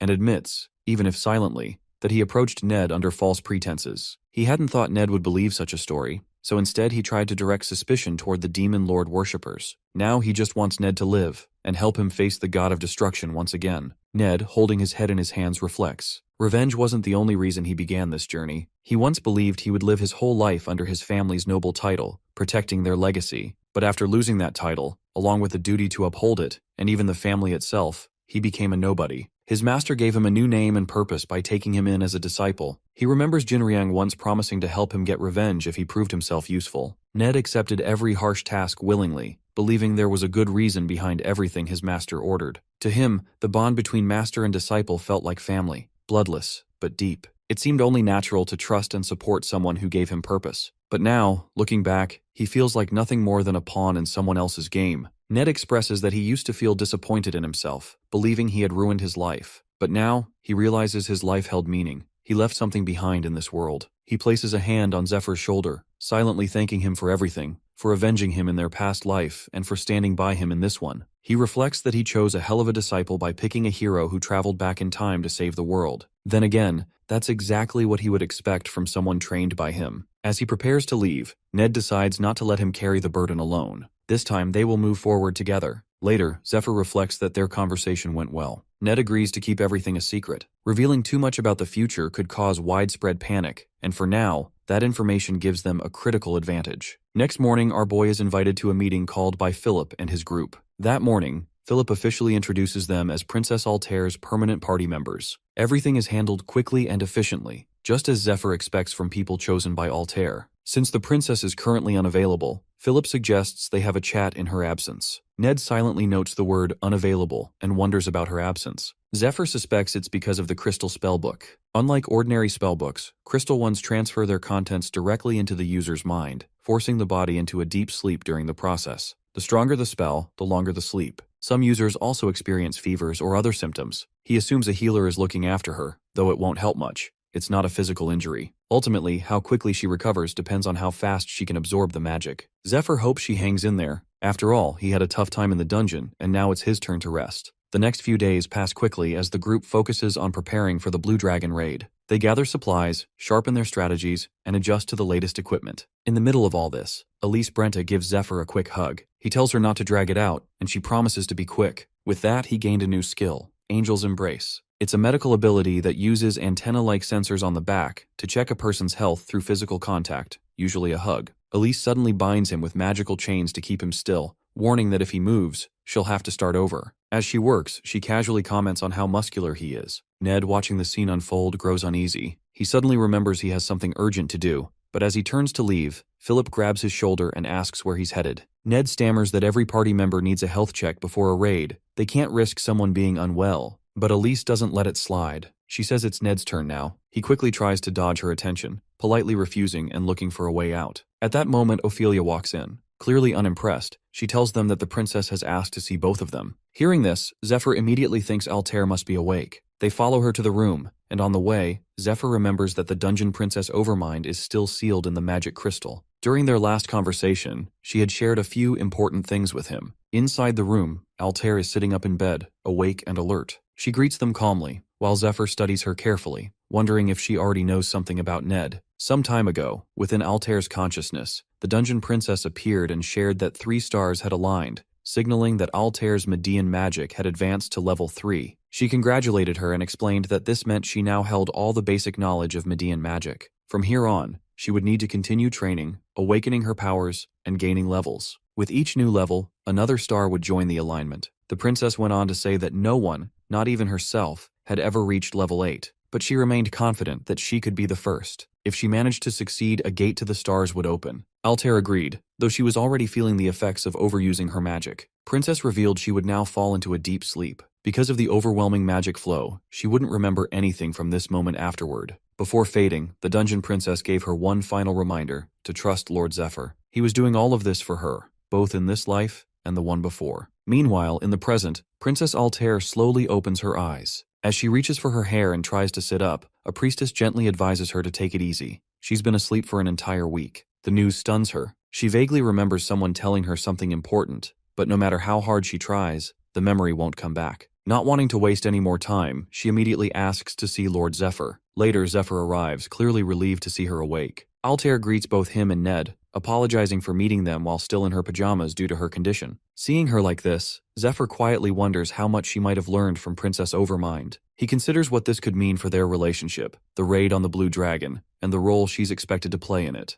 Zephyr suspects that Altair may have learned a communion skill, an ability that lets users read memories through touch, just like princesses. He remembers how the dungeon princess had tapped his hand and shared her memories. If Altair had that same skill, it would make things much easier. It could help him avoid long explanations and keep her out of unnecessary danger. He steps forward and offers his hand, testing the possibility. Altair immediately understands what he's doing. She tells him that when he gave her the mage crystal, she originally thought he was just trying to impress her and join her raid team, but she realizes now there was more behind it. Even so, she admits she hasn't learned communion yet. It's a high-level ability. She's only level 3, far below her ancestor, who was level 7. For now, reading minds is beyond her reach. She shifts the conversation to something more urgent, the plan they discussed a week ago. If Zephyr wants her support and access to her troops, he needs a real strategy to defeat the Blue Dragon. And not in some distant future. He has 3 weeks at most. She invites him to make his case. Zephyr agrees, but first asks if she's eaten, noting the talk will be heavy on an empty stomach. Then, to everyone's shock, he summons hundreds of strategy scrolls. A few days later, the group finishes all preparations for the Blue Dragon raid. They set out, joined by knights and healers from Lindell.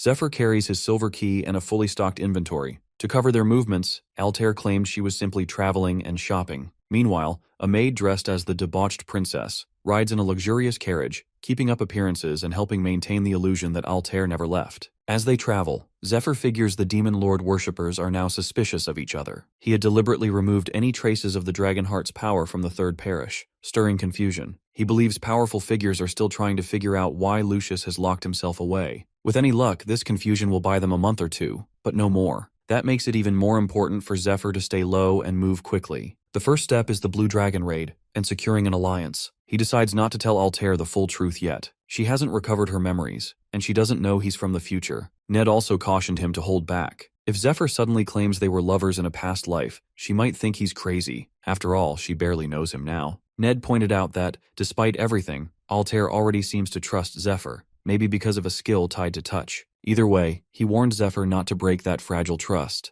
Zephyr sees that Ned is right. He can't ignore the past, but he has to be careful how he brings it up. Still, Zephyr couldn't help but wonder why Altair trusted him so easily. Maybe it was because Lucius had introduced them, or perhaps it was tied to their past life, where she had already lost several people close to her. As the journey continues, Edwin announces they've reached the plains of Danakil, the largest farmland region on the continent. He mentions that both he and his father are originally from here. Ned shares that he visited as a child and remembers being amazed by the golden fields that stretched as far as the eye could see. The thought impresses the group until they open the carriage window. What they see instead is a landscape in ruins. Broken homes, scorched earth, and decay cover the land. They step outside. Ned quietly comments on how bad things have gotten. Philip Pilgrim explains that the damage began 3 years ago, when the Blue Dragon first appeared. Princess Altair adds that even the kingdom's best healers couldn't purify the soil. In just 3 years, 80% of the farmland has been lost. Zephyr looks around and estimates that the remaining 20% won't last another year. In his eyes, it's a miracle they've made it this far, likely due to the river's rare healing properties. But he knows time is running out. If they don't act now, they won't just lose farmland, they'll lose everything. Soon, a guard welcomes the arriving caravan. Philip mentions they've brought food and asks about the current situation inside.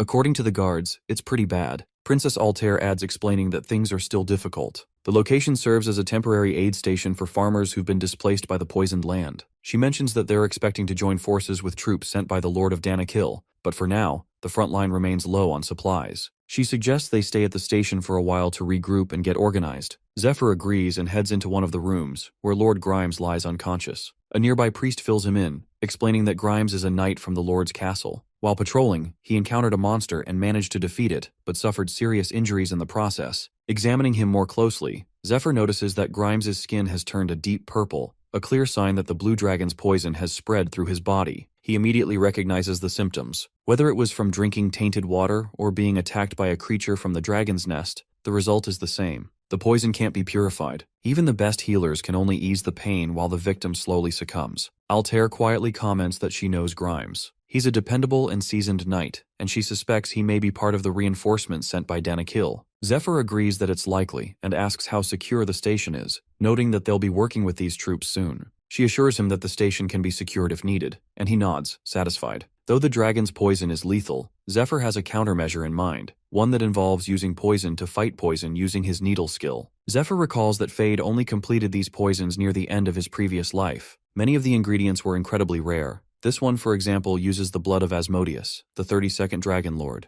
Though originally meant to melt flesh from the inside, when used carefully alongside healing magic, it can actually burn away other poisons and rapidly restore health. He explains the process to the priest that each time he inserts a needle, he should wait 3 seconds before casting a recovery spell. The priest agrees to help. Watching closely, Altair thinks about the dual nature of poison. Depending on how it's used, it can either harm or heal. She wonders if this method might work against the Blue Dragon's toxin, especially since nothing else has. Just then, her mana perception picks up movement, indicating that someone is approaching. Moments later, Regulus Danakil arrives. As the commander of the Scarecrow Knights and the Lord's eldest son, he brings several knights with him. He greets Philip Pilgrim warmly, who returns the greeting. Regulus says he saw Philip's letter to his father about launching the raid earlier than planned, and because they've known each other for so long, he feels it's only right to share something important. He admits he's been deceived by someone. The Blue Dragon raid, according to official plans, wasn't supposed to happen until a year later, and only after the Holy One of Light discovers the dragon's heart. Regulus explains that he had spies in the Third Parish to keep him informed. They've reported that the entire area is now locked down, and that Lord Lucius hasn't been seen in public for days. He stays in his room and communicates only through requests for more troops. To Regulus, this all seems suspicious. Philip chuckles, acknowledging Regulus's caution, and reassures him that his father has already promised reinforcements. He then asks if Regulus came on his own or was sent by someone. Before he can respond, Regulus abruptly changes the subject and immediately orders the aid station to be shut down. However,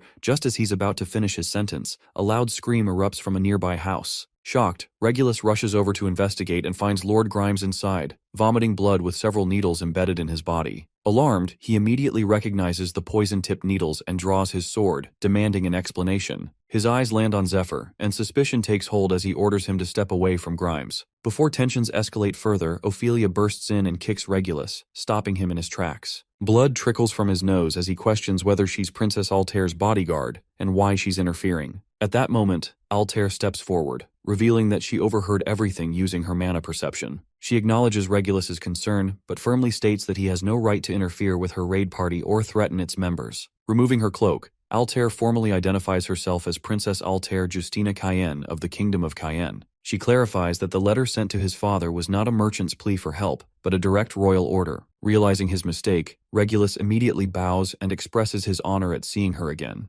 Meanwhile, Grimes, now stabilized, reaches out and grabs Zephyr's hand in gratitude. He thanks him sincerely and asks how he can ever repay him. Regulus also apologizes to Zephyr, admitting he didn't realize he was trying to save one of their elite knights. Zephyr accepts the apology and silently notes that, at the very least, Regulus takes responsibility for his mistakes, a promising trait that means he won't need to be dealt with harshly. Princess Altair then brings up their time at the academy. Zephyr realizes they must have been classmates. She recalls how other students feared Regulus because of his strict and serious personality. Still, he had a talent for noticing details others missed, which helped his team consistently outperform even the top groups, hers included. She continues, noting that now, as Junior Earl and commander of the Scarecrow Knights, Regulus remains careful and thorough, and she respects that about him. Addressing herself formally as the Grand Duchess of Lindell, Altair shares a closely guarded secret, calling him her most trusted ally. She claims that Lord Zephyr received a divine oracle from the goddess Arya and was chosen to save both the Holy One and the world from an approaching disaster. Both Regulus and Zephyr are stunned by the statement. Altair continues, explaining that their raid party had become vulnerable to infiltration by Demon Lord worshippers, but the goddess intervened. As a result, Zephyr was granted the dragon heart and entrusted with their protection. She produces a letter, which she says is from the Holy One, Lucius, confirming Zephyr's divine mission. With this, she declares that all members must follow Zephyr as they would the goddess herself. Regulus, deeply moved, pledges to serve her and support Zephyr with all his strength. Zephyr meanwhile fights the urge to laugh. The letter is forged, and he knows it, but watching Altair deliver the lie so flawlessly makes him admire her performance. Without thinking, he taps her head, a familiar gesture from their past lives that slips out unconsciously. As they talk in their own world, a mage with glasses watches them from nearby. Just like that, the raid party members at the aid station have accepted Zephyr as their commander with little resistance, though the role comes with greater responsibility. He adds that while he used acupuncture to slow the spread of the poison in the victims, the relief is temporary. Without a proper cure, the poison will return in a few days. Luckily, the ingredients they need can be found nearby. The group finally reaches the Great Forest of Elfin, a vast, untouched land in northwestern Alsan. Ned is surprised to see that the forest remains pristine, unlike the ruined farmlands they've passed. Zephyr also notes how massive the forest is, larger than several territories combined. Altair explains that the forest feels different because of its high mana concentration. Horses can't go far beyond the nearby town. The intense mana causes them to panic. Philip Pilgrim hesitates, suggesting they leave the goods outside the forest, admitting he feels uneasy. But Zephyr knows they're safer inside, recalling the threat of the smiling woman who still roams the outer lands. He wishes he could store the group in the Silver Key for their safety. He remembers the angel once telling him that the Silver Key can store people too. However, she warned him that the previous owner who tried this retrieved a companion who had gone mad, screaming like a wild animal. Altair, curious, asks why someone would lose their mind in the Silver Key. Zephyr decides not to explain. Instead, he concludes it's better to keep his companions nearby, where he can watch over them. In moments like this, he wonders whether he truly needs the Silver Key at all. Altair explains that the nearby forest town used to be home to about 50 residents from the Danakil territory. Now it serves as a frontline base, and the rest of the raid party is already stationed there. She suggests they head in that direction. Zephyr agrees, though he briefly senses something strange, like someone had been watching them from the woods. When Altair asks if something's wrong, the boy says there's something he wants to check. She remembers that the last message from the forest town came 2 days ago, sent by a carrier pigeon while they were still at the aid station. The mage, Daisy adds that the sorcerers from the magic tower had installed a device in the town that would release red smoke in case of trouble. Altair's guard confirms she's already checked for hidden enemies or shapeshifters and found nothing unusual. Regulus also seems confident that they'll be fine given their current strength, but Zephyr isn't so sure. He recalls a conversation from a past life with an elf, who once called his homeland a place filled with old, meaningless stories. Yet, whenever things got desperate, the elf would open up more. Zephyr has come to understand that despite its beauty, the great forest of Elfin is a dangerous place, one that lures people in only to consume them. Back in the present, Zephyr quietly conveys Ned to take the lead and guard the front of the caravan. Ned nods and walks ahead. As they move on, Altair points out a section of tangled bushes that mark the forest's entrance. She notes that a magical security device used to be placed deeper within the woods, beyond the forest town. Now strangely, it's been moved here. Suddenly a voice calls out from within the bushes, morphing into a monstrous face that warns the humans to leave. Zephyr grips his magical key, thinking that 2 days is more than enough time for the town to have been taken. With that, he draws the Graham's sword, declaring that the enemy has had more than enough time to occupy the bases. He questions what the monster did with the remote village people. Just as the monster is about to respond, Altair dismounts and tells everyone to wait. She then steps forward and, addressing the monstrous figure as the president of the forest, introduces herself, stating that she comes in peace and wishes to speak. The creature in the bushes responds, asking why she speaks of peace while arriving with an army. He reminds her that several warnings were already sent through carrier pigeons. Calling her the human princess, he accuses her brother of destroying any chance for negotiation. He recalls how her brother once proposed a truce. Each side would build a town and a sentry post on opposite banks of the river, with no contact, no interference, and no conflict. It was meant to mark an era of silence, sealed by a rare item as a token of cooperation. But now, he says, all they can offer intruders is death. As the roots begin to move, the group braces for a possible attack. Suddenly they erupt, sending the party members flying in all directions. Meanwhile, Zephyr reflects on the elves, long-lived beings with pointed ears and a deep connection to magic. For over 2,000 years, they've lived in the great forest of Elfin,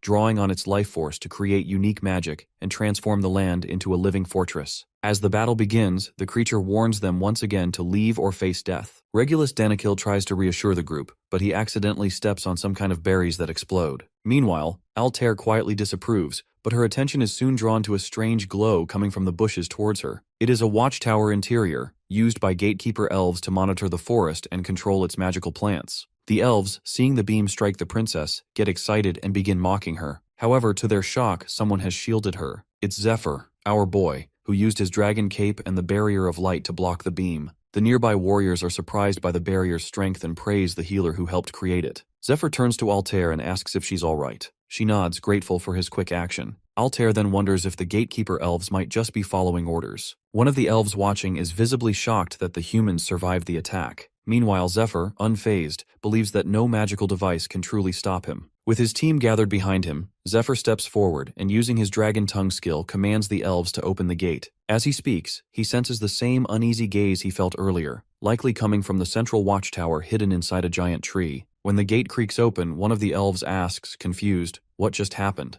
Without hesitation, Zephyr enters, quickly knocks out 2 guards, and grabs the young elf girl. Despite her young appearance, he can tell she's likely well over 100 years old. He jokes that sometimes, a conversation starts better after a good smack, but she demands that he let her go. He pauses for a moment, noticing something off. Her eyes look different than he remembers. Before he can ask, someone attacks, and he throws the girl aside in defense. She accuses the attacker of nearly killing her and warns them to control their strength. It's another elf who just attacked using a bow, but as the young girl gives him instructions, Zephyr notices him. It's none other than Dariel, the divine archer, one of the strongest archers across the 10 continents. Hearing the girl, Dariel calmly announces the exact distance to his target, 0.63 miles, and begins preparing his shot. After that, he suddenly launches an attack. Meanwhile, Altair's group is left stunned, unsure where the attack is coming from. The mage quickly takes control, using her Grea's Eye spell to summon a few long-range scouting golems to assist Zephyr, and another to trace the direction of the attack. To her surprise, she discovers it wasn't a spell. It was an arrow, fired from over half a mile away with incredible precision. Back at the clearing, the arrow is about to hit our boy, but he deflects it with his sword.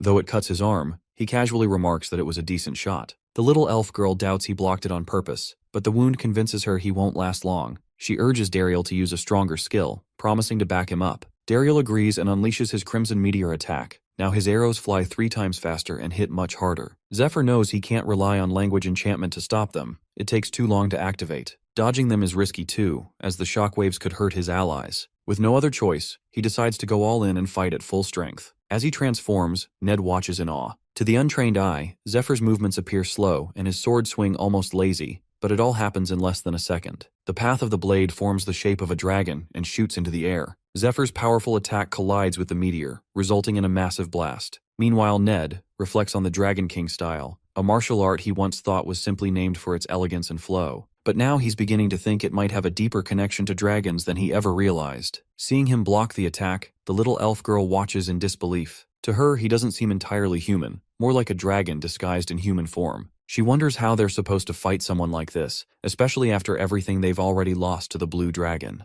A memory flickers in her mind, sitting by her mother's bedside, crying over the family's losses. Back in the present, she lowers her head and admits defeat. She says they won't fight anymore and asks Zephyr whether he's truly human or something else. Either way, she's willing to give him anything he wants if he agrees to help them. As she pleads, the rest of the group makes their way toward them. Meanwhile, Zephyr has already decided to help her. Inside, the elf head grabs Lord Grimes's hand, surprised to see the knight still standing after being poisoned by the blue dragon. Though some traces of the poison remain, he has never seen a detoxifier that powerful. Regulus Danikil stays worried. Grimes isn't fully healed and walking around won't help, but Grimes insisted on coming. He wanted to prove the antidote worked, no matter the risk. To him, that kind of resolve is what makes a true knight. Meanwhile, the elf head introduces himself as Heron, a high elf elder, and points out the two high elves Zephyr fought earlier, Dariel, standing to his left, and Kiara. Zephyr recalls that high elves are considered part of the ruling class. Their unique pupils often hint at rare magical abilities from birth. He also notes that Kiara seems different from the one he knew in his past life,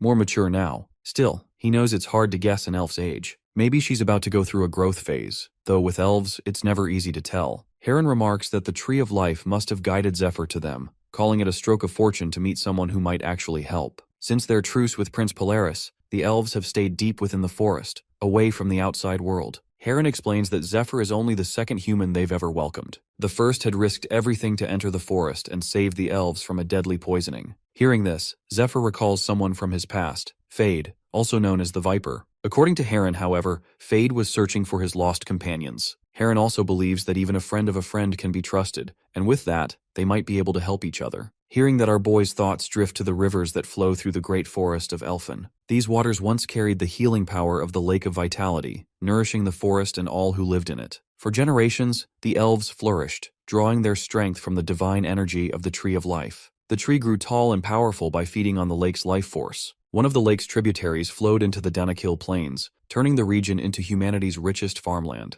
But things changed when the blue dragon made its nest in the lake. The once pure water turned toxic, poisoning the rivers and slowly spreading corruption across the forest. The sickness now threatens not only the elves but the nearby human lands as well. A few days earlier, at Lindell Fortress, Zephyr's group had gathered to go over their strategy. Edwin explained their plan to raid the Blue Dragon's nest, which would involve both their team and the troops based in Danakil. He emphasized the need to gain the elves' support, but admitted he wasn't sure they would agree. Princess Altair challenged his doubt, asking why he lacked confidence in her. Edwin responded calmly, explaining that it wasn't her skills he doubted. He was simply unsure how the elves would respond to the crisis. While it was clear the elves were in a tough position and might be open to cooperation, Edwin knew the real obstacle wasn't them. The bigger problem, he said, would be getting the people of Danakil to agree. He explains that for those living far from the elven borders, elves are seen as something out of legends, mythical beings from fairy tales. But people who live near the edge of elven territory have a very different view. To them, the elves have always been a threat, often compared to wild beasts like wolves or boars. Over time, that tension grew until it finally broke out into open hostility. He continues, saying that 4 years ago, just 1 year before the Blue Dragon appeared,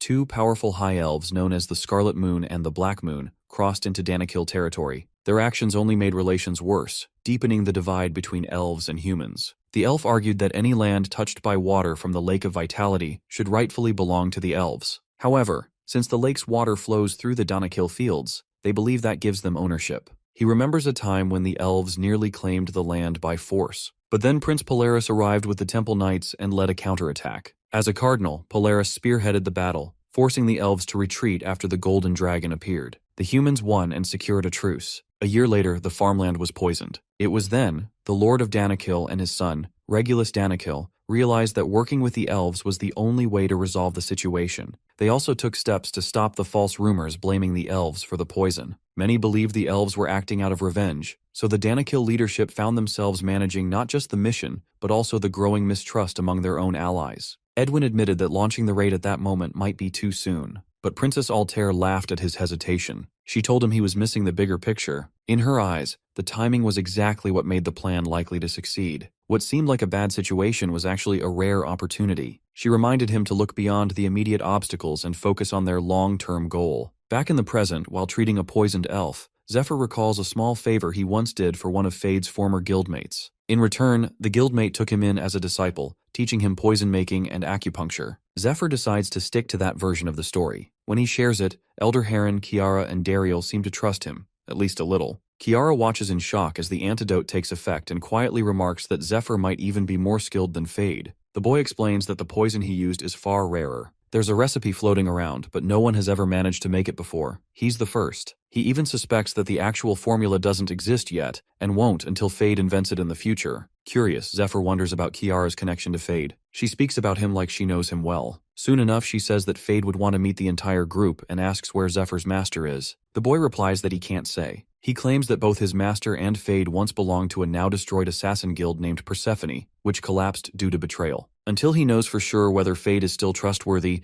he says he won't reveal anything more. Kiara understands and responds that she also can't share everything for the same reason. Then Dariel speaks up, revealing that Fade had already visited a year ago. After hearing rumors about the poisoned lands, he reached out to an old guildmate and came to investigate. Hearing that, Kiara tried to shut him up, which annoyed him, and he casually lifted her up while calling her out. Watching the argument unfold, Elder Heron thinks about how bad things have gotten. For the past year, the poisoned elves have survived only because of the small doses of deadly poison that Fade left behind. That supply is nearly gone. He remembers the painful choices they've had to make, deciding who would receive treatment and who would be left to die. In his eyes, Zephyr's arrival is nothing short of a miracle. Without him, the elves might have been torn apart by civil war. Now Heron sees a spark of hope. Not only can Zephyr neutralize the dragon's poison, but his strength might even match or exceed Dariel's. If they can earn his full support, Heron believes there's a chance they could recover the Queen's last sealed box, still hidden deep within the poisoned lands. 3 years ago, a powerful elf woman got her hand on the last of the sealed boxes hidden within the 12 towers. She claims that with this, they finally have enough strength to form a new kingdom.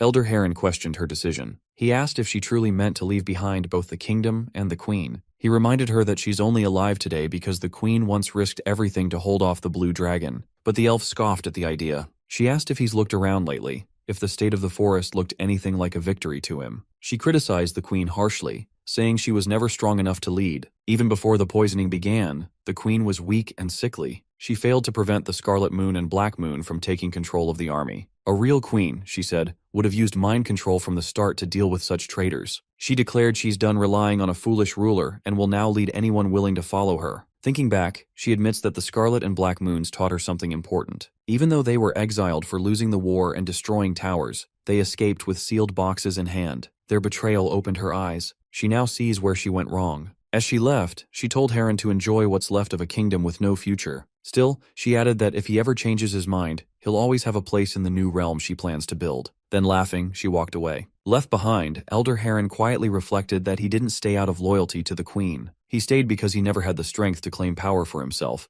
not without one of the sealed boxes. Looking back now, he thinks he chose the wrong side. He admits he once considered training Dariel to be his ally, as the young elf has real talent. But Dariel is too loyal. He could never betray his mother, the Queen. If he ever found out about Heron's real intentions, to leave once he had a sealed box, he'd probably have him imprisoned without hesitation. Because of that, Heron sees the current situation as a rare opportunity. As the head walks Zephyr and Altair through the main building, he reveals that he truly believes the dragon must be slain, not just for the elves, but for the humans as well. While he fully supports that goal, he also notes that most of the other high elves have already abandoned their duties. Only a handful of capable fighters remain, and even they are barely holding on. He explains that he already sent scouts across the river a few days ago to search for possible resettlement sites. Those scouts ended up capturing some prisoners in a nearby forest town, but he assures them they were treated fairly and will be released soon. For now, he goes along with the Alliance while keeping his true goals hidden. Inside, he wonders about the tower where the last sealed box is kept. The area around it is far too dangerous to approach because of how badly it's been contaminated. However, with Zephyr's rare ability to neutralize the poison,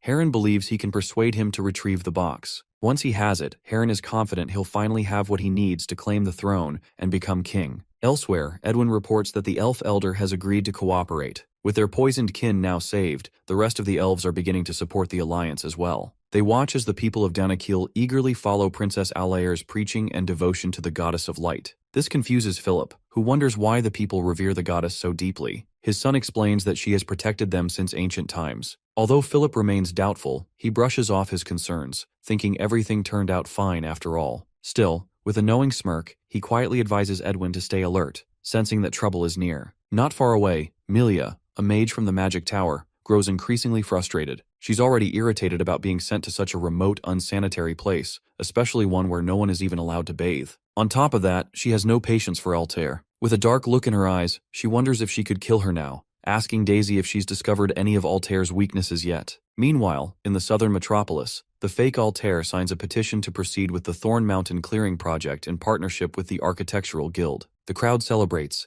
and she pretends to be excited about turning the mountains into farmland. After wrapping up the announcement, she asks for leave to continue her work. While the real one carries out their missions, the fake Altair stays focused on pushing the mountain clearing plan forward. However, hidden among them are demon lord worshippers in disguise, ready to sabotage the project. But it doesn't matter. This plan was only a cover for the real objective. Zephyr knows that if anyone investigates closely, they'll eventually discover Altair is an imposter. Fortunately, the demon lord worshippers seem distracted by their own internal problems, especially with one of the 12 apostles' positions left vacant. It's the perfect opening to move forward. Back in the forest, Kiara leads the group to a magical plant called Flora, designed to produce food and water based on coded input. But the plant is now malfunctioning due to poison contamination. Instead of helping, it's turned into a monster-producing factory surrounded by toxic mist. This makes the elves fear for their village. The poison has already pushed them back from the forest center, and if it spreads further, their home may be lost. Daryl remembers that while Zephyr helped them stabilize the poison, his mother was hit by the worst of it,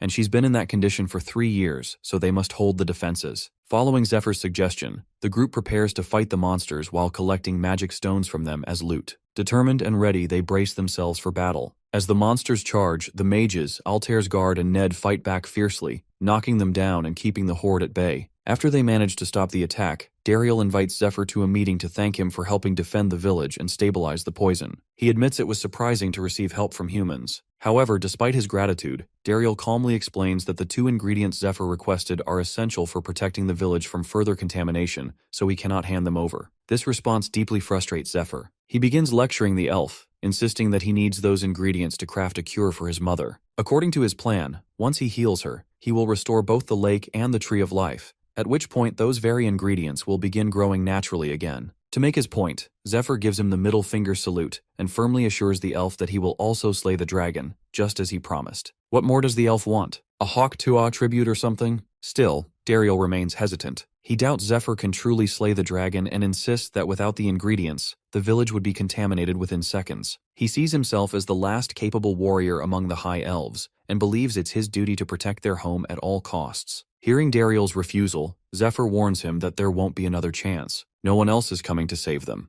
Not from the Blue Dragon, and not from the Queen's illness. All the humans have lost their minds, so asking them for help is pointless. Zephyr even is sacrificing his own blood to make an antidote for the poison, yet they still don't trust him. Stepping closer, Zephyr urges Daryl to open his eyes. This isn't something they can hesitate on. It requires full commitment. Agitated, Daryl challenges him to settle it through combat. As Daryl strikes, a sudden burst of light flashes into the sky. Altair watches in shock, surprised they would use their full skills in such a confined space. But to her surprise, the two vanish into the dust. Inside the dust cloud, Daryl tried to prove his point by aiming his strongest shot at Zephyr. But even that attack can't pierce Zephyr's dragon-like scales. Though Daryl also wants to defeat the dragon, deep down he knows the task might be impossible. Seeing him tear up, Zephyr tells him to get up. Then, to everyone's surprise, he snaps his bow in half, calling it useless. But before the moment grows too bitter, he assures Daryl that he'll craft something better for him, and warns him to hold back his tears, because once he sees the new items, he won't be able to stop them.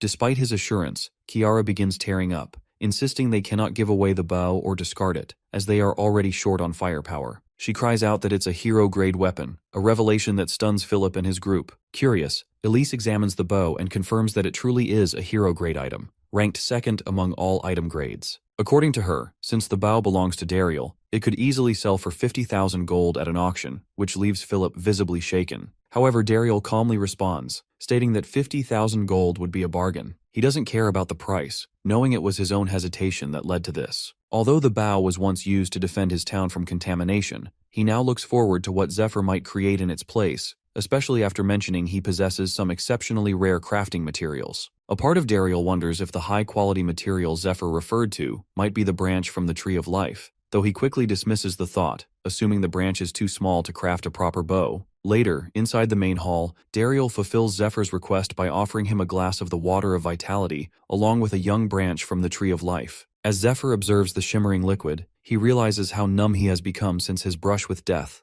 Nothing seems to stir him anymore. Yet, this water before him radiates a beauty that momentarily awakens something inside. Just as Zephyr prepares to drink, Dariel reminds him that it's the last remaining cup. Still, he remains hopeful that if their raid succeeds, they will take control of the Lake of Vitality and gain access to a plentiful source. Zephyr confidently assures them and quickly gulps down the Water of Vitality in one go. Suddenly, a burst of glowing energy erupts within his body. To his excitement, it begins to merge with his effectiveness-boosting perk, amplifying the potion's effects even further. In this empowered state, he immediately initiates dragonification and activates mana flow. He knows he must grow stronger, as the conditions for the upcoming dragon raid are far harsher than those of the princess raid they recently completed. The area surrounding the dragon is enveloped in a massive, poisonous field, and at its center lies the beast itself, the dragon, king of beasts. Zephyr understands that no ordinary human can face such a foe. To stand a chance, he must enhance his dragon heart, and the vitality-infused water is the key to that transformation. Watching this unfold, Altair recognizes the risk. She knows that although the dragon heart must be strengthened slowly and with care, they no longer have the luxury of time.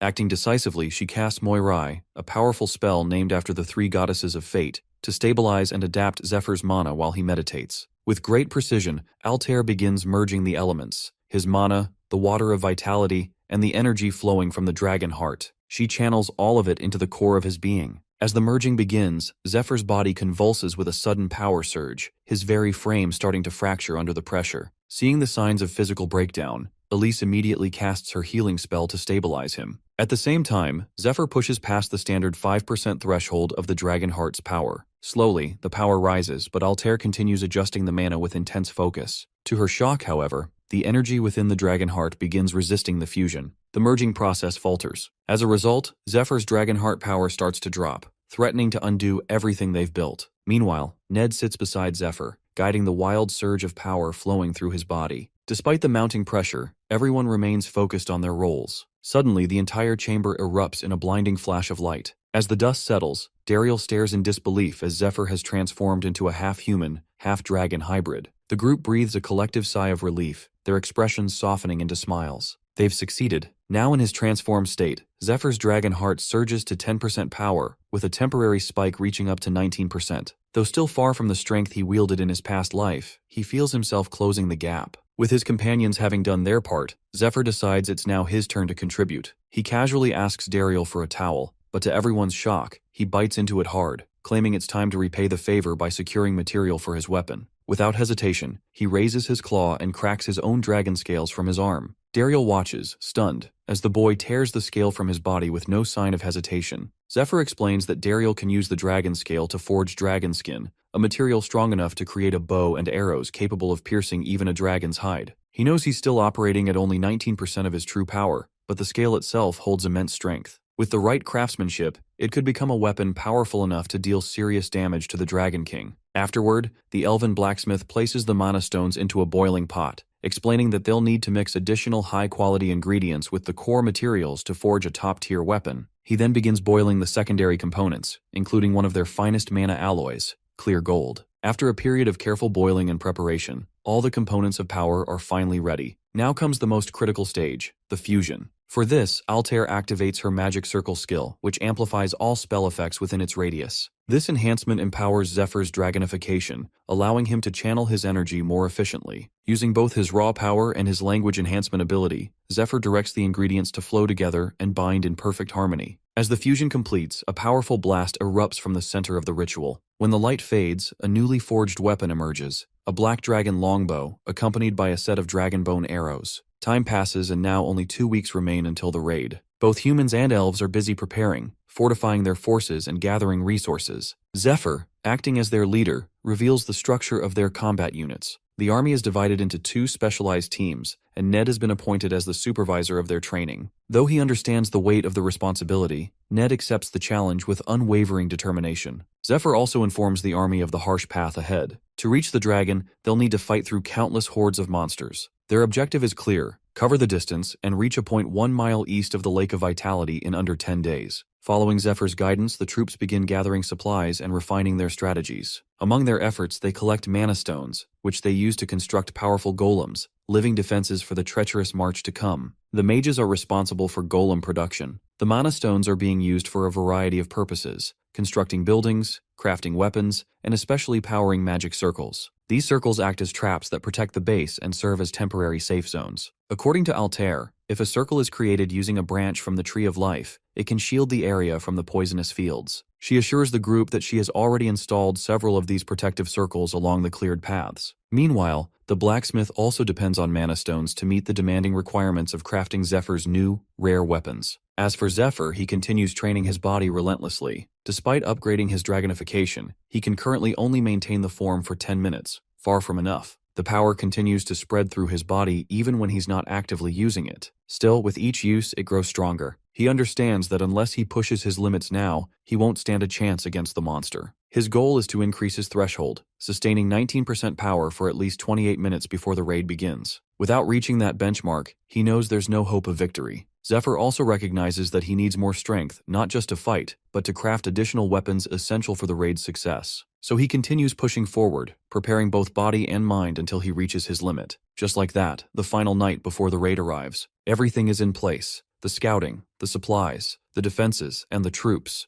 Zephyr gives a final order for everyone to rest well and prepare their bodies for what lies ahead. As the exhausted troops retreat to their quarters, Zephyr and his closest companions gather inside their tent, savoring warm, hearty steaks in silence. Ned watches in disbelief as Zephyr devours his food like a pig. Once finished, Zephyr quietly rises and takes his leave from the tent. Seeing him go, Altair quickly follows, offering the excuse that she's tired and needs to rest. Ophelia moves to follow Altair, but Ned grabs her arm, reminding her they still have sparring to do. She protests in anger, insisting she never agreed to that, but Ned pushes her toward the training ground regardless, unwilling to let her off the hook. Meanwhile, Altair walks toward Zephyr's tent, her thoughts drifting to everything that has changed since he entered their lives. From the moment he appeared, things that once seemed impossible began unfolding right before them. She remembers how everyone mocked her when she announced the dragon raid. Letters sent to nobles and foreign rulers were all returned, rejected. Even the other parishes refused aid. Her own brother turned against her, warning that any rash move would get her framed for conspiracy. Not even the adventurers were willing to help.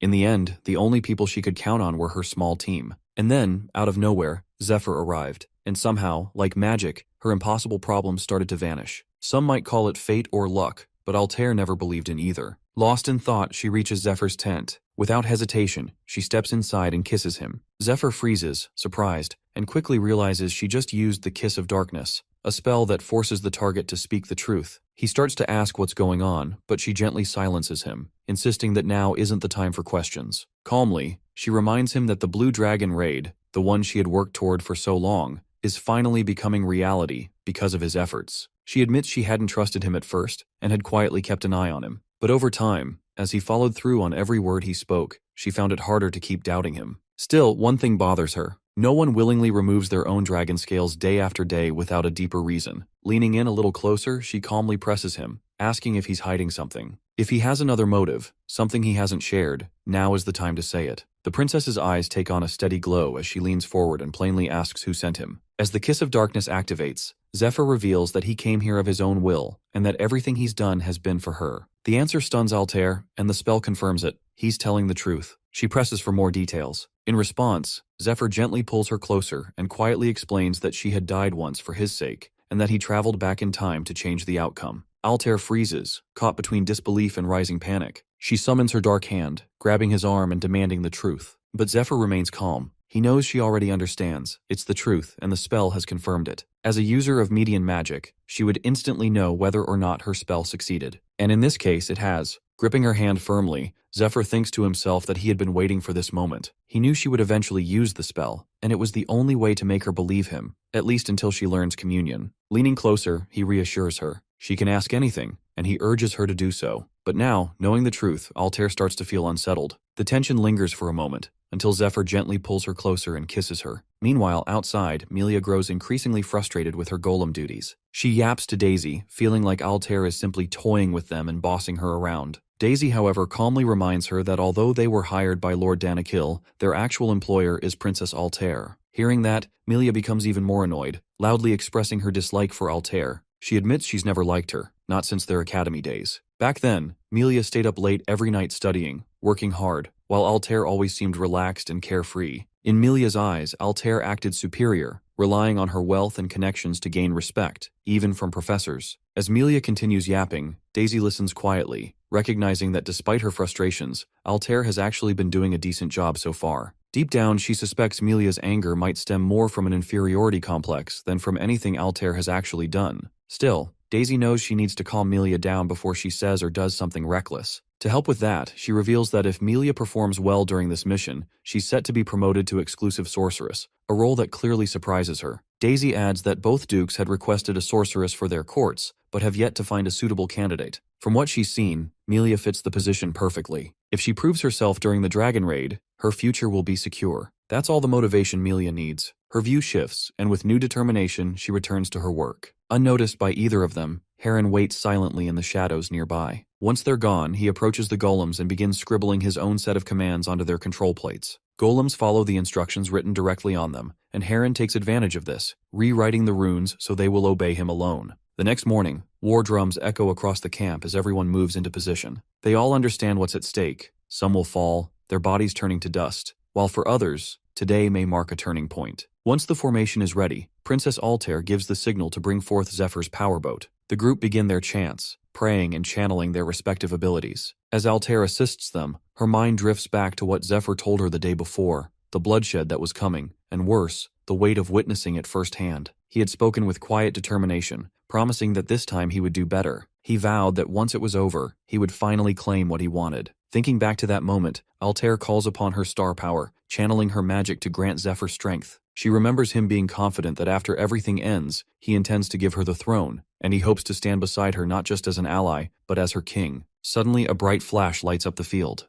Zephyr appears out of it, fully transformed into his dragonification form. With that, the Blue Dragon raid begins. Their party consists of 225 members, with healers and long-range attackers like Melia and Dariel positioned in the backline, alongside support units including Altair and other mages. Guarding the rear squad are Ned and Ophelia, bringing the rear guard's count to 224 out of 225. At the front stands the vanguard, Zephyr, ready to lead the charge. As the raid begins, he instantly leaps into the air and surges forward. He knows the formation is unusual, almost reckless, but it's their best shot at completing the raid successfully. The closer he gets to the lake, the thicker the dragon poison fog becomes. That's the reason he positioned everyone else in the rear, away from the contaminated zone. Zephyr, on the other hand, is prepared. He has the Gold Tears potion, his effectiveness boost spell, and his dragonification, all giving him enough resistance to survive and fight within the poison zone. He's effectively the only one capable of operating properly inside the lake's radius. As massive monsters appear in his path, Zephyr activates his electric acceleration spell and charges straight into them. Using his massive sword, Graham, along with his dragon claws, he unleashes a powerful slash that cuts through most of them in a single strike. Pushing through the wave of enemies, he realizes he's approaching the lake and shouldn't waste time dealing with low-tier monsters. Without slowing down, he summons golems stored in his inventory and places tombstones that disperse mana wavelengths within a small radius, designed to draw enemies and keep them from interfering with his advance. Zephyr places one tombstone every 100 meters to cover the entire area, creating a mana road. This pathway allows magic from the main camp to travel through it all the way to the front lines, though the effect will be halved by the time it reaches the end. The team also uses strengthening magic on the golems, allowing them to control the constructs remotely through the tombstones. Despite the intensity of the raid, Daisy seems unusually excited, mainly because Altair finally approved her thesis. The proposal had been deemed costly by the Magic Tower, but Altair's green light gives Daisy a rare boost of confidence. Kiara, too, stays engaged. She deploys a Cyclops to accompany Zephyr for scouting, which makes her optimistic. With its help, they can easily circulate real-time attack coordinates. However, the moment they lay eyes on the polluted Tree of Life, the contaminated lake, and the dragon, their optimism fades. The scene feels different from 3 years ago. Back then, the dragon had growled instantly at the first hint of a presence. Now it stays silent, unmoving, and that silence unsettles them more than any roar could. They recall Zephyr previously questioning the strangeness of a territorial dragon remaining idle in one place. especially in a forest teeming with intruders. That thought returns to Kiara now. As she reflects, she realizes something they all overlooked. What if the dragon came to the lake for a reason? Meanwhile, Zephyr reaches close to the dragon and feels a sense of relief. As expected, the creature remains quiet, which works in his favor as he's already used up 2 minutes of dragonification just flying there. With the remaining time, he gets to work. He summons black dragon chains and wraps them around a large branch near the Tree of Life to anchor himself, then charges directly toward the sleeping dragon. He's already informed the others and is certain of one thing: the dragon isn't actually a poison type. The last recorded appearance of a blue dragon was 600 years ago. Despite lying in a lake known for its healing properties, this one is poisoning everything around it.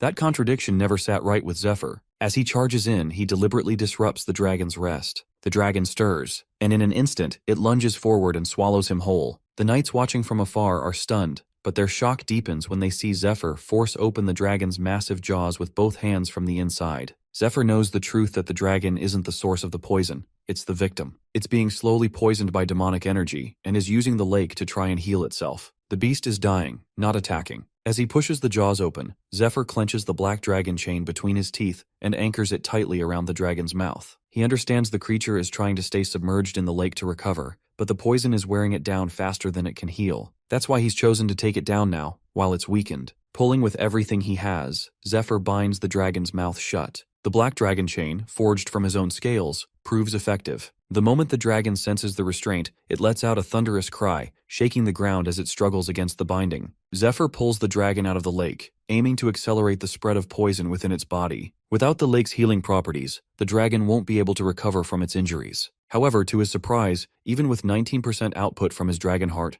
the creature resists. Its strength is greater than he expected. Not one to back down, Zephyr adjusts quickly. He draws Graham and slashes the inside of the dragon's jaws, where the tissue is softer than the outer scales. Suddenly, a momentary lapse in focus costs him. The dragon charges forward, jaws wide open, and manages to pin him against the Tree of Life with its mouth. Before Zephyr can react, the dragon releases a burst of its dragon breath directly at him. From the rear lines, the others watch in alarm. The same devastating beam had once burned part of their forest, and now it's aimed at their leader. Altair immediately senses the urgency and calls for everyone to prepare their skills. Still, deep inside, she believes Zephyr is unharmed. She, and even the dragon, notice something strange. Despite trapping Zephyr between its teeth, the dragon doesn't actually feel anything solid between them. There's only the faintest tingle just before it breathes. That's because Zephyr has already activated his silver key. The key allows him to teleport between the same entry and exit point. Once inside the dragon's mouth, he deliberately uses it to vanish before the breath hits, and reappear right after it ends. With perfect timing,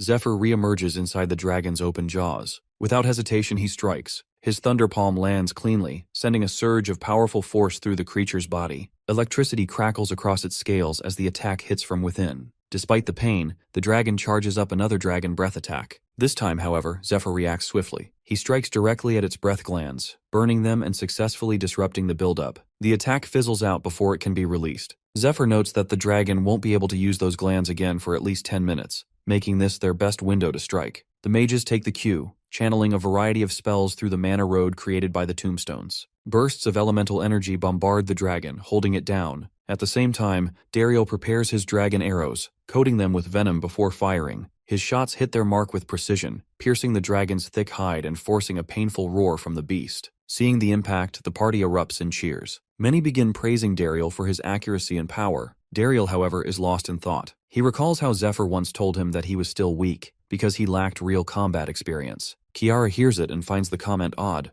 Zephyr looks younger than Dariel, yet speaks with the confidence of someone who's seen countless battles. Dariel, meanwhile, grows more curious about what the boy really meant. He suspects the meaning may not lie in this raid alone, but perhaps in something tied to his future path. Back in the moment, the arrows explode on impact, further damaging the dragon. Dariel doesn't celebrate. He simply watches, aware that this battle is just a stepping stone. The blue dragon isn't their final challenge. Kiara, observing Dariel's composure and focus, realizes that he's finally beginning to find his footing, just like he had once done in the past. As a child, Dariel never dreamed of being king. His ambitions were different, but now his resolve is returning. Zephyr, seeing Dariel's arrows actually hurting the dragon, feels a sense of relief. But even now, he isn't sure how they're going to finish it off. Zephyr tries to tear into the dragon's body, aiming to enter through the wound, but his hand suddenly stops just as it's about to slip inside. It feels like something invisible is gripping him, holding him back. At the same time, from the rear, Altair sees something that shakes her to the core. Without hesitation, she calls out to the party, ordering them to stop their attacks and switch to a defensive stance. The mana road is shifting. Its direction is changing. She quickly recalls Zephyr's briefing.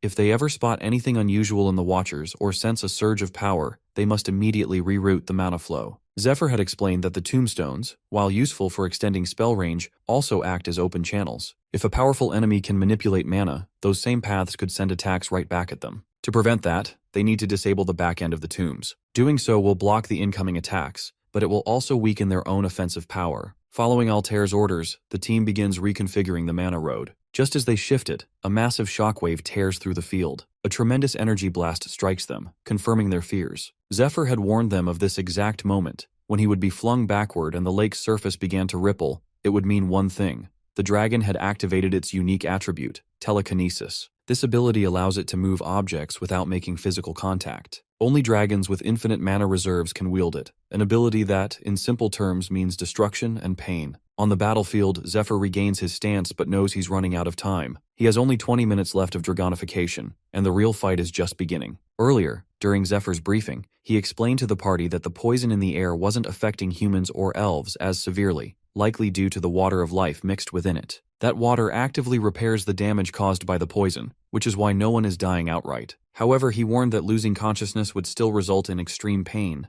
Zephyr also pointed out that the same effect applies to the dragon. Because of the constant internal pain, the beast remains partially dazed and might not be able to activate its unique abilities right away. Kiara, recalling past raids, finds this unusual. In those battles, the monster's attacks had grown more repetitive over time, something that always felt off. Zephyr explained that this was their window of opportunity. The moment they deal enough damage to break the creature out of its daze, it will regain clarity, and that's when it will activate its real powers. That's when the true battle will begin. Now back on the field, Zephyr stands in front of the massive, wheezing dragon shrouded in purple energy. He draws Graham, his sword. The dragon's eyes fixate on it and widen in recognition. It remembers the blade, it remembers Georgios, and now it realizes that it's him again. Meanwhile, chaos briefly erupts in the rear squad, but they quickly regain formation. Altair and the mages manage to redirect the mana roads, successfully cutting off the feedback loop of the dragon's counterattacks. The rear squad is safe, at least for now. However, even with that defensive advantage, they all begin to understand a harsh truth. Despite their efforts, despite the strategy,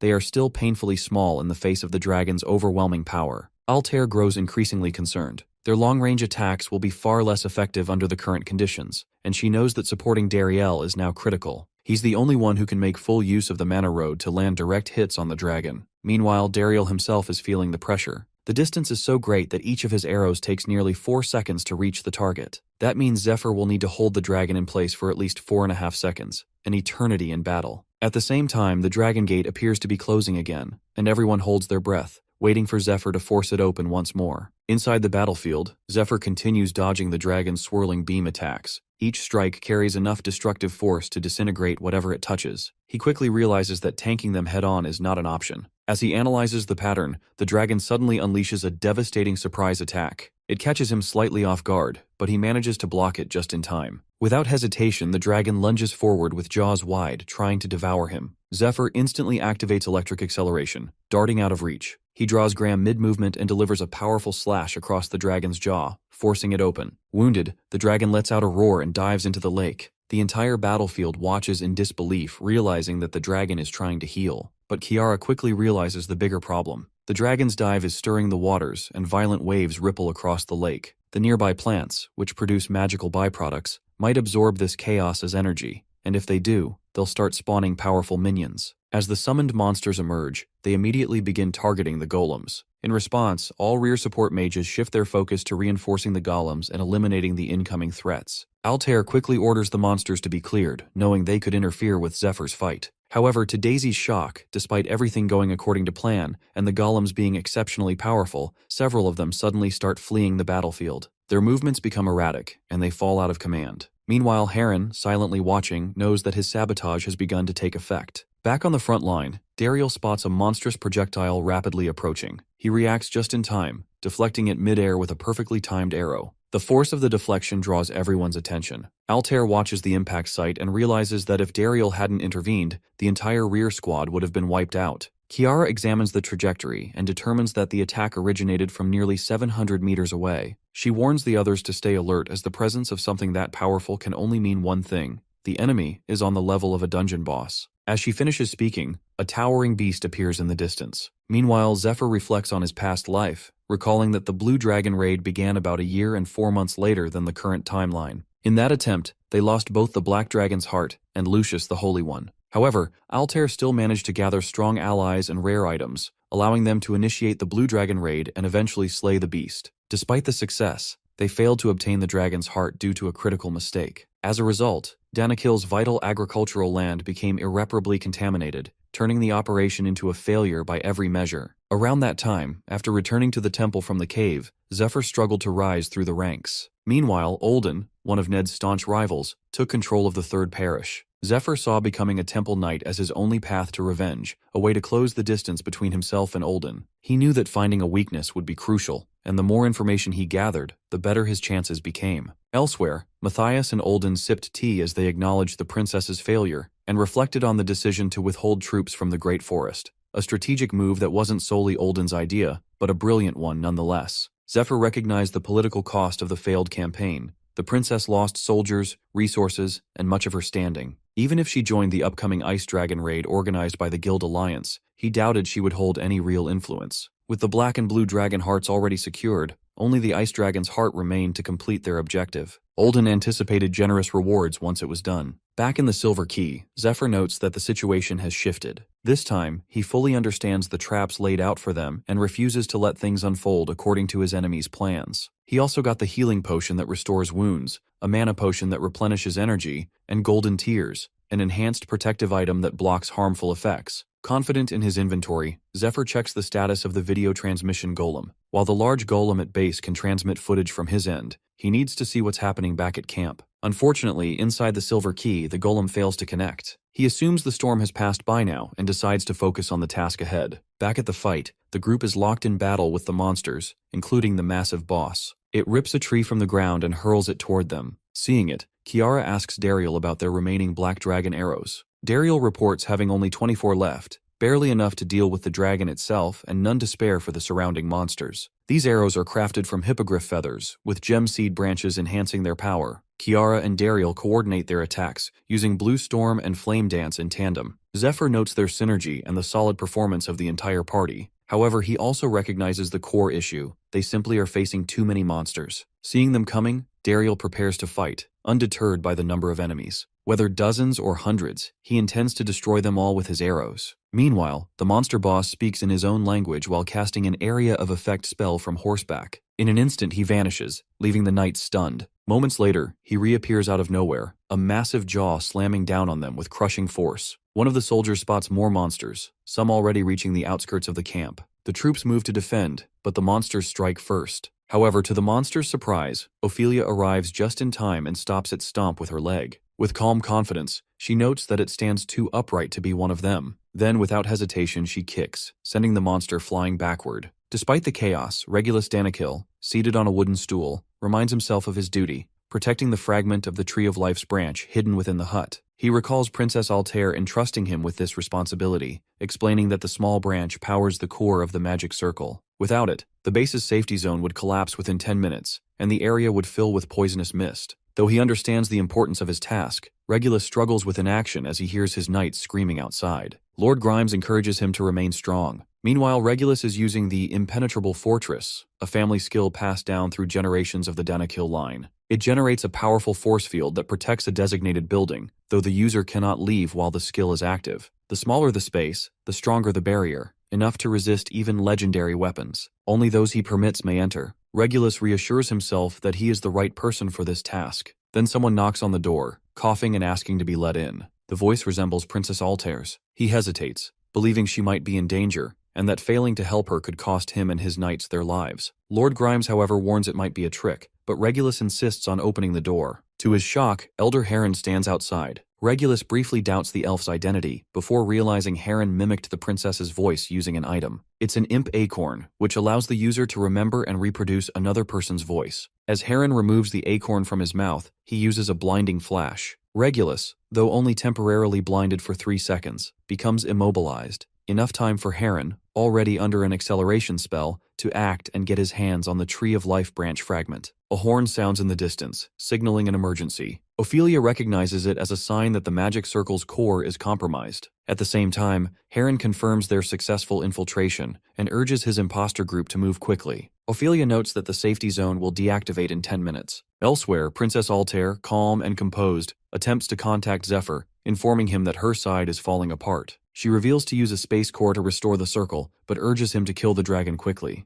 Zephyr, hearing this, doubts he can finish the fight in less than 10 minutes. He considers whether a reward might help motivate him. Hearing that, she offers him last night's unfinished work if he takes down the dragon in 10 minutes. That's all the motivation he needs. He ends communication and shifts into action. Meanwhile, he notices the blue dragon's breathing sacs beginning to recover, restored by the water, likely in preparation for another breath attack. As he seems momentarily distracted, the dragon suddenly bursts from the water, ready to strike. But he reacts just in time, summoning the stake of Fath and slamming it down on the creature. He borrowed the weapon from Lucius, who, despite concerns about the debt it carried, agreed to lend it. He then activates the Watcher Golem and signals the rest of the squad to follow his lead. Determined to end it within 10 minutes, he now sees the monster as nothing more than dead meat. Back in the forest, the imposters cheer over how easily they succeeded, but the mage controlling the golems quickly silences them. She struggles to maintain the copied magic circle and recalls Altair's instructions about the activation requirements for her skill, Mock Board. Though she successfully copied the magic circle of purification from Altair's earlier briefing, she now finds it difficult to keep it stable. She warns the others that, being a copy spell, she can only use it once, and urges them to move quickly. Their goal remains clear. They are heading toward the final sealed box, which contains the seed of the Tree of Life, essential to founding their new empire. Stopping there, Heron thanks his teammates, who reassure him that they are honored to follow a leader like him. Yet, deep inside, Heron harbors other intentions he does not reveal. Back at the battlefield, the elf warriors begin to falter after their elder retreats. From a safety bunker, Philip and his son watch the situation unfold with concern, feeling helpless. They know they did everything they could,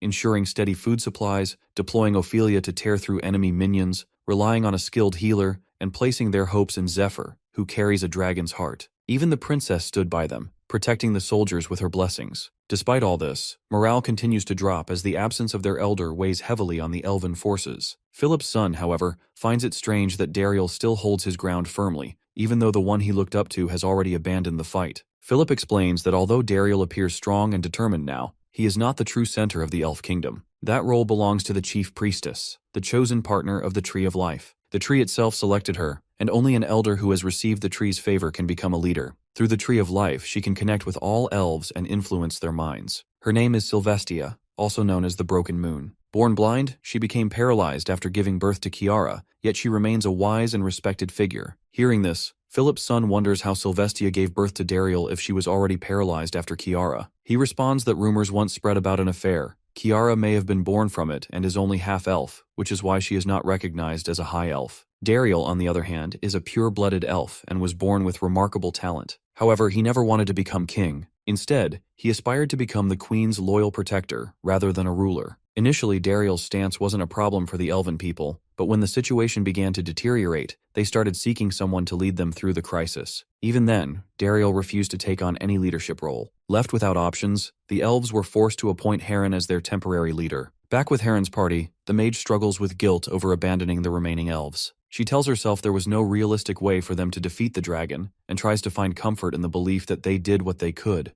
especially while Dariel chose to turn away from them. They sent their Black and Silver Moon units into human lands 4 years ago, sparking a war. In the process, they lost a precious item and allowed part of the forest territory to fall into enemy hands. The blue dragon soon appeared, taking control of the lake, and the strongest moon elf departed with the seed box, leaving Heron behind to manage a broken kingdom. The one who left stood no chance against poison, and even Dariel ignored the situation, choosing not to intervene. Then Altair arrived in the forest, accompanied by a dragon-like warrior, requesting an alliance. To the mage, it all feels like a facade. She believes they lack the strength to stand as equals with humans, and even if they do manage to defeat the dragon, the elven kingdom is already lost. Overwhelmed by the thought, she begins to cry, realizing Dariel truly abandoned them, leaving them with no real hope. What they're doing now, she tells herself, is for the sake of finding a new one. As they reach the tower containing the Tree of Life's seed, Heron looks ahead with determination. He plans to plant the seed far away from this place, hoping the new tree will eventually choose him,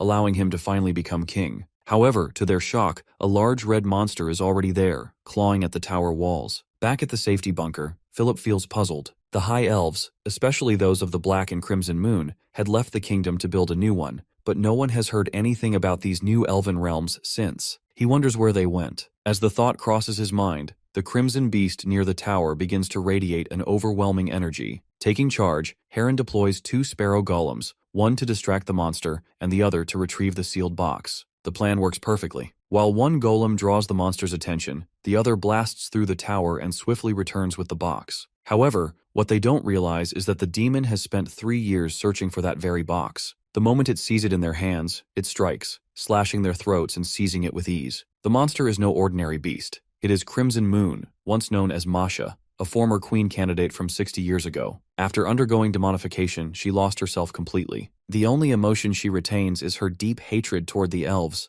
3 years earlier, both the Crimson and Black Moons were brought to their knees by the master of the Demon Lord worshippers. Furious that they had dragged humanity into war, he punished them. In that moment, he revealed 2 stones of revelation, powerful relics known to transform their wielders into powerful demons. He explains to the smiling woman standing beside him that the stones are braided with the same parasitic worms, yet each one grants different powers after demonification. The process isn't always successful, and the master believes its outcome depends on the hatred, anger, and greed within the heart. The stronger these distortions, the more powerful the transformation becomes. With that, the master begins to remind the Moon siblings of their resentment toward the elves, those who stole their future and took everything from them. He offers them the stones, and in an instant, with a violent surge of energy, they undergo demonification and transform into monstrous beings. Watching the transformation, the smiling woman questions the master's true intentions, but he simply claims he had none. Then, without warning, he snaps his fingers and summons the 12 apostles of the demon god cult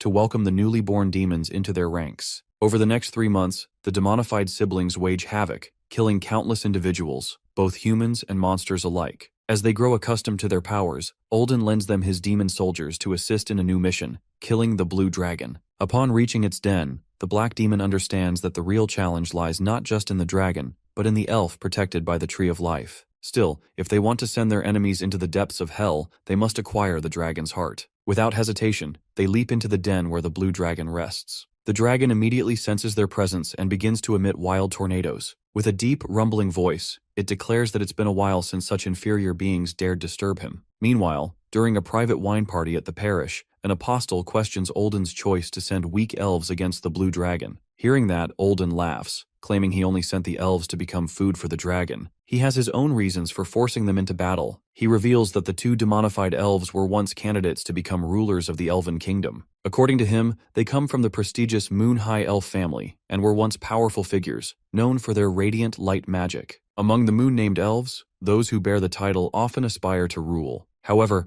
the one chosen to be queen was blind and crippled, something the siblings could never accept. To their shock, despite her physical condition and her involvement with a human, she was chosen as queen, even though she had never received the formal training of a ruler candidate. As the rest of the elves celebrated, the Moon siblings stood in disbelief. With her appointment, they lost their chance at leadership. After their demonification, they also lost their wisdom and clarity. The apostles of the Demon Lord cult notes that perhaps they started the war so others would recognize their strength. But according to Olden, they failed miserably. As a result, they were exiled from Elven society, but not before stealing the seed of the Tree of Life. In their final confrontation before exile, they were defeated by a young elf who had barely earned his moon title. They only managed to escape with their lives. Olden then questions what any the apostle would do if his own people rebelled or abandoned him. The answer is simple: he would kill them no matter what. And to prove his point, Olden says that's exactly what he has done. Back in the dragon's den, the Blue Dragon manages to gulp down the Black Moon. Olden, watching from afar, knows that the Moon siblings are now driven entirely by the desire for revenge against the elves,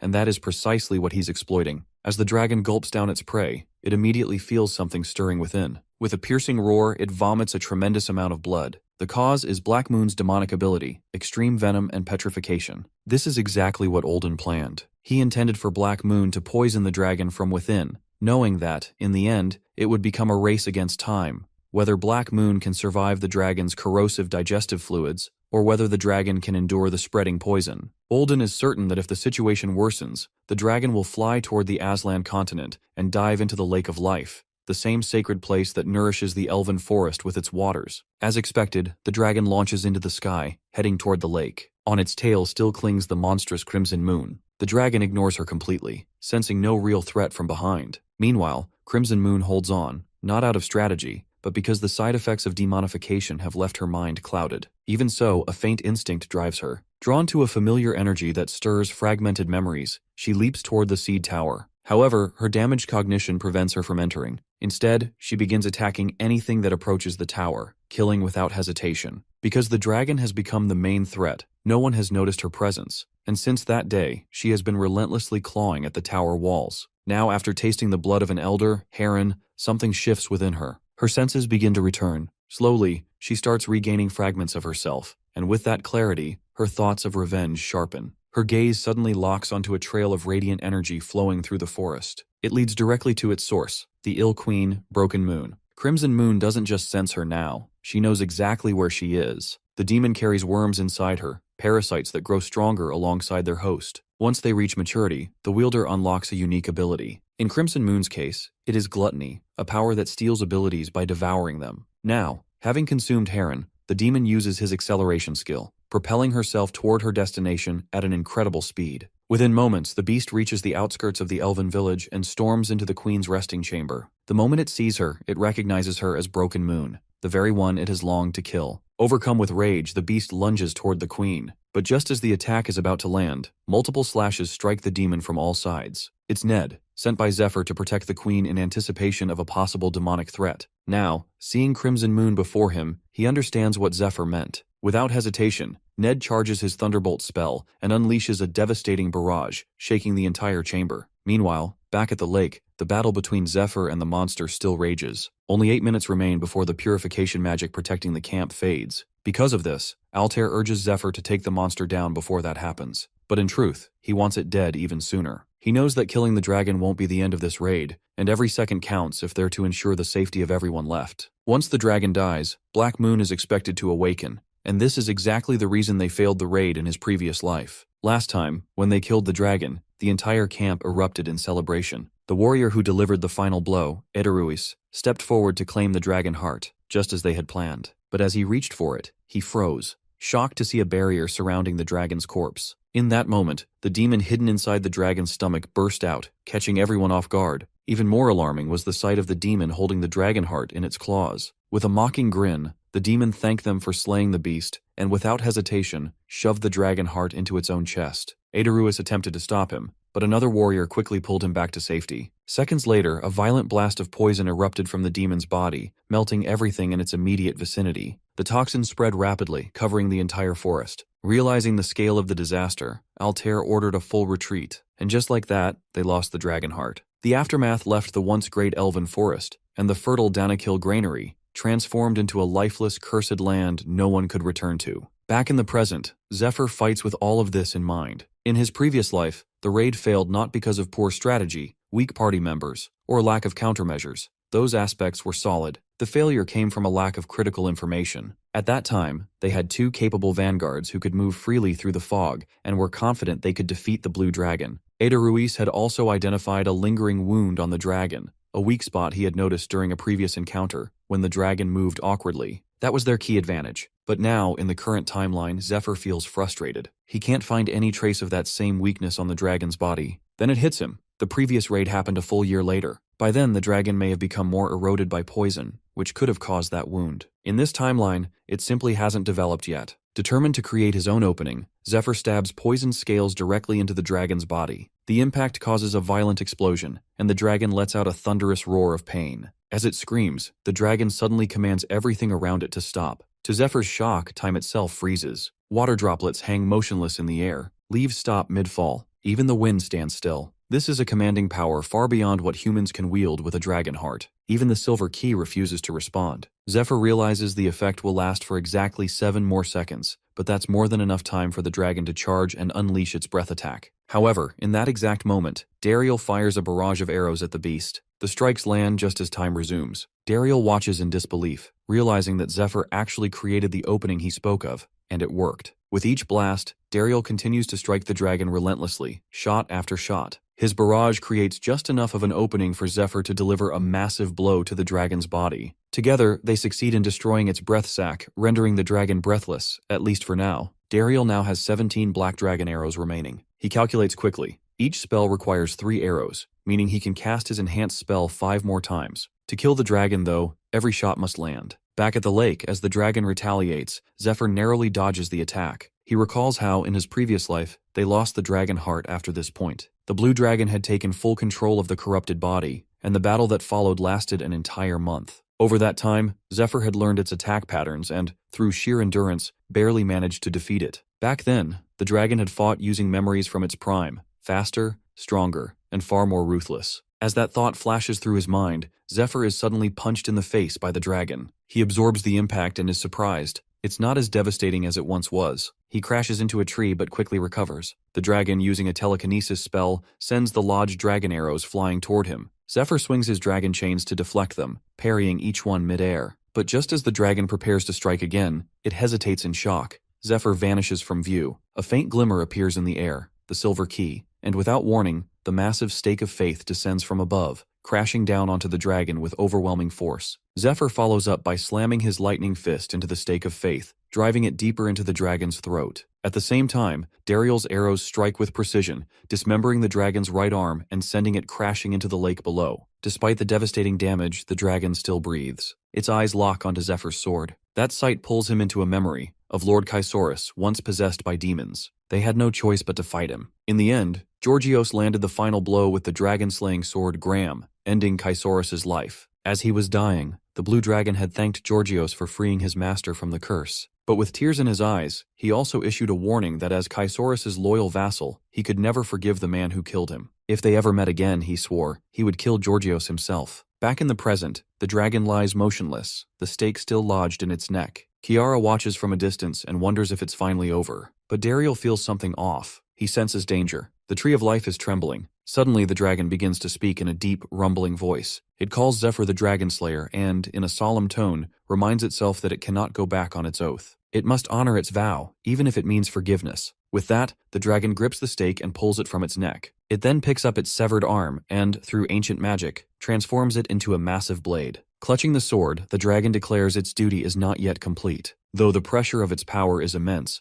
Zephyr can't help but feel a surge of excitement. The dragon has just used its own tongue to convert its remaining life force into pure combat strength. And now, the true battle begins. Our boy has only 12 minutes of dragonification left, and the dragon still holds one breath attack in reserve. But those numbers no longer matter, because the dragon has already unleashed the dancing blade of death, a weapon forged from its own life force, carrying immense destructive power. He knows that no strategy will work now except one, pure, overwhelming force. To match that, he activates Berserk Dragon Mode, which boosts his physical abilities by 200% but shortens his transformation time to just 3 minutes. As the dragon brings down a heavy, energy-charged blow, he counters with his own power-loaded sword swing. Their attacks collide, the impact so intense that it sends him skidding backward. The dragon's strike is strong enough to slice the Tree of Life clean in half, shaking the elves watching from afar to their core. In the middle of the clash, he recalls Ned's teachings from his past life, lessons in martial arts that focused not just on strength, but on sensing its flow and learning to control it. According to Ned, if he masters it, he can elevate his strength to a higher level and overcome stronger foes even with limited power. Remembering this, he dodges the dragon's next attack and launches himself forward. While mid-air, he channels energy into his sword, recalling Ned's words, how strength flows like a river, and if one truly understands it, even a leaf can become a weapon. With that clarity, he moves around the dragon in rapid flashes, striking from all directions with precision. As he lands, he notices something lodged deep within the cuts he just made. It looks old, as if it had been buried inside the dragon for a long time. Then it clicks. He recalls the conversation with a vanguard from his past life, one that revealed the dragon's hidden weakness. This must be it. He charges again, but just as he moves in, he sees the dragon turning away, trying to escape into the water. To stop it, he throws the dragon chains, but as they catch hold, the beast pulls him into the lake along with it. As he swings his sword to wound the beast, it retaliates with a quick and powerful strike, knocking him back. Meanwhile, at the protective barrier, Kiara grows anxious as they can't pinpoint the monster's location underwater. At the same time, Dariel, seeking guidance from the spirits of his mother and father, shifts his aim toward the Tree of Life with his remaining arrows. Philip watches in disbelief as Dariel begins firing. But Dariel has a plan. With precise shots, he breaks the Tree of Life apart. Beneath the water, Just as the monster prepares to strike Zephyr again, the shattered remains of the tree crash down onto it. Seizing the opportunity, Zephyr kicks the dragon back and drives his sword with full force into its exposed bone, causing the creature to scream as it recoils in pain. On the day Georgios defeated Chrysaorus, the blue dragon had warned him to leave, but the knight had other plans. He apologized to the dragon as he drew his sword, explaining that he couldn't walk away and leave behind a threat to the queen's future. A brief but intense battle followed. Georgios overpowered the blue dragon and severed one of its horns in a single decisive strike. He then drove a sealing stake, White Queen's finger, into the dragon, a weapon that locks away the target's power and cannot be removed by the one afflicted. With that, Georgios ordered the dragon to remain in its den until the red dragon calmed down, stating that, because of the Chrysaorus heart inside him, he could never truly befriend a dragon. He advised they avoid meeting again for as long as possible. Now, in the present, as the blue dragon sinks into the depths of the lake, the memory resurfaces clearly. In that moment, he realizes, it's not Georgios standing before him now, but someone who has inherited his legacy. It's our boy Zephyr, the new dragon slayer. Meanwhile, inside the dragon's stomach, Black Moon awakens, sensing that the dragon might finally be dead. He believes this is the moment to claim the dragon's heart. But just as he begins to get excited, Zephyr strikes him with a powerful blow, sending him flying across the space. Without pause, the boy follows up with another swing, slamming Black Moon into a tree. Zephyr has already sealed the dragon's corpse inside his silver key, preventing Black Moon from getting anywhere near the heart, no matter what he tries. He remembers from his previous life how Black Moon had once absorbed a dragon heart improperly, triggering a surge of uncontrolled power that killed most of his followers. Zephyr knows that only beings on the same level as dragons can absorb a dragon heart safely. Black Moon wasn't one of them, and he died on the spot attempting it. Shortly afterward, the smiling woman arrived, taking both the dragon heart and Black Moon's magic stone. It became clear then that Black Moon had merely been a pawn used by those who worship the demon lord. Now, in the present,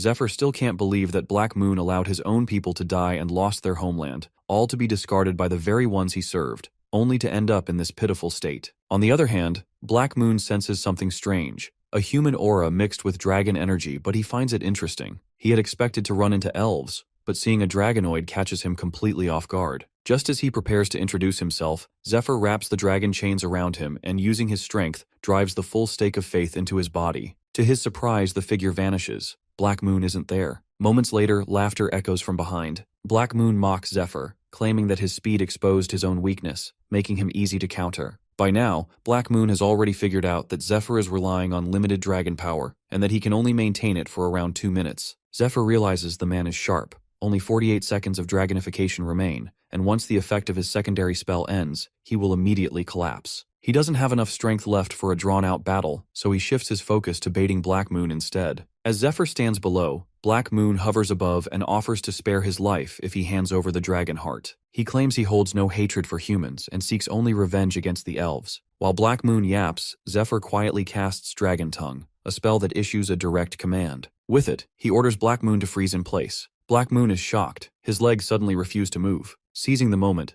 Zephyr strikes once more, slamming the stake of faith into him with full force. But to his shock, Black Moon activates a barrier, blocking the strike and shouting at Zephyr for interrupting him mid-sentence. Meanwhile, Zephyr, feeling dazed from using Dragon Tongue, begins loading his silver key. He knows he needs just enough stamina for one final attack. To end it, he attempts to summon the Sword of Light, but to his disbelief, the goddess doesn't permit it. The sword instantly transforms into a burst of flame instead, and Zephyr stares in disbelief. The goddess of light had granted him the sword before, even when he was weaker. Confused and frustrated, he curses her, and in that moment he's suddenly thrown backward, engulfed in flames. Watching from a distance, Black Moon is confused by what just happened, but relieved his barrier held. He still can't move his legs, but being bound doesn't stop him from attacking. In his hand, he conjures Venom, his ultimate skill, Venom Spear, sharp enough to pierce dragon scales. With a leap, he drives the spear straight into Zephyr's chest. The impact sends a brutal wave of pain through Zephyr's body. Hearing his screams, Black Moon is amused, surprised to see someone stronger than himself cry out like that.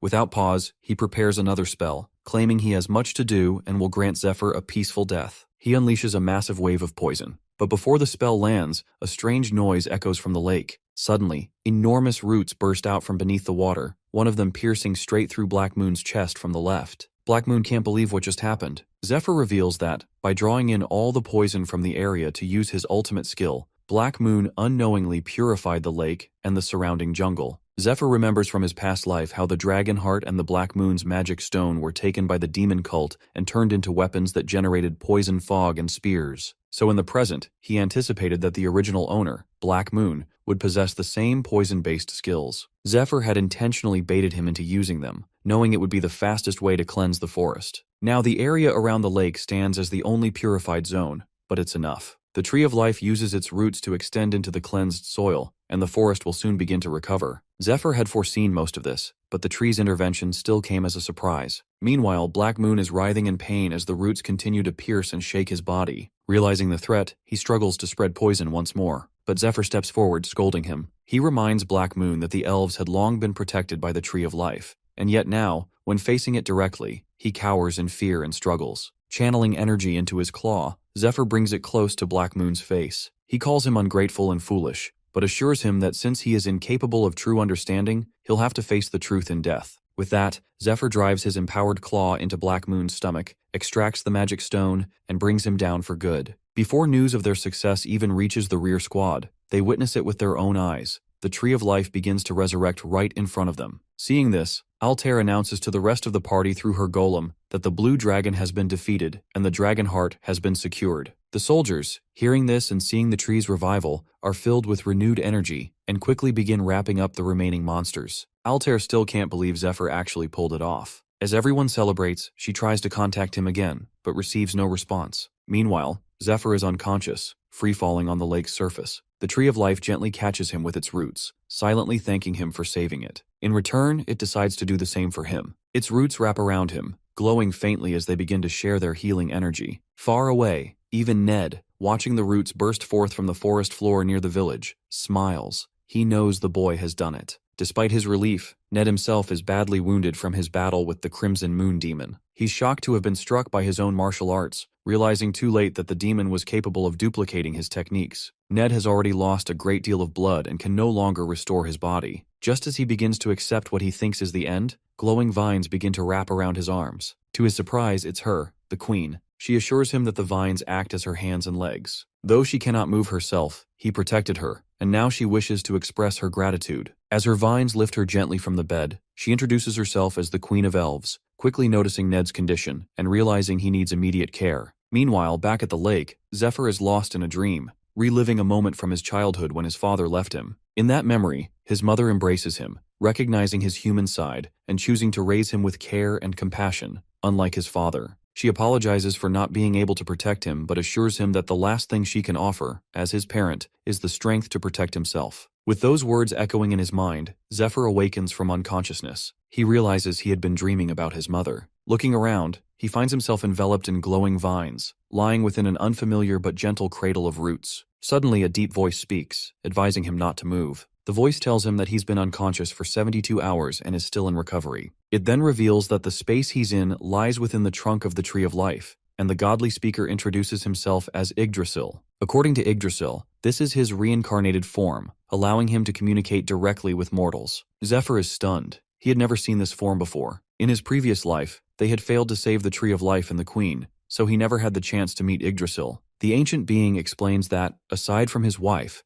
no one else, neither their children nor anyone in the forest, has ever seen him in this form. Curious, Zephyr asks if the figure can read thoughts. The figure confirms, but assures him that he won't do so if Zephyr is uncomfortable. Still, Zephyr feels uneasy. He can't read the figure's emotions, and his strange eyes only make it more unsettling. The tree, sensing his thoughts, reassures him once again that he has no intention of causing harm. Instead, he wishes to thank him. As a gesture of gratitude, Yggdrasil summons a small fruit-bearing branch and asks Zephyr to eat from it, explaining that it will help his body recover more quickly. He then reveals that he had been imprisoned by the blue dragon's tongue spell, paralyzed and poisoned, unable to move. However, through his children, he had been silently observing Zephyr all along. Seeing how Zephyr helped both his children and his wife, Yggdrasil has now decided to offer a bilateral contract, a sacred bond between them. He presents it as a formal decree, though Zephyr has no idea what the old tree is even talking about. In any case, Zephyr begins to understand that the tree is genuinely trying to thank him. He senses no hostility. He recalls how, in his previous life, Dariel once told him that his father was a demigod,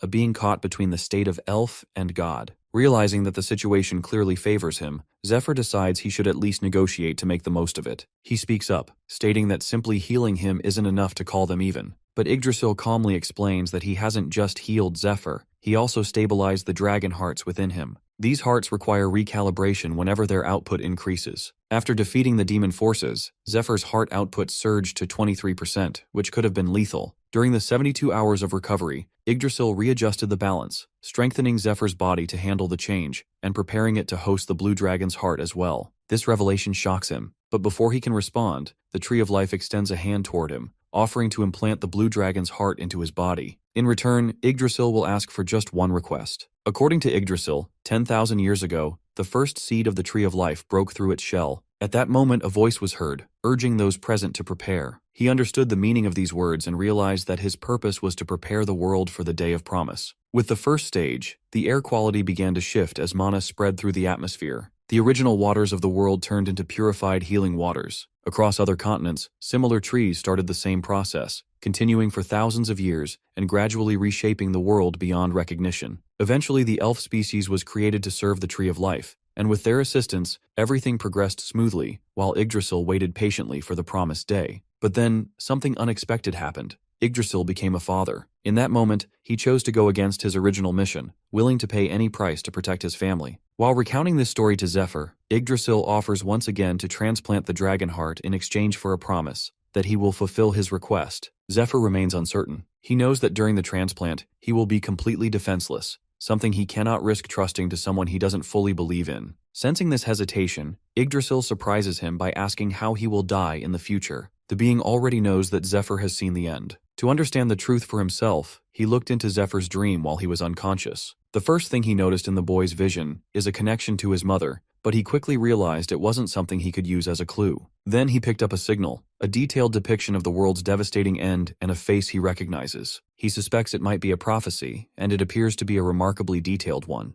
As Yggdrasil speaks, Zephyr understands that the ancient tree has managed to interpret the signals on his own. Realizing there's no point in hiding the truth, Zephyr reveals that the Tree of Life will die when his own comrades attack the forest, and that the tree won't recover from the poison used against it. Still, Zephyr decides not to tell Yggdrasil that he comes from the future. Allowing Yggdrasil to believe that it's simply a prophecy seems safer. However, the Ancient One remains cautious. He knows the boy is still holding something back. He admits that he is aware of at least one truth: he will die. He points out that if he had seen a future where he lived until the end of the world, Zephyr wouldn't have stepped in to save him. As he says this, Yggdrasil reveals a symbol on his forearm. Zephyr instantly recognizes it. It's the same oath ring mark he received after defeating the cult leader, Olden. However, as Zephyr continues watching the mark, his eyes begin to burn. Yggdrasil explains that he shouldn't try to view it further, as his current state of mind isn't strong enough to handle its power. He adds that he is bound to keep certain knowledge confidential and isn't in a position to share the core truth. Yggdrasil goes on to explain that both he and the 7 dragons are bound by a mission given by the Almighty, one they cannot abandon until their deaths. Zephyr immediately understands what he means. It's the same reason he had no choice but to kill the blue dragon.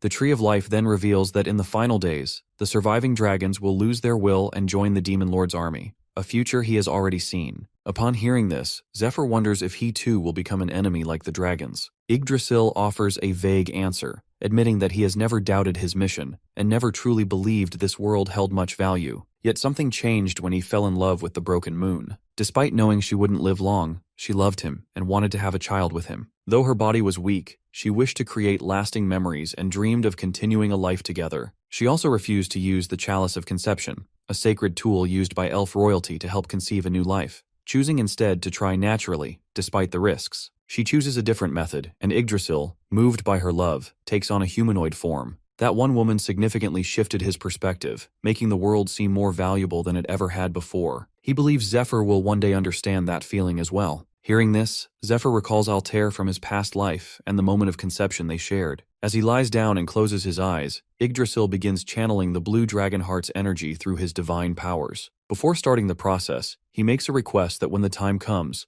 Zephyr must kill him, to prevent any chance of him harming his family. It is a personal plea. With that, Zephyr is transported into his mental realm, where he must face the will of the blue dragon. He reflects on the fact that, although he once considered threatening Yggdrasil over the heart, he never actually did it. Yggdrasil could have manipulated him in his sleep, but he didn't. That alone confirms to Zephyr that he can trust him. Yggdrasil had also mentioned that while Altair is skilled, she lacks experience in transplanting a blue dragon heart, and the procedure would take much longer with her. With that in mind, Zephyr leaves the transplant to him. Now conscious within his mind, Zephyr knows the stakes that if he fails to defeat the dragon's dark thoughts, his body will either be destroyed or fall under the dragon's control. In his previous life, it took him a month to overcome this trial. He wonders how long it will take this time. As he transforms into his dragon form, the blue dragon appears and immediately responds to the change, acknowledging his transformation. However, Zephyr is genuinely shocked when he senses the presence before him. Much to his surprise, it's a woman. On the other hand, the woman calmly points out that they've already fought each other, so there's no reason for him to be unsettled by her appearance. She invites him to sit and have a cup of tea rather than drawing his sword again. Despite her calm demeanor, Zephyr still struggles to believe that the blue dragon is actually a woman. Meanwhile, in the forest, Dariel assures everyone that Zephyr is safe and currently with his father. Altair, upon hearing this, looks confused.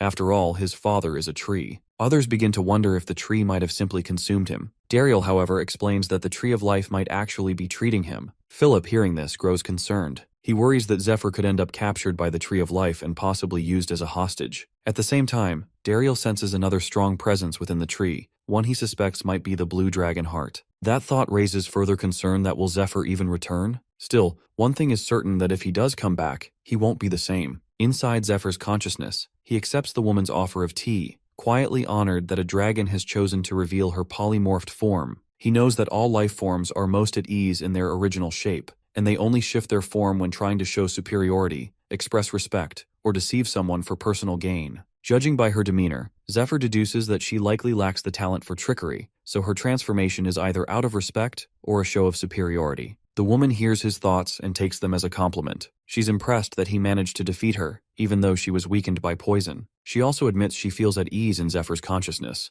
likely because it's filled with the ancient energy of the Kaisaurus. She doesn't want to treat Zephyr like a stranger just because he now carries the dragon heart. Suddenly, the entire area pulses with mystical energy. She notes calmly that it seems her liege is upset. Without warning, she begins communicating directly with his dragon heart using her psychic abilities, leaving Zephyr both confused and annoyed. Her name is Artalis. In his past life, Zephyr had also encountered her in his consciousness. Even though he had grown strong by then, it still was a dangerous fight. The only reason he survived was due to the dragon's unpredictable temperament. At times, it allowed him to rest mid-battle. The dragon would relentlessly attack, then revive him while he was half dead, only to start again. This cycle repeated until he finally defeated her. Through those long battles, she had unknowingly trained him. Still, Zephyr reflects that everyone who's ever taught him seems to have a chaotic personality, whether it's Ned or the blue dragon. As Zephyr's irritation grows, Artalis notices and questions it, only irritating him further. Eventually, she gets to the point. She declares that with her death, she's finally free from the burdens of her old mission and will soon reunite with her liege. But first, she wants to see some of his cute tricks. She adds that she has no regrets as a warrior. Her final battle was worthy of her pride.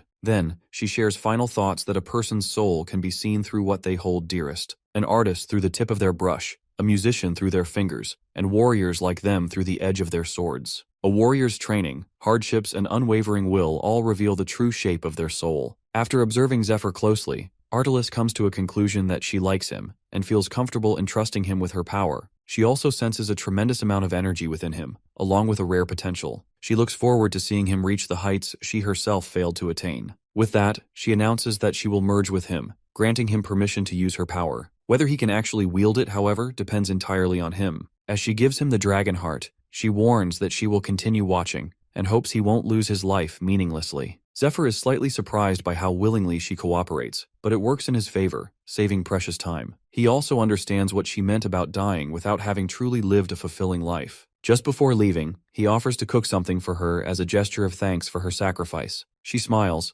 telling him that he won't need to. He'll find out why soon enough. With that, a tremendous surge of power erupts from within. Outside, those waiting near the Tree of Life feel the shockwave, and then, to their astonishment, Zephyr emerges, fully healed. Altair, seeing him safe, feels a wave of relief and embraces him warmly. Meanwhile, in the realm of the Silver Key, the angel Mercedes addresses someone she calls Old Master. She informs them that another ancient god has chosen the new master, an event that signals a shift in the world's future. At the fourth parish of the Temple of Light, a soldier arrives and presents a letter to the captain, claiming that Olden has been murdered. The news spreads quickly, and rumors begin to circulate, with many believing it was Lucius who killed him. Several hunters take up arms, thinking that if they eliminate the man who defeated one of the twin knights, ranked among the top 10, they might claim the vacant position for themselves. Meanwhile, in the realm of the Silver Key, the angel kneels in prayer, recalling the prophecy of a coming battle so devastating it will turn rivers into blood. With the throne of God now vacant, countless factions are expected to fight for it. Yet despite the looming chaos, they believe that someone will rise at the end of the world to save them from this tragic fate,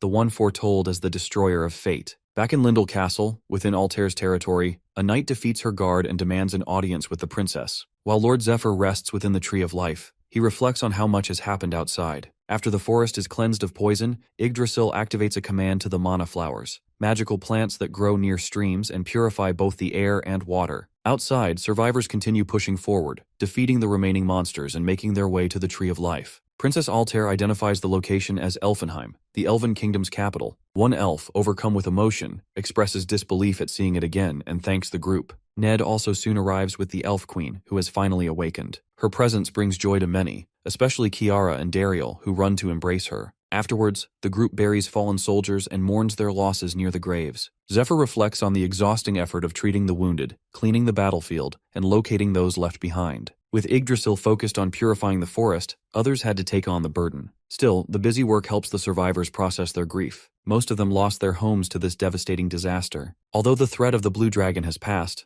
Zephyr notices that peace brings its own weight. It forces everyone to confront the true cost of survival, the lives lost, and the sacrifices made. As the last of the fallen are buried, the Blue Dragon raid is declared officially over. The Queen formally thanks Princess Altair, the Temple of Light, the Danakil territory, and especially Zephyr, the Dragon Slayer. She swears on the Tree of Life that the elves will never forget their debt. Honoring the bilateral agreement, she declares that the Great Forest of Elves is now allied with Princess Altair and the Earl of Danakil. A non-aggression pact is sealed, along with a commitment to share future hardships and victories. Philip's son, Edwin, reflects on how these alliances answer many concerns he had before the raid. With tension between elves and humans, the mission had always risked betrayal from within. Attempting a raid under such conditions seemed premature. Yet, Princess Altair saw the bigger picture. To her, this moment of crisis was an opportunity, a chance to unite both the Elven Kingdom and Danakil. She challenged the idea that they should exploit the elves' weakened state. Philip Pilgrim agrees that conquest isn't the goal. He reminds the group that Polaris, once celebrated in Danakil as a hero, had already proven his worth by driving out the Black Moon and Red Moon during the war 4 years ago. Princess Altair explains that when Danakil was poisoned, Polaris refused to help. Claiming he had no time, he even sold off all his Danakil-related stocks and land bonds. To him, the situation seemed unsolvable. As a result, Danakil was effectively abandoned and left desperate for aid. The elves were in an even worse state, having had no diplomatic contact with humans for centuries. With no one to rely on, this moment became a key opportunity. By helping both Danakil and the elves,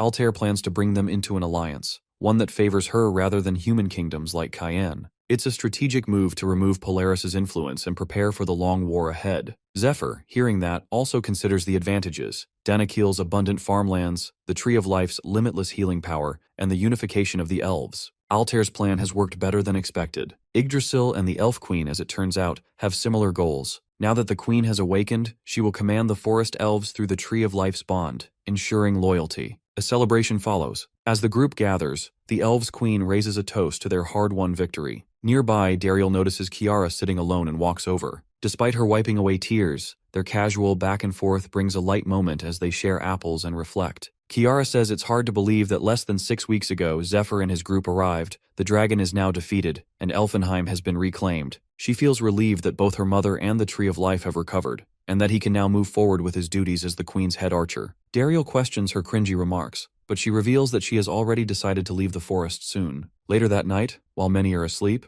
or some who can't sleep yet, like our boy Zephyr, Princess Altair prepares for the night, knowing it's time to rest. But there's one important thing she must do before going to bed, and just as she thinks of it, she hears a knock at her door. She knows many admire her for her beauty, lineage, and talents. People praise her, offer gifts, even pledge their lives to her, but none truly understand her desires or who she truly needs protection from. Even before adulthood, she realized few would walk her path. Though she appreciates her companions, she has never felt romantic interest in any of them. At some point, she accepted that she may always be alone, but that, she believes, is something she can live with. Princess Altair reflects that what she truly needs isn't a romantic partner, but a reliable weapon. She remembers the day her hopes for a normal life were shattered, when Polaris, corrupted and dangerous, reached for her, and she had to run. From that moment, she knew emotions were a luxury she couldn't afford. Love, to her, only creates vulnerability. She once believed that choosing a political partner, someone who could lead her to victory, was the logical path. But when she looked at Zephyr, she began to question that belief. Ophelia, observing the change in Altair since Zephyr's arrival, remarks to Ned how often the two are together.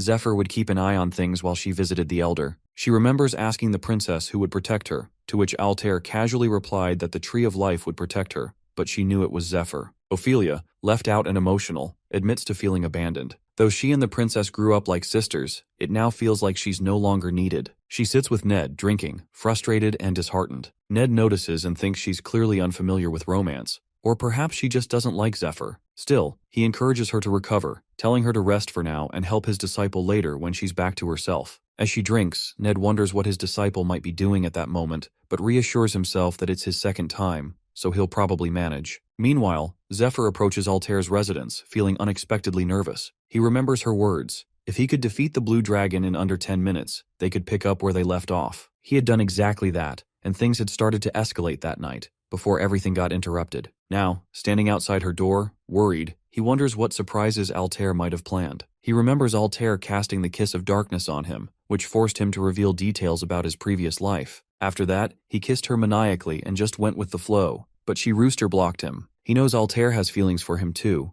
but to her, he's just someone she's known for a little over a month. She doesn't recall their past lives, so it makes sense that her desire isn't as strong as his. Still, he's willing to let her lead for now, though he fully expects her to make it up to him someday. There are more important things to handle, like discussing their next move or examining the dragon heart. So he enters her room, and when he looks at her, he realizes it's okay for him to goon, for once. Altair looks away shyly, then meets his gaze, thinking about how much she had planned to say. But now, overwhelmed with nerves, she forgets it all. Without a word, he kisses her at the door. She notes how sweet he tastes. That night, they lie beside each other. Before this, she believed she would live her life alone. That love didn't matter. But he changed that. He gave him more love than she thought possible, and she gave it back freely. Altair once believed she was alone on a difficult, thorny path, but he had always been there, walking beside her. She thinks back to the night he revealed his past and how deeply it affected her. She had tried to avoid the truth, hiding her own loneliness, but now she can't even imagine the kind of pain he endured,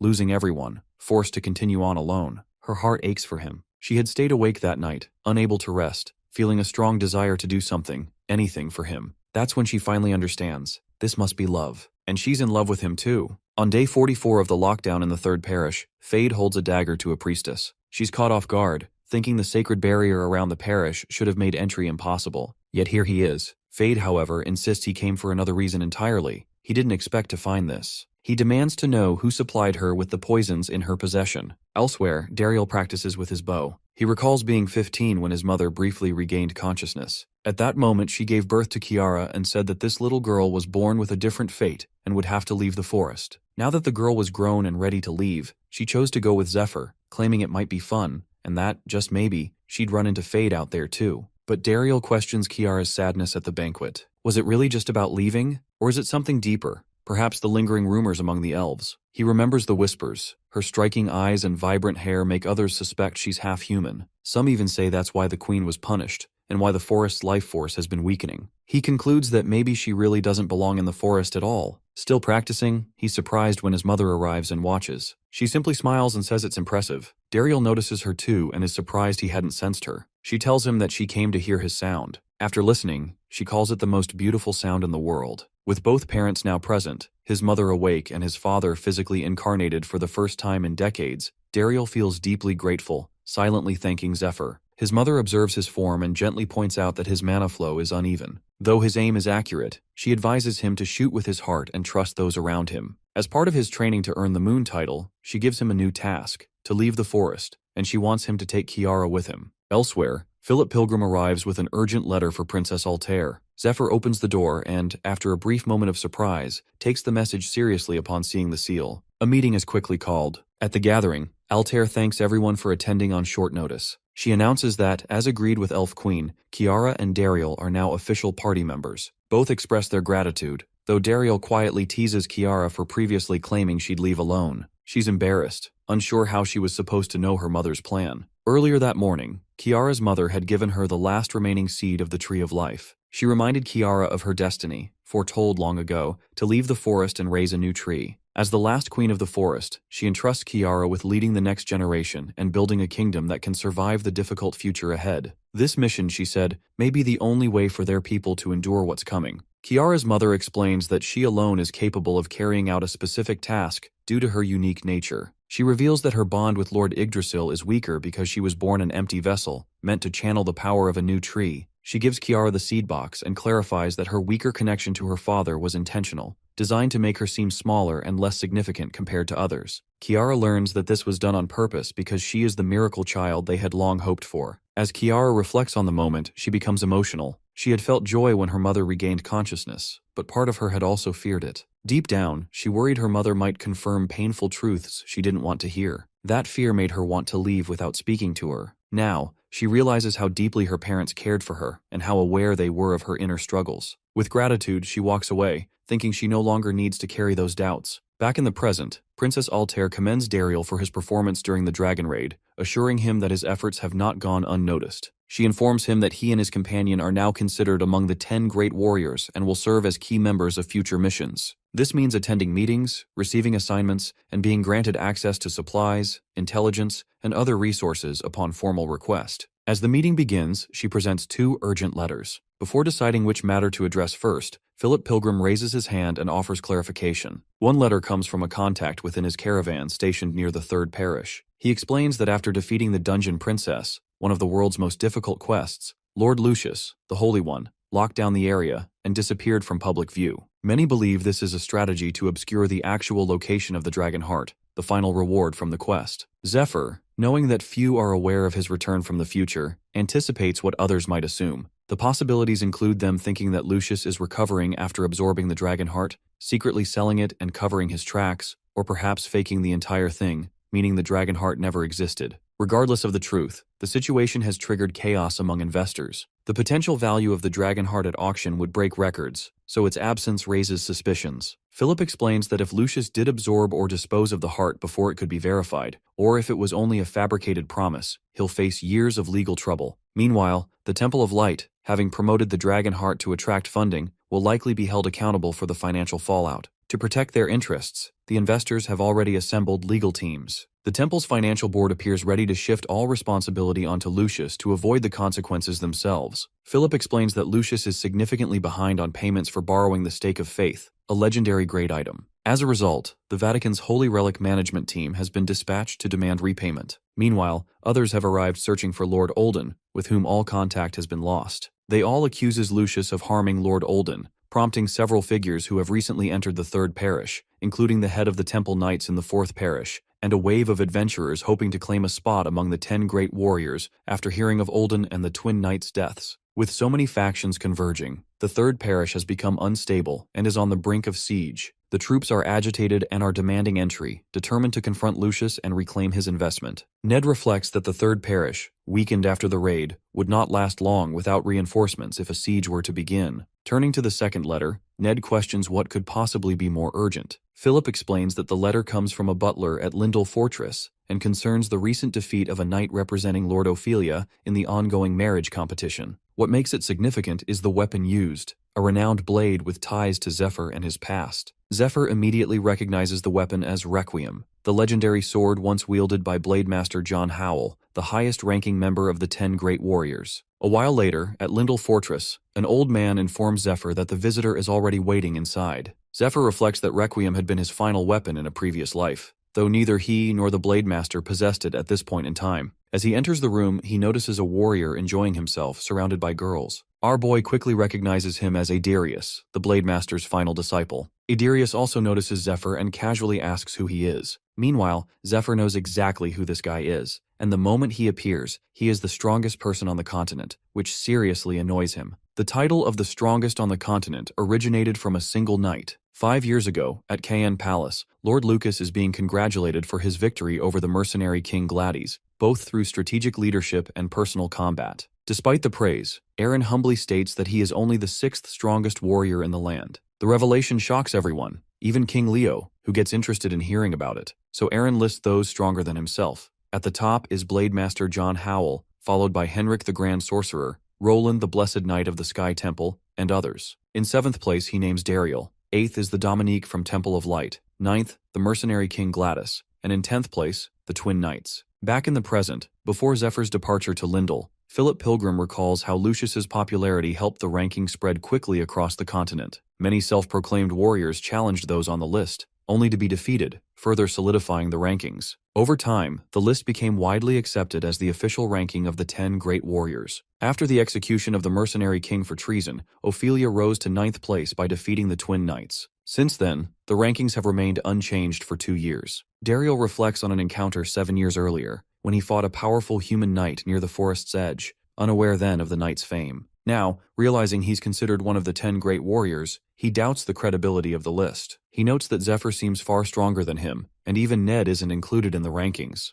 Zephyr replies that the list was made 5 years ago, during a time when both of them were still growing. They also chose to keep a low profile, as drawing too much attention would make it harder to operate freely. Ned remarks that regardless of the list's origins, to be officially included now, one must defeat a ranked warrior and present proof, typically an item belonging to the fallen warrior. That's become the unspoken rule. Zephyr recalls his past life, when a wave of chaos followed Iderius's appearance. Iderius had claimed that his master gave him the legendary sword Requiem before passing away. This declaration attracted many challengers, seeking to take his place among the great warriors. Around the same time, Ned became wanted for stealing the Black Dragon's heart, adding further instability to the region. Princess Altair comments that the mysterious newcomer wielding Requiem, Blade Master John Howell's legendary sword, is claiming to be the master's final disciple. If true, it's a matter of great urgency. She notes that John Howell is of particular concern to the leader of the Demon Lord worshippers, as she's one of the few capable of thwarting his plans. Known also as the Sorceress Elva, or the White Queen, John Howell's true form is said to be that of the White Dragon, an identity shrouded in secrecy and power. She is revealed to be the one who taught ancient Median magic, a form thought long lost. Elise is surprised to hear of a dragon disciple for the first time, and wonders how such magic resurfaced. She notes how the princess seems to attract rare fortune. Meanwhile, Daryl questions the name John, assuming it's male, but Kiara explains that names often vary, and John might be a play on the sword technique or simply a false identity. What shocks them most is the claim that this woman is a dragon disciple. Edwin brings up the legend that the White Dragon was supposedly killed by the Black Dragon 1,000 years ago. Altair, however, corrects him, noting that the White Dragon was not killed but sealed away, and every 100 years sends a physical incarnation into the world to train a new disciple. Princess Altair explains that her own master's incarnation disappeared 6 years ago, when its time in the physical world ended. That raises the question, how could this new disciple have been trained by her since then? Kiara speculates that the guy might be lying, but Princess Altair silently concludes that Iderius is indeed her master's disciple, something she knows through Zephyr.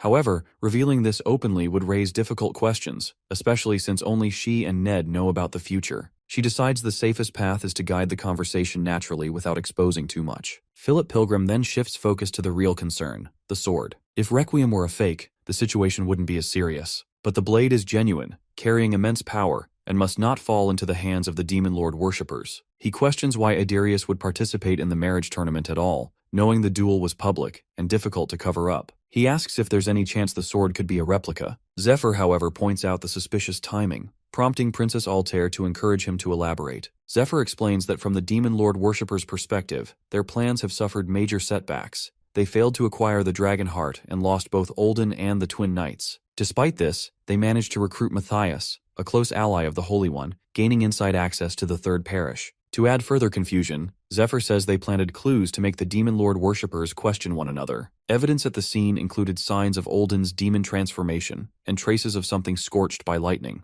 both indicating the use of Dragon King-style martial arts. He also mentions that one of Jinryang's disciples likely appeared there, as well as a rare poison, which should not have been present. All of this is designed to redirect suspicion internally. Zephyr concludes that Jinryang, the Holy One, and the agent known as the Tarantula, who joined the Demon Lord worshippers 3 years ago, have likely joined forces and were responsible for eliminating Olden. Zephyr questions how the Demon Lord worshippers could make such a reckless move when the stability of their entire order is at risk. He explains that anyone accused of betrayal will be forced to search outside their ranks to prove their innocence. In doing so, they'll eventually realize that Ned alone isn't behind everything. Lucius will likely become the primary suspect, but those more perceptive will begin to consider the possibility of a hidden mastermind, someone operating behind the scenes, orchestrating events, and assigning roles to both Ned Stryer and the Holy One. Princess Altair sees the implication. Eventually suspicion may fall on her, Philip Pilgrim seeks clarification, asking if Zephyr is suggesting that regardless of whether the Blade Master's sword and disciple are authentic, this whole scenario could be a setup meant to bring her down. Zephyr confirms this, pointing out how conveniently Adarius has appeared, and how dangerous it would be for the princess to travel to Lindell now. They discuss how to verify the sword's authenticity. Princess Altair mentions that Requiem, the Blade Master's sword, is said to react to dragon hearts. If Zephyr touches it, he might sense something. He agrees to travel to Lindell immediately. If the sword is real, he will retrieve it. If it's part of a trap, he will handle it himself. With that, he arrives in Lindell before sunset. On the other side, Adarius waits, having expected the princess, and asks about Zephyr's identity. Zephyr, meanwhile, believes the head of the Demon Lord worshippers has likely heard rumors about Adarius by now, though he won't act just yet. Despite his wariness toward the Blade Master, he doesn't expect any major interference for the next 2 years. Zephyr didn't come here because of Adarius's fame, but for another reason altogether. Noticing him, one of the girls challenges Zephyr, defending Adarius's win and inviting him to speak. Before the situation escalates, Adarius calmly steps forward, joking that his master said he'd meet interesting warriors here. He seems amused at how quickly he's found someone worth fighting. When Adarius offers to take their fight elsewhere, Zephyr agrees but warns him to listen carefully. Internally, Zephyr senses his arrogance, almost as if he expects to be followed like a master commands a dog. He activates the unique dragon ability called Dragon Tongue, and as it activates, Adarius finds his body moving against his will and collapses, confused. Without further comment, Zephyr turns and walks away. His girls, watching it all unfold in panic, wonder what they should do next. She notes that Adarius has been taken away, and whatever skill Zephyr used had an unusual and powerful effect. The girl, whose name is Nina, suggests they should go help Adarius, concerned by the dangerous look in Zephyr's eyes. However, a nun dispatched from the Sky Temple to Baron family intervenes, saying there's no need. She believes Adarius can handle the situation on his own, and advises them to stay out of it. She also recalls the day Adarius first arrived at the fortress, as Adarius was sitting quietly at the edge of a building when Nina joined him. She expressed regret that a month has already passed and apologizes for keeping him at their fortress. She encouraged him to seek out Princess Altair, just as his teacher had wanted. Adarius, however, said he'll do that later, explaining he can't walk away when so many monsters still threaten the area. Nina remembers how Adarius saved the fortress single-handedly during a major monster wave. Though rough around the edges, she appreciates his strong heart. The sister comments that someone might be falling for him, then adds that as stronger monsters began appearing, Adarius fought with increasing intensity, often skipping rest, food, or sleep. Eventually, he charged alone into the boss monster's den and defeated it a week later, after luring it out and toying with it during battle. His fighting seemed almost possessed, wild and unrelenting. Over the next 6 months, Adarius cleared 3 nearby territories of monsters. Baron Risha, impressed by Adarius's strength, thanked him for defending their lands and marveled at how someone only 18 could be so powerful. Despite knowing that Adarius's goal is to marry Princess Altair, he proposed that he marry his daughter instead, promising to make it worthwhile. Adarius politely declined, saying he must go to the princess, but Baron insisted his daughter should accompany him. The sister supports the idea, commenting that Adarius is reckless and only focused on battle. She warns that he doesn't react well to being interrupted during a fight. When Nina asks for guidance, she suggests they follow Adarius from a distance and observe in secret. Meanwhile, outside, Zephyr is calmly served tea while Adarius lies tied up on the ground. However, Adarius soon manages to free himself from the restraints, shouting triumphantly that he is free. Zephyr observes this with mild surprise. Most knights would take at least 30 minutes to break a basic dragon tongue, yet Adarius manages it in just 12 minutes, a clear sign of the powerful item in his possession. Adarius also hadn't expected a human to use such advanced dragon-related magic, and the sensation reminds him of his own master. Meanwhile, he speculates about Zephyr's true nature, wondering if he's a dragon servant or perhaps carrying a dragon heart. He uses Cradle of the Earth, a rare ability tied to the white dragon which allows the user to hide items in an underground inventory. Adarius quickly decides it doesn't matter. His master warned him never to go easy on opponents like Zephyr. He formally introduces himself, a disciple of Blade Master John Howell. Seeing him, our boy knows why he stands above most warriors. Exceptional natural talent, elite training, and a legendary item. That item is the Silver Lion Mithril Armor, crafted from the bones of the White Dragon. The armor nullifies a wide range of debuffs, resisting temperature extremes, poison, curses, and even the weakening effects of dragon skills. This armor explains how Adarius has survived intense battles and even fought dragons without possessing a dragon heart. Zephyr notes that he already wears the armor and evaluates his combat potential. He then draws his own weapon from a silver key. His sword Graham is a famed dragon-slaying blade forged 1,000 years ago. Zephyr reveals that the blade is freshly soaked in dragon's blood and confirms he carries a dragon heart within his chest. To test him, Zephyr pours water into a glass and lays out a challenge. If a single drop spills during their fight, Adarius wins. If that happens, Zephyr will hand over both Graham and the dragon heart. Adarius asks if he wants Requiem in return, but the boy replies that if he does manage to win, he can keep the sword. However, Zephyr will earn the right to choose a nickname for him, suggesting playful insults like Whitey Baddock or simply Mutt. As the duel begins, Zephyr mocks him for having crawled behind him for 12 minutes under the dragon tongue, suggesting that Mutt is already a generous nickname for someone with his level of intelligence. With that, the two clash. Zephyr strikes first, and the guy blocks the blow, acknowledging his confidence. He raises the stakes, saying that if he loses, he'll willingly become Zephyr's lapdog. Both fighters push forward with full force. Adarius quickly notes Zephyr's skill, impressed by how effortlessly he wields a massive sword with just one hand. Curious to test his own strength, he activates Lion's Roar, a unique ability granted by the Silver Lion mithril armor. With his defenses heightened, he launches an aggressive attack, but Zephyr immediately counters, striking with enough force to make him crash with a massive blast. His girlfriends and an old man observing the fight reflect that Adarius has grown even stronger since their last meeting. Meanwhile, Adarius leaps into the air and charges straight at Zephyr with his powerful sword crackling with energy. However, our boy calmly blocks the attack, which only excites Adarius more. He calls it a real challenge. But to his shock, Zephyr suddenly uses his Dark Hand spell, gripping Adarius mid-air and slamming him into the ground with tremendous force. Stunned, Adarius wonders where such overwhelming power is coming from. He finds himself unable to move, as if something unseen is pinning his entire body in place. Zephyr stands calmly, still holding his glass of water. For Adarius, it becomes clear.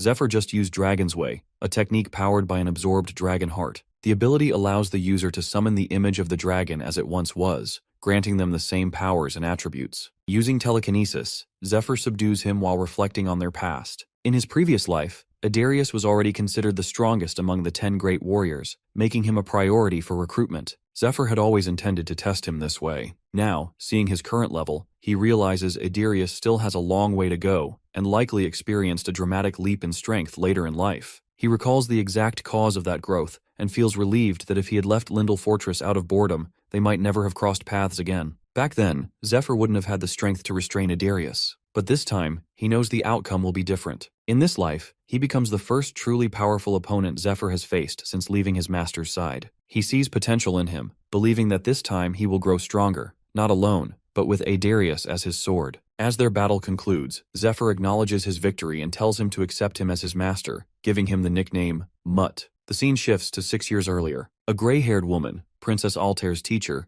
grabs her arm and tells her that her time is nearly over. She calls Altair her beloved disciple and says she has taught her all she can. Although her instruction is incomplete, she believes she will find a way to finish the magic herself. She stresses the importance of defeating the head of the Demon Lord worshippers. Having spent 25 years in this physical incarnation, the teacher reflects on her long journey filled with both failures and promising students. Some quit halfway, others were lost to corruption, but Altair stood firm. The teacher feels proud to have her as a final student, confident she will continue fighting and inspire hope in the world. She quietly wishes she could have fully healed her disciples' emotional wounds, and hopes someone will be there to stand by her when she eventually reunites with her original self. As her physical form begins to dissolve, she senses something is wrong. Instead of returning peacefully, her spirit is suddenly pulled elsewhere, as though caught in a trap. Disoriented and unable to breathe properly even in spiritual form, she finds herself in a strange place filled with dust. In her weakened state, she becomes trapped in the body of a small lizard and is then caught by a young orphan boy, Adarius. He casually contemplates whether to grill or boil her, completely unaware of her true identity. The dragon spirit is in disbelief,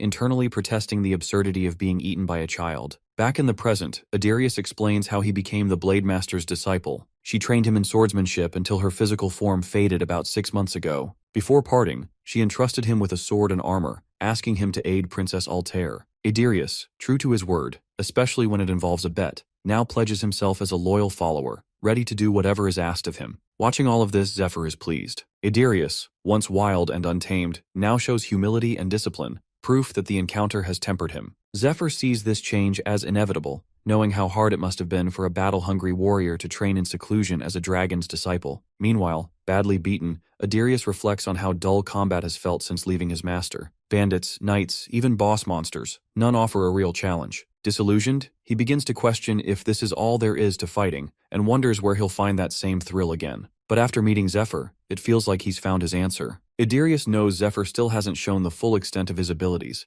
and he's desperate to uncover what he's hiding. He wants to fight him again someday, hoping that next time, he'll win. But he also understands that raising a warrior like him is like raising a dog. You can't just train them to bite on command. Zephyr jokingly asks if he also wants snacks and plays with him. Idarius excitedly confirms, assuring he'll have the energy to do whatever's needed. Hearing that, Zephyr calls him closer, then suddenly flicks him so hard that in a split second, his forehead caves in. The force is so intense, Idarius is sent crashing into the wall with a thunderous impact. After that, Zephyr calmly reminds him to keep his distance, and warns him not to forget that the white dragon, his master, won't return to the physical world for a long time. Her final message was an instruction to protect the princess, and Zephyr questions whether risking his life in a duel is really the best way to honor that wish. Though Zephyr finds his personality irritating, he can't ignore the fact that he won the marriage tournament, and thus has a legitimate say in certain matters. While he has no intention of driving him away, he decides it's best to keep him under observation. Idarius accepts the decision and thanks him, to which Zephyr casually loads up his hand with mana and responds that he'll need some kind of safety measure, just in case. 2 days later, in the third parish of the Temple of Light, Ned, while spying, witnesses something troubling. Although the knights belong to different factions, they are all officially temple knights. However, using the potion of true sight, which reveals the hidden marks of Demon Lord worshippers, he sees the truth that many of them have been compromised. Ophelia, who is with him, explains that the Demon Lord worshippers have likely infiltrated, or even taken control of, these units. For now, they're simply demonstrating their power. Since they still operate under the temple's banner, they won't initiate a full siege without a clear excuse, such as undeniable proof of Cardinal Olden's murder or the theft of the dragon's heart. Until then, they wait, ready to strike when the moment comes. That's why Zephyr told them that it all comes down to timing. Since the enemy hasn't found their excuse yet, it's a small relief. Both Ned and Ophelia are here to scout the situation and to make contact with Lucius, who remains under lockdown. They were chosen for this task because of their speed and stealth. However, an unexpected complication arises. Due to the power of the bands they wear, they're forced to hold hands, which they both find awkward.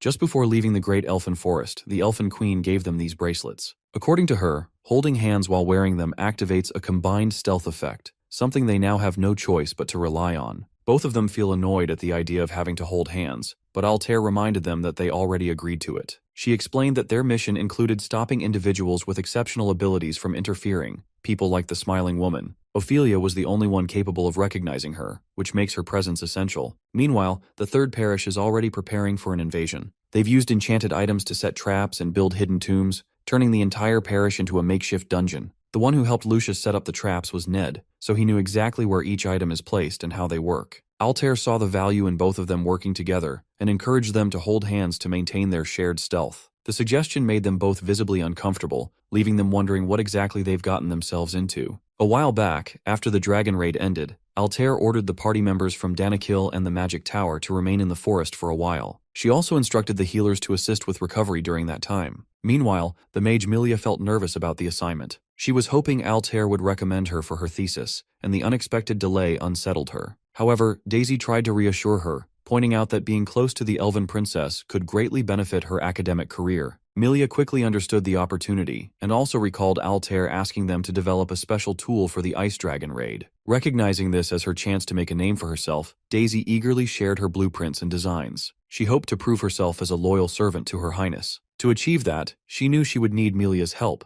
so she began pursuing her support. After that, the rest of the party members were sent to the third parish. Back in the camp, Zephyr forces Idarius to cut onions by activating the training mode on his silver helmet. The helmet, a gift from the White Dragon, includes a hidden feature that can be triggered using the dragon tongue. Idarius, clearly annoyed, blames the White Dragon for leaving that function enabled. Now, he's stuck chopping onions against his will. Meanwhile, Zephyr stands nearby, casually controlling the training mode through the lion's emblem on Idarius's helmet. By activating it remotely, he manages to keep Idarius busy while giving himself a chance to rest. Still, Zephyr knows that Idarius's presence here isn't driven purely by a desire for battle. He senses that this boy is meant for more, that in a few years he'll awaken a different talent that could completely reshape his path. Many people unknowingly rely on him. In his past life, their efforts failed, and though Idarius gave his all, he couldn't protect everyone. Zephyr understands that if Idarius ever loses his way, the consequences could be disastrous. He's even prepared to kill him if necessary. At the same time, Zephyr prepares food for his new guests, knowing they're likely arriving at the third parish by now. He also has a serious problem to solve before heading there himself,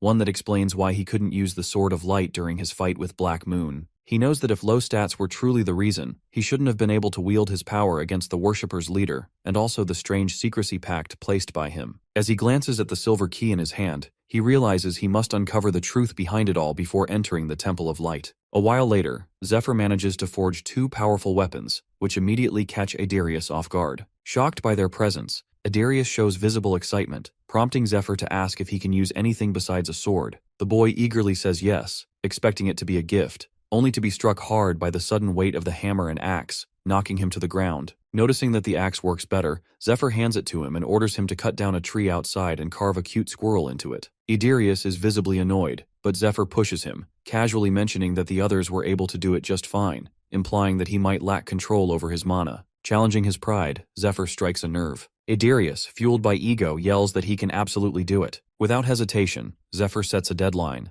The carving must be completed within a few hours, and Adarius is not allowed to leave the castle grounds. To enforce it, he activates a command through the silver helmet, locking Adarius within a set perimeter. Shocked by the restriction, Adarius still follows the order and rushes off to begin the task. Meanwhile, Zephyr returns to his own work and activates the silver key, ready to face whatever it reveals. Meanwhile, in the underground waterways of the third parish, Ned and Ophelia move stealthily through the shadows. The parish itself is massive, practically a fortress, with high walls and a food supply capable of sustaining it even if completely sealed off. This time, even the carrier pigeons are blocked to prevent the smiling woman or the demon lord worshippers from receiving any information from within. However, the sewage system remains a weak point. It can't be fully sealed off, and Ned knows it's the most likely route for invaders. Opening a grated door, he uses a magic tool called the Labyrinth Maker, a device that distorts space, allowing only those who follow a specific choice to pass through. Its location is also magically hidden. He reminds Ophelia of the method he explained to her earlier. To activate the path, both of them begin dancing, an unusual but necessary ritual to meet the entrance requirements. Embarrassed, they go through the steps, and Ophelia quietly questions who in their right mind would design something like this. As they continue, each specific dance unlocks a different layer of the magical entrance. But when they reach the ballroom dance requirement, Ophelia accidentally steps on Ned's foot. As a result, they fail to meet the full entrance condition and are immediately ejected from the pathway, forced to start over from the beginning. At the same time, inside the main building, Lucius gazes out the window. Without warning, someone sneaks up on him and holds a knife to his head. Despite the threat, Lucius remains calm, more surprised than frightened that someone managed to slip past the heavy security. With a faint smile, he turns his head slightly, curious to know what this intruder wants from him. The intruder announces it's a robbery, but Lucius remains calm and replies that he has nothing left to steal. With a swift move, he spins around and grabs the intruder, only to realize it's his wife, playfully teasing him. The tension fades into laughter as the two begin to flirt and share a moment of lighthearted affection. Later, after spending some personal time together, they sit down for dinner. The Holy One feels relieved to witness a peaceful gathering like this after such a long time. For Lucius, it feels almost like a holiday,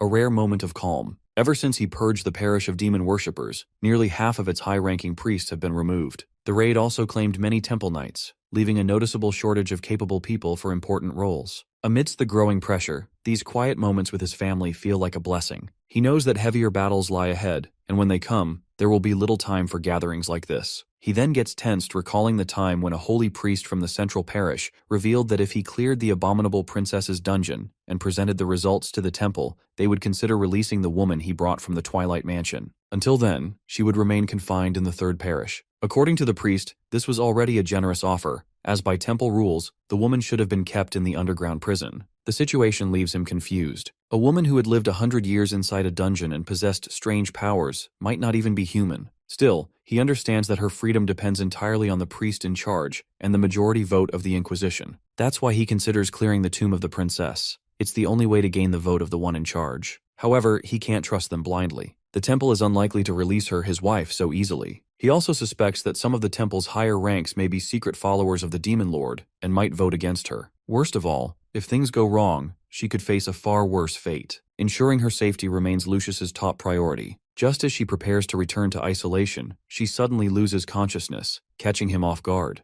The Holy One quickly suspects sleeping gas, likely the work of an intruder, and immediately activates his rosary's dimension magic, forming a barrier around himself. While the barrier shields him from further exposure, he still needs to locate the intruder. To his surprise, the intruder reveals himself without hesitation, and it's Fade. Fade is already sitting beside him, casually smoking. Lucius hadn't even noticed him arrive. Despite his relaxed posture, Fade shows no openings. Lucius also spots a tattoo on the man's arm, one that represents the legendary Assassin Guild. This realization makes him uneasy. If the man truly belongs to that guild, he likely possesses advanced skills in both combat and poison. While such toxins may have little effect on Lucius himself, they clearly work against his wife and son. What puzzles him, however, is the use of sleeping gas. A true assassin would more logically use poison to take them hostage and demand something in exchange for the antidote. The intruder's timing, confidence, and behavior all seem off. Lucius begins to suspect this might be some kind of test, perhaps a riddle with deeper meaning. He considers whether this man was sent by his father. Fade confirms this, implying that Lucius's mind is still functioning clearly, exactly as it should be. Lucius's father is Duke Cesare, the leader of the Cayenne Kingdom's Eastern Alliance. His territory is known to host many high-profile guests, and rumors suggest that among them are royals from fallen kingdoms and even assassins. Fade reveals that the Duke sent him to check on his son. He explains that he infiltrated the temple a week ago, assessed the situation, and even forced the priest to cooperate using a truth serum. He also confirmed whether Lucius had been infected with the worm or not. This information catches Lucius off guard, but he quickly seizes the opportunity to make a request. He asks Fade to inform his father that he intends to repay the loss of the dragon heart by investing in the princess. Fade agrees and adds that Lucius's wife and son will wake in 6 hours, so there's no need to use purification magic. With that settled, Fade shifts to the original purpose of his visit. His expression turns serious as he asks about Zephyr. Lucius begins to question how Fade knows that name, but Fade quickly interrupts, warning him that he isn't the one who should be asking questions. Instead, he should be thinking about the consequences of giving the wrong answer. Fade goes on to reveal that he has poisoned the top 50 priests with a slow-acting toxin and spread traces of it throughout the area. Eventually, they will be forced to escape through the culvert. This deeply worries Lucius. The culvert is part of the sewage system, and if even one of them escapes that way, their testimony will give others a reason to act. Those who have been waiting for justification to move against him, perhaps even launch a siege, will find what they need. Fade then opens a small bottle containing the antidote and offers to hand it over,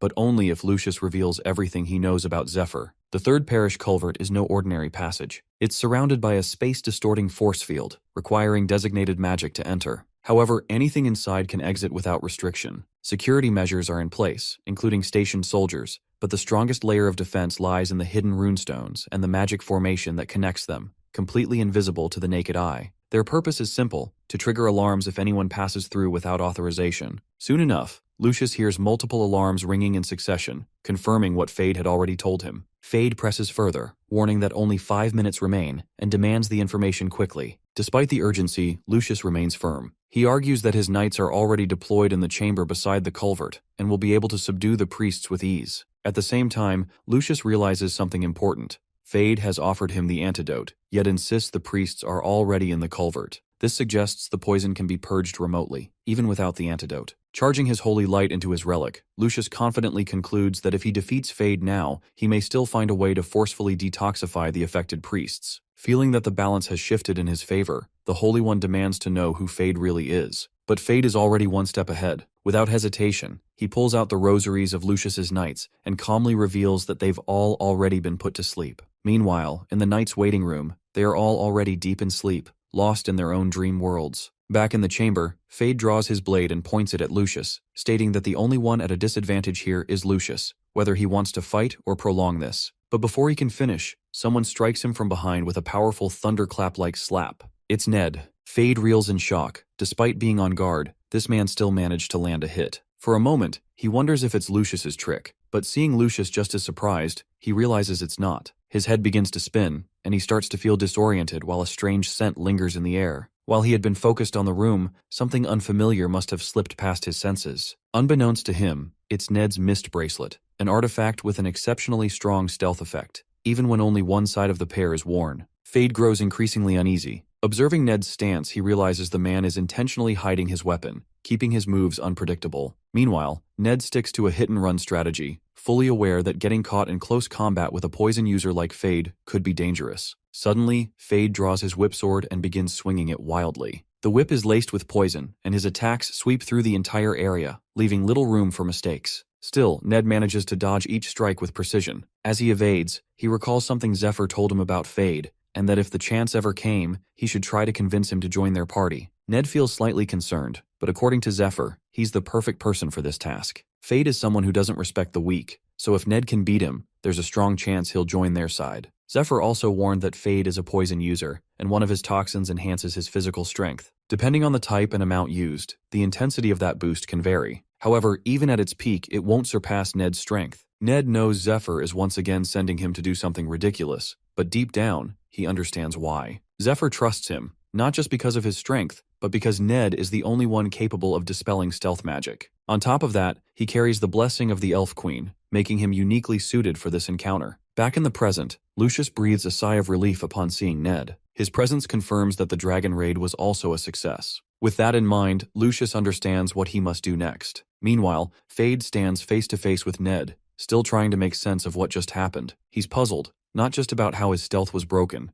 but also by the strange force Ned used on him. Something about it feels oddly familiar. Meanwhile, in the culverts, Ophelia takes down the poisoned priests and feels grateful that she stayed near the entrance, especially after stepping on Ned's foot 12 times during their dance. However, it's already been an hour since Ned went in, and she knows it's time to follow. To prepare, she uses a magical seed given by the elves. As she pours water over it, the seed transforms into a large, root-covered tree creature. Once it fully forms, she instructs it to guard the entrance, then hurries in, concerned that Ned might be in a situation where he needs her support. Elsewhere, in the angel room, Mercedes hears loud crashing sounds coming from the main hall. She rushes in, only to find Zephyr already there. Surprised, she demands an explanation for his sudden arrival. Zephyr, however, brushes her off, casually claiming that he's just upgrading the place's exterior. Without waiting for a reply, he begins smashing furniture and ornaments with his axe, shocking Mercedes. She starts yelling at him to stop, insisting that the items are valuable and irreplaceable. But Zephyr, visibly irritated, insists that he'll replace them with better ones once he's done. Just as he raises his axe again,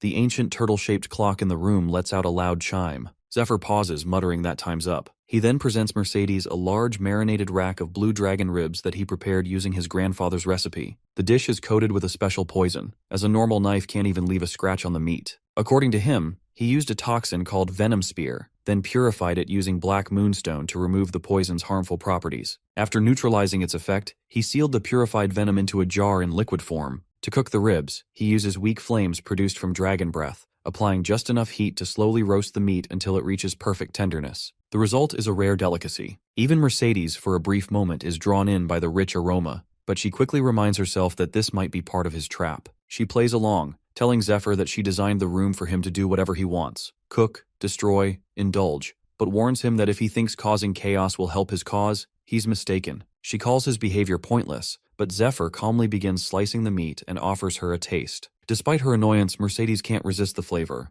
As she takes a bite, Zephyr casually asks how it tastes, but his tone shifts suddenly. He grabs her by the mouth, calling them untrustworthy and demanding to know what really happened. He's furious. He had believed the Sword of Light was meant for him, but just as he was about to use it, he was told he couldn't. Mercedes insists that they don't know what he's talking about, but Zephyr doesn't believe her. He throws her to the ground in frustration, declaring that if this is the kind of deception they want to play, then he'll do whatever he pleases. Without hesitation, he sits on the throne and announces that his time as a tool is over. From now on, he'll sit back, eat, and let the gods watch. If they want anything from him, they'd better pay more. He then orders the angel to leave. Mercedes, enraged by his arrogance, can't believe a mere human dares speak to them this way and act so shamelessly. Just as she prepares to retaliate, two glowing letters descend from the sky and crash before them. She's stunned that the gods have actually responded to his tantrum. She turns to Zephyr and congratulates him, saying he's gotten what he wanted. Zephyr, slightly confused, listens as she explains. These are sealed letters from the gods, each containing divine explanations and rewards. However, he can only open one. Once he chooses, the other will vanish. The two letters are from the god of light and the god of sky, and now Zephyr must choose between them. Back in the third parish, Ned and Fade clash, both swinging their blades with precision. Fade, however, has already interrogated the nun Rose. Under torture, she revealed that Zephyr was using a strange fighting style she had never seen before. She also claimed he used to inject himself with poison through a needle, and that the last time she saw him, he was following the Saints' raid party. That was all she knew. Now, as Fade fights, he is certain the one facing him is Ned, while the man with silver hair will be Zephyr. Still, something about Ned's movements unsettles him. The way he fights seems to reveal something deeper, something about who he truly is. As their swords collide, Fade asks how he acquired these skills so quickly and what he might have been doing 4 years ago. He suspects that he might have been trained in Eastern martial arts, and perhaps once worked as an assassin. Distracted by the thought, Ned launches a strike, but Fade blocks it and counters with a barrage of poison needles. Ned quickly neutralizes them all, but he follows up with a cloud of poison smoke. Ned stays one step ahead, dispersing the smoke with a sharp clap that sends out a shockwave, catching Fade off guard. Only then does Fade realize that during their fight, Lucius has slipped out through the door. It becomes clear to him that Ned revealed himself to buy time for the Holy One's escape. Still, he finds it foolish that Lucius didn't choose to help Ned instead. Meanwhile, Ned feels confident. Lucius's speed and healing abilities may not be useful in direct combat, but they are ideal for protecting his wife and child. He also knows that defeating Fade will require something special, though the ability's activation conditions are too difficult to meet in a one-on-one fight. For now, his only option is to buy time until reinforcements arrive. During the fight, Ned tries to reason with Fade. He asks whether his revenge is aimed at the one who uses dragon arts, or at their former master. He then reveals that 4 years ago, he too was in isolation, undergoing training. Now, betrayed by the very people he once trusted, he has aligned himself with the Saint's cause against the worshipper's master. He tries to appeal to Fade, pointing out that their goals seem to align and suggesting that they work together. But the guy remains skeptical. He refuses to trust Ned so easily and insists that he is the one who has been deceived, specifically by Zephyr. According to Fade, Zephyr values nothing and discards anyone once they've outlived their usefulness. He recalls how 4 years ago, Zephyr joined the group of Eastern martial artists, only to betray them. As a result, their entire guild was wiped out. Since then, Fade has followed rumors and leads, always trying to track Zephyr down but never getting close, until now. He sees this moment as his first real clue and has no intention of letting it slip away. Aware that Ned is trying to stall for reinforcements, he vows to capture and torture him to extract the information he needs. With that, Fade morphs a dragon-shaped sword in his hand, declaring that executing traitors remains his final duty as an assassin. The strange weapon and the energy radiating from it take Ned by surprise. It feels suffocating, making him dizzy and disoriented. Suddenly, Fade charges at him, but Ned finds himself distracted, his mind flashing back to the past. He remembers sensing this same kind of energy before, coming from a corrupted monster that polluted its victim's thoughts. It had been a living weapon used by the Demon Lord's cult. That same fear creeps over him now. But just as Fade closes the distance, a powerful kick sends him crashing to the ground. The guy is stunned, especially when he realizes the strike came from the woman beside him. Even more surprising is the fact that she had approached undetected. A moment later, she lets out a sharp scream, and the guy freezes instantly. At first he wonders if the scream itself caused it, but then it hits him. She's like him. Right then, Lucius arrives with his priests. Together they chain Fade to the ground. Now the final task falls to Ned. As he steps forward, Ned recalls the moment the Elf Queen entrusted him with a unique spell. She had warned him that it was dangerous, one sought by humans long ago, though she had refused to give it to them. The spell required him to maintain eye contact and physical contact with the target for 30 seconds. She had made him promise never to abuse it, explaining that it was a power meant to help him recruit a comrade, someone vital in the effort to save mankind. With those words in mind, Ned places his hand firmly on Fade's shoulder and begins to channel the spell. About a month ago, when Zephyr was preparing for the dragon raid, there was a small hut used by Olden's infected subordinates to pass information to him and among themselves. Although Olden was weaker in combat compared to the other apostles, he excelled in intelligence gathering, with contact points spread across the country. He also managed to rise to a high rank within the demon cult due to his strong skills in politics. That, however, is a story of the past. Now, in the same hut, the lifeless bodies of demon cultists lie scattered as the smiling woman steps inside and calmly crushes them underfoot. She's searching for Olden, but the state of the hut tells her everything she needs to know. The cult has descended into chaos following his death. There's no longer any reason to check the other contact points. She begins to suspect that the nobles who have suddenly fallen ill and isolated themselves might be hiding something. Her master's words return to her. Before sending her on this mission, he warned her not to trust anyone outside their sect, not even the cult, because all others care only about deception. He instructed her to investigate everything personally and to execute any traitors herself. At that time, he had also given her his hairpin as a token of proof, so others would recognize her authority. Accepting it, she made a quiet promise not to dishonor the Dragon King's style. Now, as a succeeding disciple, her first task is clear. She will save her master, who has been imprisoned unjustly. However, the master himself had reasoned that if she helped him escape, it would only make him appear guilty. Instead, he instructed her to deal with the traitors first. As she was leaving, he mentioned that some of the other disciples who had gone to search for his lost brother might be on their way back, and she could receive good news about it soon. Later, while looking at his old pocket watch, she realizes that the only thing she remembers after losing her memory is her name and the gift her brother gave her. She also feels a quiet gratitude toward her master for not forgetting his promise and prepares to set out on her mission. This new development introduces an unexpected variable to her situation. Her priority now shifts. She must find this element and either take control of it or eliminate it in order to secure victory. The outcome could determine not only her master's position, but also his survival. She's prepared to do whatever it takes to protect him. Meanwhile, outside the main building of the third parish, Ned informs Fade that the Master of the East trained 2 official succeeding disciples, but also secretly groomed several shadow disciples as a precaution. Among them is one reportedly similar to Zephyr or himself, someone said to possess poison or face-shifting techniques. This is what Ned chooses to reveal to Fade, knowing the latter hasn't fully grasped the situation yet. He explains that the Master's shadow disciples were all trained in poison techniques. What bothers Ned, however, is that the poison used by Fade and Zephyr resembles one he encountered 8 years ago, from his own brother, who was later caught by the Master and punished for an entire month. Their Master doesn't acknowledge any technique outside of martial arts, so Ned has never heard about this specific poison in detail before. From Ned's words, Fade begins to suspect that the person being discussed might be the same one who guided him 8 years ago. Internally, Ned remains confused. His master taught him Eastern techniques like needle arts and acupoint blocking, so why is Fade, an assassin, using them? The skill is undeniably deadly, and Fade seems increasingly dangerous. Still, there's a silver lining.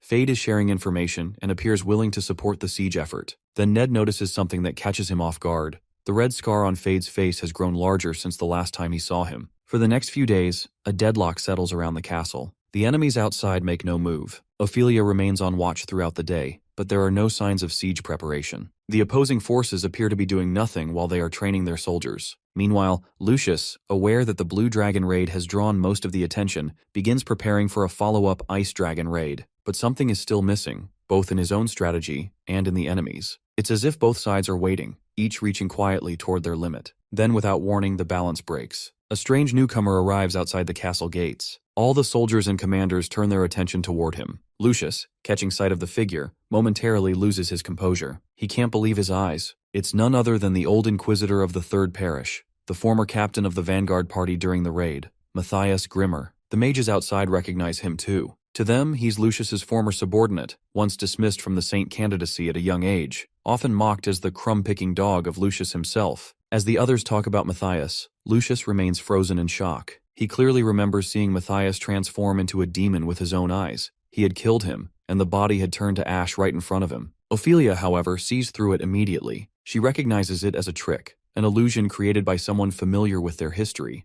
They likely knew that Matthias's corpse was never recovered. This appears to be the work of the Master of the East, Jinriang, who personally trained that weapon, shaping her into a master of disguise and deception. She is the smiling woman, and while Ophelia understands how the trick works, even she finds it strange that they chose to use Matthias as bait. Still, the intent is clear: draw attention, confuse the enemy, and shift the blame. Meanwhile, Matthias begins weaving a false narrative. He claims he and others were part of the original raid party, but were abandoned as soon as they uncovered Lucius's alleged plan. He insists that Lucius had plotted to scam his investors, steal the dragon's heart, and keep the profits for himself. According to him, during this betrayal, Lucius also allied with the demon worshipper Ned. Matthias then goes further. He formally accuses Lucius of blasphemy, invoking official authority to put a target on his back. Ned is also visibly confused that Matthias looks just like his older sister. He struggles to understand how she could accuse him of worshipping a demon lord in front of so many people. He recalls Zephyr once saying that she lost her memories in an accident as a child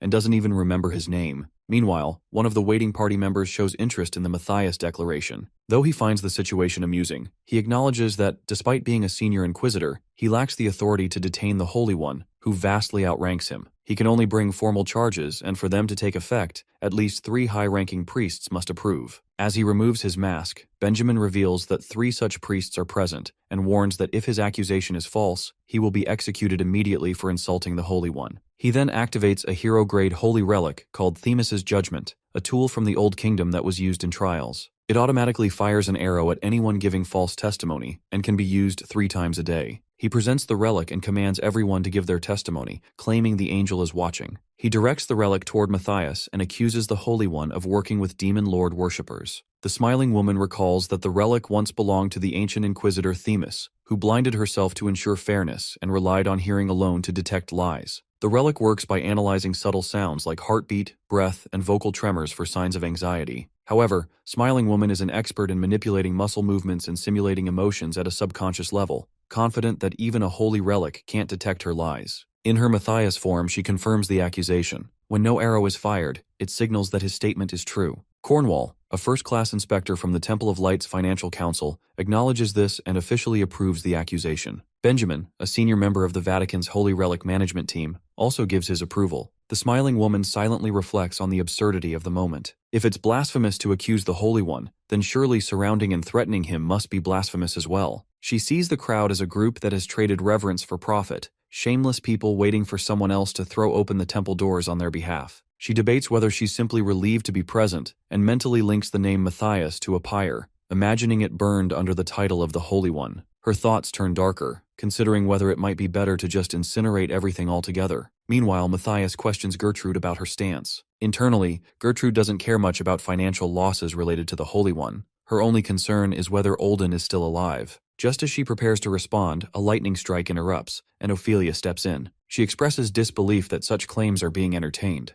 Gertrude immediately recognizes her as Ophelia, one of the 10 great warriors and a known bodyguard of the princess. Cornwall, too, notices the man standing beside her, finding his face oddly familiar. Ophelia turns to Benjamin and asks how reliable Themis's judgment truly is. He responds with confidence, claiming it's perfectly accurate. She then challenges this certainty, asking whether the relic can account for false testimony delivered under hypnosis or mental suggestion. She argues that even if someone speaks with conviction, the underlying belief might be manipulated. As she points toward Ned, she explains that he was personally sent as reinforcement by Princess Altair to aid the Holy One. She calls him her servant, claiming he slept with her horses in the stables for 12 years. In her eyes, his loyalty is unquestionable. She accuses the one posing as Matthias of fabricating lies and manipulating the situation. At that moment, the disguise begins to fail. Her outer clothing is scorched, and the lightning strike disrupts her mana flow, revealing his true form. The crowd realizes it isn't Lord Matthias at all. It's a woman in disguise. Caught, the impersonator admits she's been exposed again, noting this is the second time Ophelia has foiled her plans. She then turns to Ned, calling him a traitor and vowing to take his life before the day ends. With that, she and her 2 men take out the Hypnos ocarina and begin to play. In response, a massive corrupted creature rises from the ground. Ned quickly realizes the creature before him is indeed a Shoggoth, but something feels off. The musical pattern needed to control it is unusually long, which signals that the beast has evolved. What they face now isn't a regular Shoggoth, it's a Basilikos. The impersonator, now fully transformed into her true female form, prepares for what's next and asks if they're ready. She announces it's time to begin the Song of Swords and Screams. As her voice echoes, Cornwall feels a wave of fear. He recognizes Basilikos' cry spreading across the battlefield, inducing intense dizziness in anyone without magical protection. A nearby soldier reassures him, stating that the mercenaries will secure a path for retreat. Cornwall soon notices that everyone reacted to a skill the Basilikos had just used. As they move to counterattack, they encounter other monsters.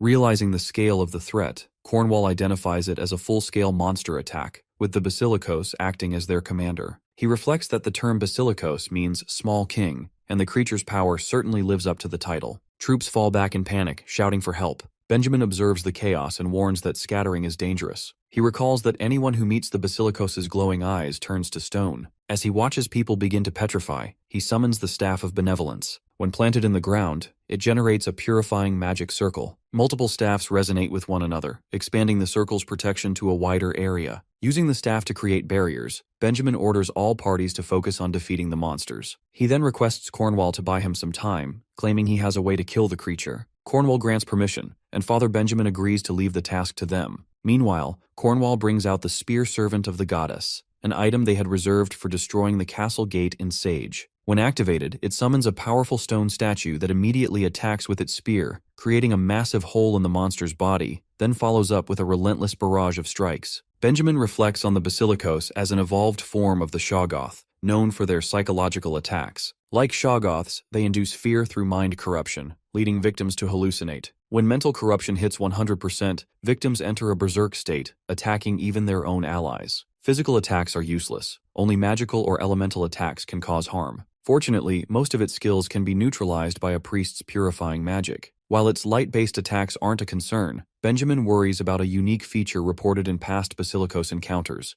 a second mouth located on its tail. He notes that this mouth can cast a powerful spell after a charge time of 5 minutes to an hour. If the spell activates, up to 80% of the party could be wiped out. Since each basilicos possesses a different tail-based skill, predicting their behavior is nearly impossible, so preventing skill activation now becomes the top priority. As the battle intensifies, Benjamin asks for a monster's report. A priest informs him that land-based monsters will arrive within 10 minutes, with flying monsters following 2 minutes later. Benjamin acknowledges the urgency and instructs everyone to protect him for the next 3 minutes. He decides it's time to activate the Holy Family's Golden Mirror, a legend-grade holy relic. Meanwhile, at the headquarters of the Holy Relic Management Team, where mages standing in front of a portal mirror announces they've received a signal, Father Benjamin has used the Golden Mirror. They state that it's now their turn to assist. For this, they all use their Dagger of the Holy Sanctuary skill, which draws mana from those who wield it. They then use the Golden Mirror to send the gathered mana to Benjamin, who channels it through his relics and feels the overwhelming force. It's far stronger than what he's used to, and he struggles to stay on his feet. He recalls bringing the Golden Mirror as a contingency for a siege. If he had rented it, like the Stake of Faith, he could have used it freely. However, since this relic was specifically assigned for the siege mission, using it outside those bounds would result in severe punishment. Despite this, he decides that survival takes precedence over protocol. Just as he targets the monster, he is shocked when Gertrude grabs him from behind. She reminds him of the rules, warning that the mirror is only authorized for use against fortress gates. Then, for Olden's sake, she forcefully redirects the target toward the gate. As the blast hits the gate, one of the worshipper apostles watching is satisfied with their preparations. The apostle is confident that Gertrude's obsession with Olden will ensure she follows their plans. Meanwhile, another apostle expresses his preference for direct action and would rather confront the threat personally than wait. The other understands but insists that an all-out war must remain the last option. He explains that before launching such a campaign, they need to establish clear justification through formal declarations, repeated negotiations, and explicit orders from their superiors. By following these steps, he believes their actions will be seen as justified. Justification, he adds,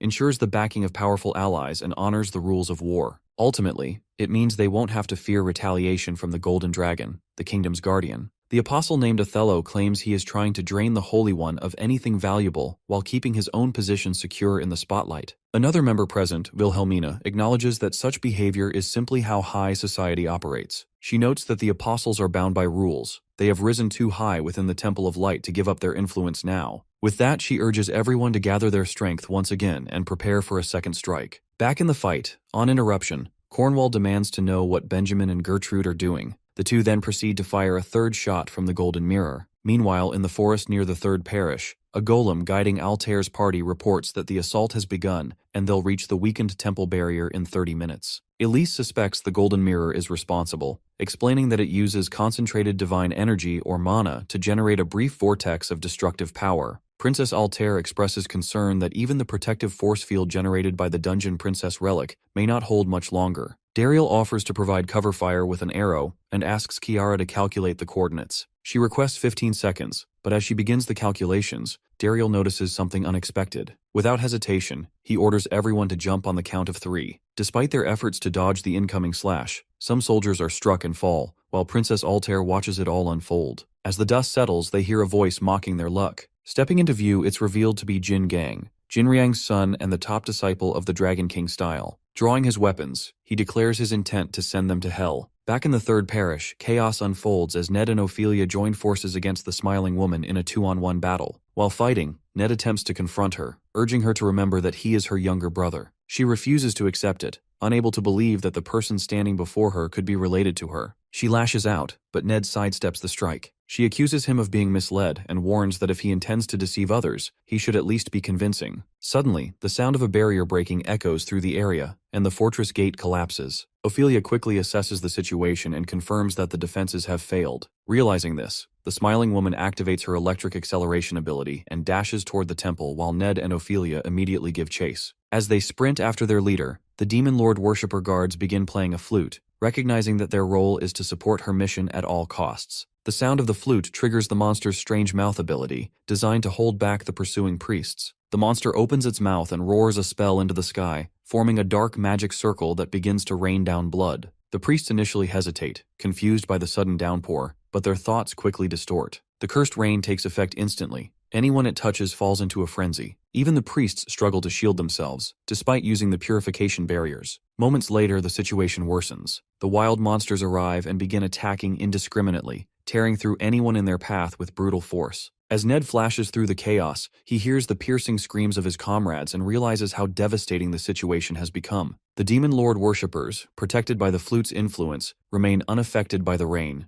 Ophelia too got the protection against it. So Ned finds himself at a crossroads. He must choose between going after his sister or protecting his overwhelmed party members. He recalls Zephyr's words, how eliminating enemies is crucial, but saving those who can still fight is just as important. Numbers matter, and Ned should trust his judgment in the moment. Remembering that, Ned quickly instructs Ophelia to pursue the smiling woman, knowing she can identify her on sight. Meanwhile, he turns his focus to dealing with the advancing monsters. He understands that chasing his sister and using the Queen's elf blessing might have been the better option to reach her, but right now, the situation demands something else. As Ophelia closes in on Matthias, ready to strike, the monster suddenly intercepts and traps her before she can land the blow. Just then, the smiling woman vanishes and reappears behind her in a flash, charging up her falling thunder attack as she descends. However, before she can strike, a poison whip hits her mid-air, interrupting the assault. It's Fade, making a clutch entrance at the perfect moment. Seeing him, Ned realizes he has strong comrades now, people he can trust. He channels his mana into his sword, determined to clear a path for Zephyr. With renewed resolve, he begins swinging his blade, cutting down monsters and enemies with his powerful electric innate. As he fights, he reminds himself of Zephyr's dream,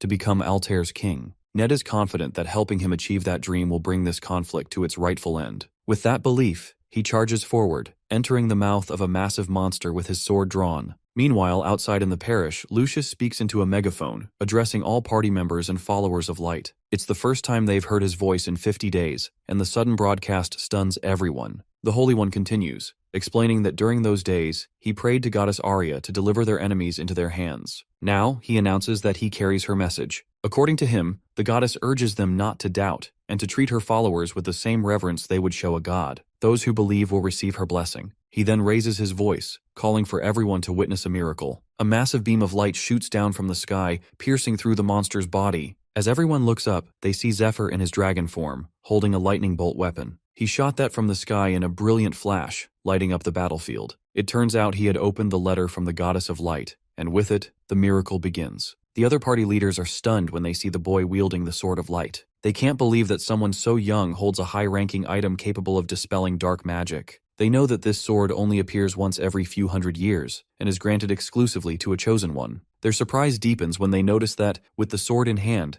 the boy now exhibits dragon-like features and radiates an aura strikingly similar to that of the gold dragon. Meanwhile, Zephyr reflects on his past life. At this same point in time back then, he had gone largely unnoticed, overshadowed by Adarius, who took the spotlight. But in hindsight, that anonymity gave him the chance to move in silence, ambush enemies, and seize rare opportunities to grow stronger. Now, he knows that just like before, he could remain hidden behind figures like Lucius or Dariel, but this time, there's no need. He understands it's finally time to step forward and show himself to the world. Just a few days earlier, inside the Silver Key, Mercedes had revealed something that stuck with him. The voice that once stopped him from using the sword wasn't Arya's, because he cannot hear the voice of a god directly. That moment reminded him of a time when he thought he had heard the goddess's voice through Mercedes, but never actually heard it firsthand. He realizes now that he still doesn't know what Arya truly sounds like. Pushing that thought further, Mercedes also disclosed that while the goddess granted him full permission to wield the Sword of Light, it was the sword itself that rejected him.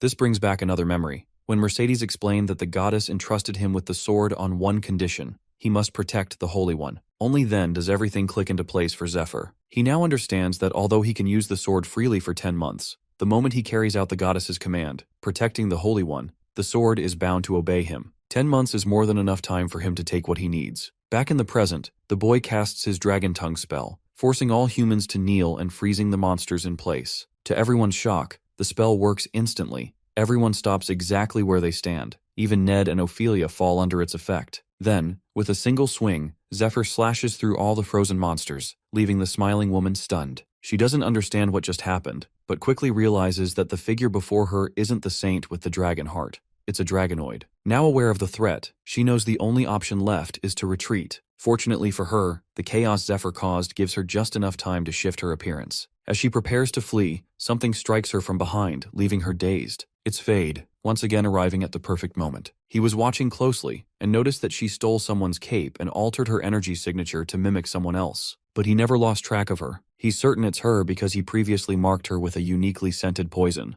The scent remains, allowing him to locate her easily by smell alone. Realizing this, the woman silently acknowledges his rare talent. Meanwhile, Zephyr remains deep in thought, aware of how powerful he has become. With the Sword of Light and the 2 dragon hearts within him, thanks to Yggdrasil, his current output reaches 24.5% for both hearts. With all this power, he knows there's no longer any need to hide who he is. He only needs to wait for the right moment to reveal his identity and claim the missing piece of the puzzle. In his past life, no matter how strong he became, people never believed in him. They saw him as inferior simply because he was a slave. That perception cost him valuable opportunities and was partly to blame for his and Altair's eventual separation. Zephyr finds it ironic now. Despite being the only one capable of saving them, the powerful figures of that time refused to acknowledge him. They never allowed him to take a leading role, all because of pride and ego, even in situations where cooperation was essential to survive. Still, despite their stubbornness, he chose to help them. He knew he needed numbers to face the overwhelming enemies ahead, and powerful allies were necessary, regardless of their attitudes. Now in the present, he understands that he can't win the Great War with just a handful of elites. They need someone the people can rally behind, and that role is determined by the one who holds the Sword of Light. Right now, that person is Zephyr, with undeniable proof of his status as the Chosen One in his hands. Even Lucius kneels before him, saying he has been waiting for this moment. Zephyr confirms that he completed what Lucius had asked of him. Then, from within his silver key, he pulls out the severed head of the blue dragon, presenting it to reveal the deeper issue, the corruption rooted in Danakil. Seeing the dragon's head, the leaders are in complete disbelief. That same day, Lucius's public prayer spreads rapidly across the entire continent. News of the Chosen One's appearance reaches every region, accompanied by letters urging officials and nobles to recognize the decision of the Goddess of Light. The message also mentions the presence of the dragon heart, reinforcing the Chosen One's legitimacy. Upon reading it, the royal court expresses concern. It feels dangerously close to embezzlement or overreach. But with the goddess's name involved, the matter becomes nearly impossible to challenge. Moreover, many witnessed the event firsthand, and they know that no one will question the disappearance of the dragon heart. With all these factors in play, it becomes clear that Lucius and Zephyr have secured a significant victory. Zephyr is now seen as the central figure in the unfolding story of this world. In response, the people begin the official prayers to Goddess Arya, asking for her eternal light and guidance. The scene shifts to Jin Gong as he recalls his earlier days, when he stood out as the most gifted among all the disciples of the Dragon King style. Born with an exceptional physique, he quickly grasped the core principles of martial arts. Even after accepting the demon worshipper's worm, he continued to grow and gained incredible power. His name, meaning strong dragon, seemed perfectly suited to his identity. He sees himself as powerful and firmly on the right path, though he holds a deep dislike for his father, who constantly speaks of returning east to reclaim his throne. Jin Gang also considers Ned foolish and stubborn for refusing the worm. In his view, everyone else is mistaken. He believes that, with the world on the verge of collapse, there's no point in clinging to loyalty or pride. Rejecting the worm to him is nothing more than empty ego. Jin Gang is convinced that in the end times, such values will become irrelevant. The only thing that will matter is who possesses the demon's power capable of adapting beyond the fragile limits of humanity. That, he believes, is the reason both his father exiled him from the East and why Ned turned against him. Despite this, he holds no respect for Ned and believes he alone is destined to become the true dragon. However, things haven't unfolded as he expected. At present, Jin Gang is trapped, bound by magical roots and enchanted hand seals cast by Altair's party, including Dariel. He doesn't understand why he's being held. Altair, however, recognizes him immediately as Ned's elder brother and acknowledges that Jin Gang is clearly stronger than all his siblings, having already defeated dozens of Dragon King-style disciples on his own. However, they manage to trap Jin Gang. While holding him in place with her dark hand and ghost spells, Altair calmly remarks that he should have brought healers with him. Meanwhile, Kiara supports the fight by casting her root spell combined with Pollen Rush, dealing with the remaining Demon Lord worshippers who arrived alongside Jin Gang. Elise tends to healing duties, keeping the party in fighting condition. Dariel's enchanted bow, empowered by Elise's buffs, proves especially effective. His boosted speed allows him to slow down and damage the enemy group significantly. As the battle winds down, Altair looks at Jin Gang and tells him he made a critical mistake by letting his guard down and allowing them time to channel their buff spells. She says his downfall is the result of his own carelessness. Hearing this, Jin Gang grows furious and begins shouting curses at her. But before he can finish, one of Dariel's arrows strikes him directly in the head, blasting it apart. Altair watches as Jin Gang collapses. She knows he had no value as a hostage, and could have become a serious threat if he had joined forces with the Smiling Woman. In the end, killing him was the safest option. Realizing that Jin Gang was present here, Altair begins to suspect that the Smiling Woman may now be with Lucius. The flash of light she noticed earlier might have come from Zephyr. As she thinks about this possibility, a slight blush rises on her face, knowing she might see him soon. Afterward, the group scouts the surrounding area, makes sure it's secure, and begins the healing process in preparation to move toward the third parish. At the third parish, Altair's group arrives just as night falls and finally reunites with Zephyr. Meanwhile, the local residents are shocked at the sight of Dariel.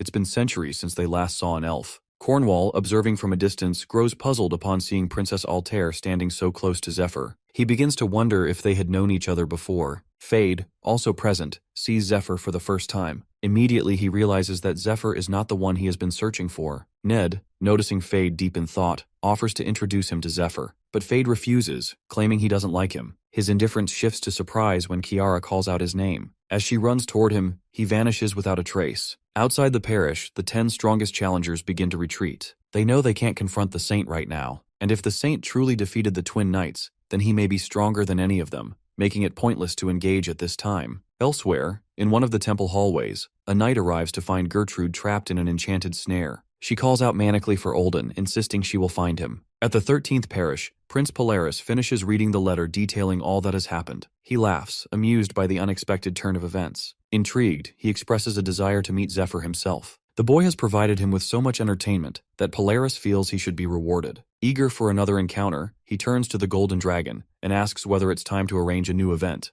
for the second round. The next day, all the forces besieging the third parish withdraw. The officials in charge of the sacred relics also retrieve the stake of faith. Meanwhile, the Finance Council expresses satisfaction at a new investment opportunity connected to Zephyr. The parish defenders witness these developments and prepare to relay various updates to their respective clients. Among the most notable news is a possible change in the Ice Dragon raid plans due to the recent arrival of a Dragon Slayer. On the other hand, Gertrude and the knights who had secretly entered the parish in search of Olden are captured and placed in jail, awaiting further investigation. The High Priestess, initially troubled by how they can explain Olden's alleged connection to demon worship, is surprised by how smoothly everything turned out. Strangely, those involved appear to have lost their memories, which prevents any complications. The priest standing nearby remarks that the situation could have escalated had news of Olden's death become public. He also suspects that the fourth parish may still be plotting something, and believes their retreat is only temporary. To the High Priestess, it almost seems as though the situation has been resolved, yet something still feels unfinished. While they escort Lucius, he overhears the conversation and surprises them by confidently declaring it a straightforward victory. In hindsight, he is right. They managed to handle the grime-smiling woman,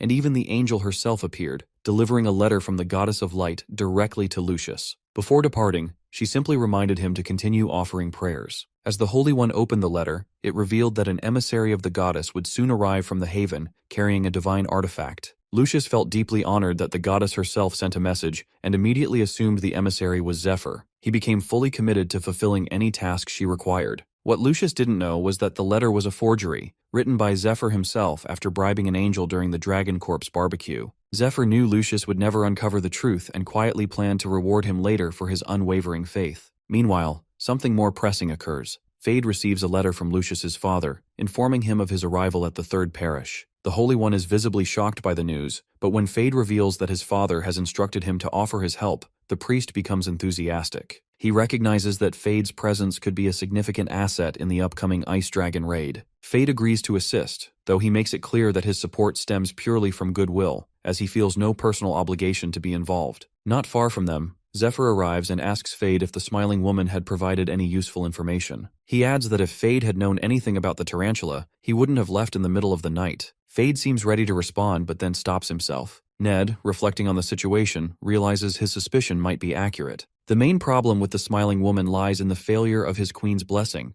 It has no effect on her. As a result, they resort to using a truth serum, but even that yields no information about the tarantula. Ned suspects that all Fade managed to obtain was the location of the Dragon King's style, which still leaves many questions unanswered. Ned also recalls that the tarantula are notoriously difficult to track, and with the Jin Gang now dead, the only ones who might have information about them are Master and Zephyr. At that moment, Zephyr offers to help Fade take revenge, on the condition that he shares what he knows. He warns him not to refuse. With a sudden burst of movement, Zephyr flashes close to Fade, startling him. Caught off guard, Fade quickly agrees to listen. Later, the entire group gathers for a meeting, where the new party member, Adarius, introduces himself as the wielder of the Requiem sword and a disciple of the White Dragon. He explains that his master instructed him to assist Altair, so he has come to fulfill that order. The group welcomes him warmly, and Altair suggests that he train under Zephyr for the time being. Idarius accepts without hesitation. Though he understands the princess wants him to observe and understand the current situation first, he feels slightly disappointed that he couldn't make a more dramatic entrance by arriving earlier,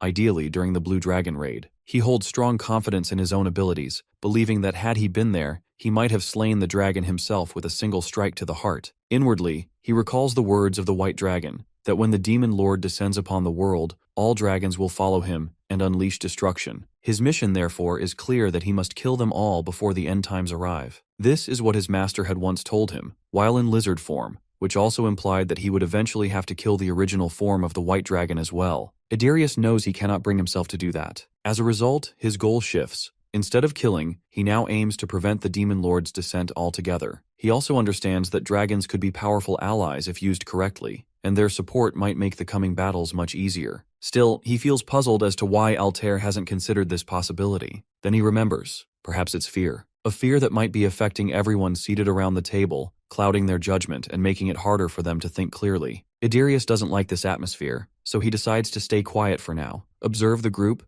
and follow the other party members until he fully understands the situation. While he's lost in thought, Zephyr glances over and notices something about him that he doesn't like. After the meeting, Elsie casts her spell, Angel's Embrace, a strange form of magical health assessment. All the new members are visibly uneasy about it, while Elsie seems to enjoy their discomfort, playfully commenting on how rare it is to examine specimens like a dragon, a seasoned warrior, and an elf. Hearing this, Fade becomes irritated, but to his surprise, Elsie soon discovers that she's unable to inspect him at all. Around the same time, Altair arrives and asks whether she has looked into the Smiling Woman. Elsie explains that despite fulfilling all the known conditions for the Queen's blessing, they were unable to apply it to the woman. Kiara speculates that the woman might already carry a blessing, or perhaps a curse, that causes interference. However, that theory doesn't hold. According to Elsie, they examined everything thoroughly, and the results suggest a different issue. The woman may have a problem with her brain. This revelation surprises Altair. The High Priestess notes that while high-level healing spells can reattach freshly severed fingers, they can't restore parts that were lost years ago. Since the Smiling Woman was involved in the shipwreck where she lost her memory, it's likely she suffered brain damage and now perceives the world in a fundamentally different way. Elsie points out that the woman didn't even recognize that she was looking directly into Ned's eyes, meaning the conditions for the Queen's blessing were never actually met. This suggests that the Smiling Woman might no longer see humans as humans at all. Later, Zephyr visits the holding cells to observe her himself. As he approaches, she stares at him without the slightest hesitation in her eyes. 13 years ago, after the boat incident, she was swept away by the waves and washed up on an island. When she regained consciousness, everything around her was dark and silent, except for a constant ringing in her ears. With no memory of who she was, she panicked and screamed. One day, overwhelmed by pain and thoughts of ending her life, she suddenly caught the scent of incense, and the ringing stopped. At that moment, she heard a heavy voice commanding her to open her eyes. When she did, a mysterious master healed her, and her vision began to return, if only slightly. That was the moment she met her mentor. She spent her days learning the language of the East and meditating under the master's guidance. Slowly, a sense of peace began to settle within her. During meditation, her vision gradually improved, but what she saw disturbed her. Everyone around her appeared as monsters. The only person she could recognize as human was herself, reflected in the mirror. Tired of living among monsters, she longed to reunite with her younger brother. The problem was, she had no idea what he looked like. Still, she held on to hope, believing that if they shared any resemblance, she might recognize him when the time came. Then, one day, despite faithfully following everything the master had taught her, her vision became even stranger. She began to see symbols and arrows hovering over people's forms, markings that left her deeply unsettled. In the present, after hearing everything, Fate explains that what she experienced resembles a form of long-term trauma treatment, an extreme method that breaks the brain's normal function to allow the natural flow of mana. The process is brutal, often involving poison, and 9 out of 10 subjects don't survive. However, those who do gain altered sensory abilities. These heightened senses can affect smell, taste, or sight, and sometimes even shift a person's entire perception of reality. As the Smiling Woman gradually becomes accustomed to the strange figures she sees, she realizes the arrows are actually guides. By adjusting the shape of her face to match their patterns, she discovers she can transform her appearance into someone else entirely. She recalls how her mentor cared for her, showed her her worth, and taught her martial arts. He even tried to locate her younger brother. Determined to repay him, she once set out to retrieve a dragon's heart, but failed. Still, her primary goal remains to save her master. For that, she needs a way out of this prison. Zephyr manages to extract all this simply by watching her closely. She notices him staring and assumes he's acting strange. She then admits she will be killed if released, and makes a final request, to take a bath before she dies. Willing to offer any information in exchange, she pleads with him. If he cannot untie her, she asks if he could wash her himself. Zephyr steps into the cell, tells her to stay still, and gently lifts her head. In that moment, as she looks into his eyes, she believes she has ensnared him with her charm. She believes she has Zephyr under her spell, convinced that he sees her as an unforgettable war trophy and will eventually give in. Desperate to escape, she's willing to do anything, knowing that even those as strong as a dragon heart bearer or the wielder of the Sword of Light can't fully resist their natural instincts. But to her shock, Zephyr leans close to her face and coldly orders her to expel the worm inside her. Almost instantly, she feels something rise in her throat and begins coughing up blood. Zephyr watches from the side, smirking. He remembers her from the past, how she once tried to manipulate him, pretending to be close just to use him before discarding him. But now, in the present, he stomps on the writhing worm she vomits onto the floor as she struggles to breathe. Zephyr states that he could kill her right now, but chooses not to, for her brother's sake. He tells her that her life now depends on her behavior. With those words, he forces her eyes open, anchoring her back to awareness. Suddenly, a blast of light bursts from the cellar, and moments later, Zephyr emerges. Altair, waiting outside, wonders if it's over. Zephyr calmly explains that he made sure she will gradually return to normal, and that her senses, and possibly her memories, may also come back over time. Altair, concerned, asks if the process will take long. Zephyr replies that slowing the side effects of worm removal is the best approach. Still, he's slightly surprised, having assumed that Altair was against rehabilitating the smiling woman, and had intended to kill her instead. Hearing that, Altair admits she did want the smiling woman dead, but also sees the potential in using someone with such rare talents. Deep down, she knows the truth, that the smiling woman is Ned's sister, and of course, she feels responsible for helping her. Meanwhile, back in the cell, the smiling woman lies unconscious. Zephyr, anticipating the possibility, has already placed a safety seal there as a precaution. With that matter temporarily resolved, he shifts his attention to the next pressing issue. In truth, Zephyr never wanted to meet the smiling woman at all. His original intent was to kill her, but because she is Ned's sister, he had no choice. Even so, the moment he saw her in person, he struggled to suppress the emotions she stirred. What troubled him even more was the same question he still couldn't answer.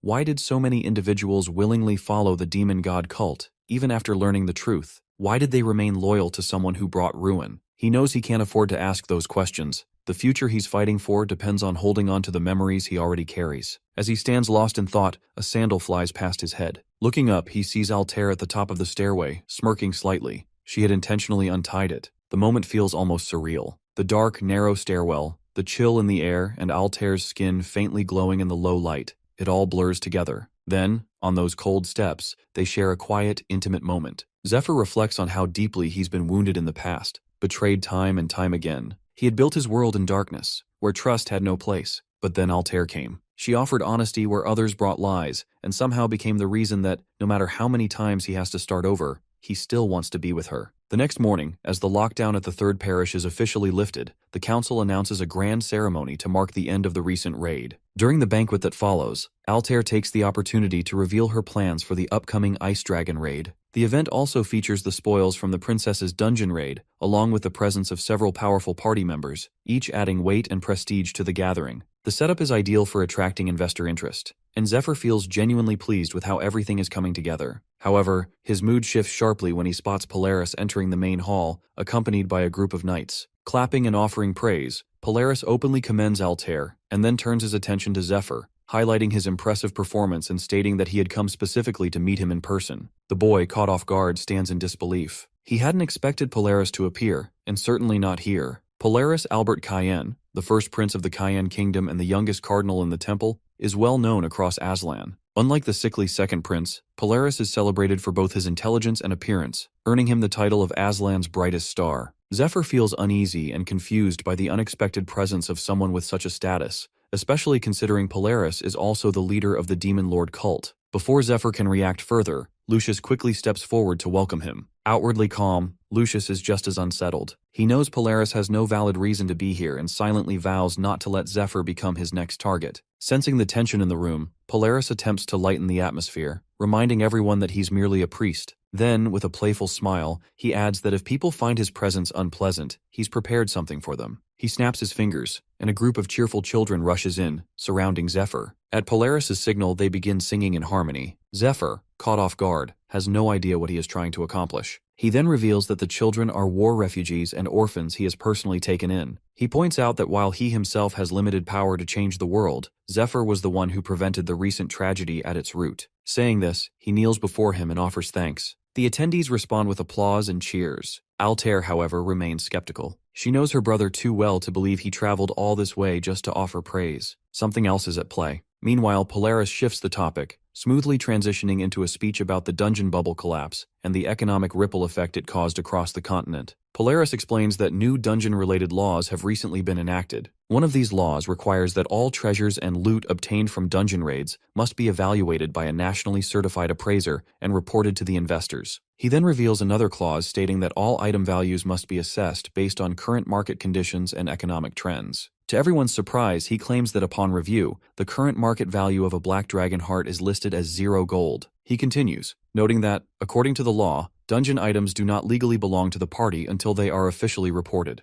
If any items are used before this reporting, such as healing items or exclusive loot, their value must be reimbursed from the party's profits. Since the dragon heart was valued at 0 gold, Polaris argues that its use should technically cost nothing. However, he implies that this reporting doesn't reflect the truth. At that point, Lucius reacts angrily, but Polaris calmly clarifies that such claims wouldn't come from him directly, but rather from the public. Turning to the room, he addresses everyone, stating that the dragon heart cannot be measured in human currency, as it was used to carry out the goddess's will. Naturally, he concludes, its monetary value would be 0. He then shifts attention back to Zephyr, praising him for acting selflessly, claiming he never cared about treasure or money and acted purely for the sake of the goddess. His tone and words are sweet, but both Lucius and Altair sense something off beneath the surface. Meanwhile, Polaris continues, emphasizing that Zephyr saved everyone from chaos without accepting a single coin in return, which, in his view, makes the dragon heart priceless. Zephyr, however, grows visibly annoyed by the act. The guy continues, stating that as soon as he heard the news, he rushed to his father and requested that Zephyr's arrest be reversed. He then summons a scroll, explaining that afterward, he visited the bishops of every parish and gathered their signatures,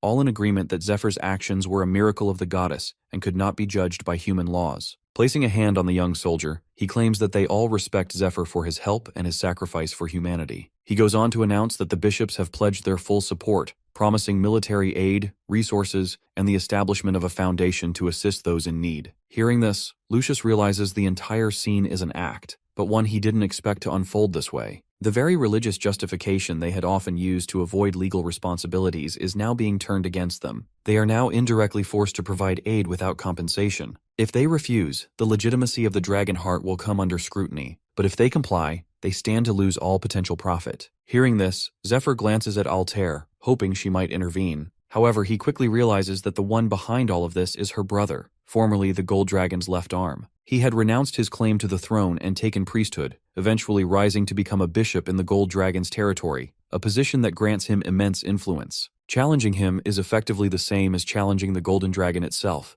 making it nearly impossible for anyone to oppose him. The investors, witnessing everything unfold, grow disheartened. Realizing that Polaris is maneuvering to take all the profits for himself, they decide to withdraw, knowing there's no financial gain left for them. At that moment, Polaris steps closer to Zephyr, revealing that he hasn't come to start another war, but simply to defeat him. Despite the tension in the air, Zephyr holds back a laugh, fully aware that the man in front of him is completely absurd. Polaris's actions follow a familiar pattern often used by temple guilds and nobles to suppress smaller guilds and individuals. They start by making vague excuses to cut their targets off from funding, initially keeping their promises once or twice. After that, they begin to stall, claiming the money is still being processed or that approval is needed from another branch. Eventually, the promised support never arrives. As a result, soldiers are left under-equipped, and dungeon raids fail. To keep the strongest members from being recruited by other parties, guilds are forced to overpay them. On top of that, dungeon equipment, especially enchanted or specialized gear, is expensive. There are also ongoing costs for labor and supplies such as potions, food, and camp gear for parties that can range from a dozen to several hundred members. Even the rights to raid a dungeon must be purchased, so when higher-ups monopolize the profits, it becomes a death sentence for the party. This is exactly what Polaris is attempting. Returning to the present, Polaris mocks Zephyr's lack of a proper response. He pushes the idea that, now that he is seen as important, he must follow established rules, regardless of his personal strength. He even suggests that Altair will go broke without any financial products to support her, and since she has a public image to uphold as a princess, Zephyr will be expected to fulfill those expectations. His words are carefully aimed to provoke. pushing Zephyr to the edge of anger, knowing that an impulsive move could lead to serious consequences. But instead of reacting with violence, he calmly begins quoting an old prophecy, one that speaks of a red smoke, like blood, rising from the south and covering the entire world. He says it will be a sign that the 4 horsemen of the apocalypse have risen, bringing war and death across the world. As he quotes the prophecy, Lucius recognizes it immediately. Meanwhile, Zephyr continues to use his silver key to summon the Sword of Light, claiming that an angel told him he would use it to prevent the world's downfall when he first earned the blade. Charging the sword with mana, he firmly states that since the goddess has granted him both the dragon heart and the sword, he cannot hand them over to anyone else. Instead, it will be Princess Altair who decides where the dragon heart belongs. After making this clear, he calmly shakes hands with Polaris and expresses his gratitude. With that, the bishop takes his leave. As he walks away, he's deep in thought. For a mere peasant, Zephyr handled the situation better than expected. He wonders whether he plans to give the dragon heart to Altair in order to strengthen her party against him. The idea darkens Polaris's expression. He feels that Zephyr has chosen a difficult path, one that will eventually ruin him. Polaris firmly believes that all 7 pieces of the dragon's heart must be recovered and reunited. Otherwise, there's no point in having them at all. Even as he returns, he remains lost in thought about Zephyr. He suspects that the boy knows nothing about how the world truly works. His cooperation with Altair, his cryptic prophecy, and his calm behavior all raise doubts in his mind. He doesn't believe Zephyr is acting purely out of goodwill. He considers whether he should have performed a mana dedication ritual to test him, but there were too many eyes on them. Still, he reassures himself, his true goal is to summon the Demon Lord. Everything else is just entertainment for now. Besides, he has prepared a special gift for them, one he crafted himself. The gift turns out to be Adirius, whom Polaris had already met earlier. He had lied to Adirius, claiming he had found a way for him to reunite with his master. Adirius, appearing to believe him,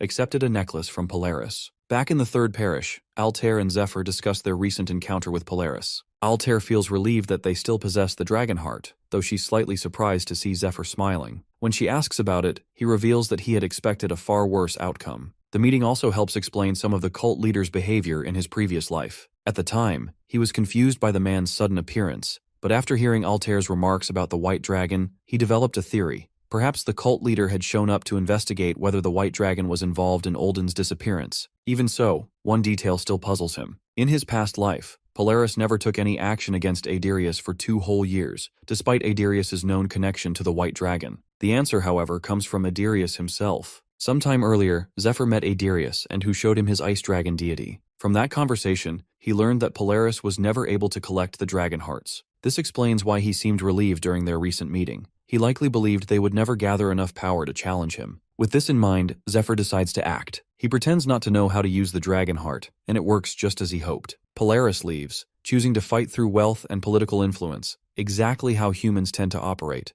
and Zephyr understands that well. But when he mentions humans, Altair briefly recalls a memory of her brother in his demon form. Meanwhile, Zephyr continues thinking, if the bishop had revealed his true power, they would all be dead by now. Or at the very least, their party would have been forced into a desperate struggle for survival. Yet, Polaris leaves Zephyr untouched and never reveals his allegiance to the Demon Lord worshippers. Our boy suspects there must be rules in place, boundaries Polaris cannot cross, at least for now. He realizes that all Polaris can do is label him a threat to the kingdom and try to eliminate him through the Gold Dragon's influence, likely by triggering internal conflict within the temple. Zephyr finds it almost amusing. Despite all his manipulation and arrogance, he genuinely believes he came out on top. But our boy knows better. He knows that eventually the cult leader will recognize his mistake and regret letting this opportunity slip. And although Polaris took a step back, Zephyr is certain they'll push much further now, especially with Altair by his side. In the next meeting, Zephyr prepares a variety of delicious dishes made from dragon meat, accompanied by a glass of water drawn from the Lake of Life. According to him, this combination helps boost their stats, something they'll need for the upcoming battles in the snowy fields of the Blue Dragon Raid. As he encourages everyone to eat, they're all surprised by how flavorful and nutritious the food is. The water from the Elven Lake not only enhances regeneration, but also extends one's lifespan. While the others enjoy the meal, Altair grows curious about when Zephyr learned to cook. He replies that he picked it up from his grandfather, who once owned a restaurant. Altair makes a light remark in response, but then raises a concern. Ada Ruiz is the only one missing. Zephyr simply notes that dragon meat doesn't sit well with him, avoiding further explanation. Still, she worries that Ada Ruiz might come to resent them. Zephyr, however, feels confident that even if he holds a grudge, he won't act on it, not with Dariel around. Meanwhile, Adaruis quietly concludes that it might be best to eliminate Zephyr now. Despite the cult leader's earlier interference, the dragon raid proceeds as planned and on schedule. In the following meeting, Lucius presents a list of items to be sold at the upcoming Lauren auction. This auction is the largest on the continent, where millions of gold worth of goods are traded, including legendary items. According to the priest, placing an item in the auction is a lengthy process. It takes months to submit an item and even longer for it to be evaluated. Only after all the formal procedures is it added to the official catalog, one that only auction staff are permitted to view. Overall, the auction process typically takes around half a year for an item to be listed. However, Zephyr notices that one particular entry in the catalog is scheduled to go up for bidding in just 2 months. He recalls that once auction dates are finalized, sellers can't cancel their listings unless the auction house finds the item unsatisfactory. That loophole gives them an opportunity. If they offer something better in return, the auction house may cancel the previous request and accept the new one. With that in mind, Zephyr begins reviewing the list, trying to decide which item might be useful for the raid. He also realizes he can't rely on his usual method of consulting the past, as these events haven't occurred yet. He then recalls a significant event. When Adaruis arrived to meet Altair, he brought a large force with him. At that time, Altair and her group had left the castle to pursue Ned, who was fleeing with the dragon heart. With the castle mostly empty, Adaruis decided to seek out the dragon on his own. He claimed he simply intended to communicate with it. When he reached the ice castle where the dragon resided, hoping to establish contact before the princess could, he encountered something entirely unexpected. The ice dragon was not what he had imagined. She appeared as a girl with horns and a commanding presence. As Adaruis stepped inside, she immediately closed the distance, recognizing her sister's scent on him. She had long suspected her sister's involvement in matters like these. Believing that Adaruis had come either to test his strength or the Dragonheart's power, she drew her sword and introduced herself as Merenia, the ice dragon. She then declared that if he wanted anything from her, he would have to defeat her first. Despite being caught off guard, Adaruis feels a flicker of excitement. He and the ice dragon are similar, both driven by passion and a fierce instinct to protect their masters and their kind. With that unspoken understanding, the two clash. She quickly becomes impressed by how well Adaruis holds his ground against her relentless attacks. Knowing that he is her sister's disciple, she expects no less. She then summons hundreds of ice swords and sends them flying toward him. In one powerful swing, Adaruis shatters them all. Without missing a beat, the ice dragon charges forward in a flash, following up her assault. Their fighting styles mirror each other so closely that it seems as though they are reflections. Each strike met with an equal counter, each move answered with matching precision. Meanwhile, her aura intensifies, and with each breath, she begins to freeze the area surrounding her castle. As the battle moves outside, she finally gains the upper hand and brings Adaruis down. But in that moment she realizes he didn't come to kill her. Curious about him, she chooses to learn more. And while the two remain locked in that fragile pause, unaware of what the future holds, a quiet, magical winter begins around them. Despite being knocked down, Adaruis stands up and makes another attempt to strike, but the ice dragon easily dodges and counters, sending him back to the ground. She remarks that he needs at least 100 more years of training before he can hope to challenge her. To give him a chance to keep sparring, she summons 7 magical swords and encourages him to try using them, especially one named Requiem. He picks up the sword, and together they continue sparring for hours on end until exhaustion nearly overwhelms him. At one point, he uses a flint to start a fire, something the ice dragon has never seen before. Intrigued, she watches as he prepares food over the flames. They share the meal, chewing through roasted meat. Once finished, they resume sparring until sleep finally overtakes him.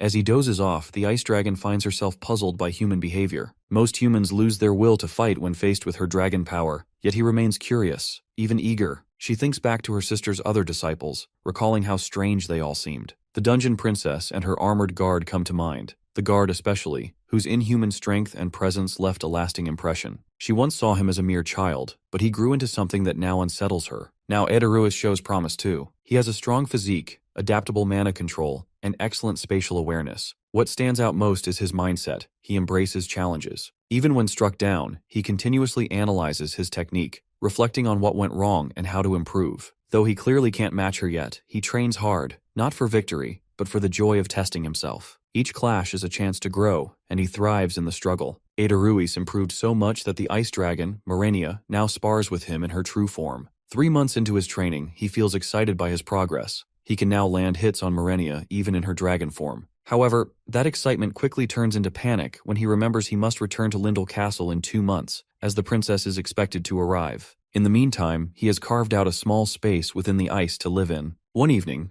Merenia calls him outside and shows him the northern lights. As he sits and watches, he is mesmerized by the shifting colors. He recalls something his master once told him, that she too had seen the northern lights with Merenia, and had wished to see them with her again. Hearing this, Merenia reflects on the past. Long ago, the great dragon heart shattered into many pieces, and over the course of 100 years, those pieces became the dragons. Her own fragment was a blend of blue and white. After awakening from the ice, she met her sister. They were different from the others because they shared something deeper. Her sister had a passionate nature, and though both of them were white in appearance, Merenia could never claim the title of the White Dragon, as it already belonged to another. She continues to reflect. After Kaiserus died, her sister went into a long sleep, and the other dragons began to act strangely, preparing for some unknown grand mission. Since then, Merenia hasn't had a conversation like this with anyone, especially not someone who shares memories with her sister. Hearing that, Aedaruis can't hold back his emotions, which the ice dragon immediately notices. Inside, he wrestles with himself. His mission is to eliminate all dragons, but if he follows it to the end, he would have to kill both Merenia and her younger sister. He knows he cannot do that.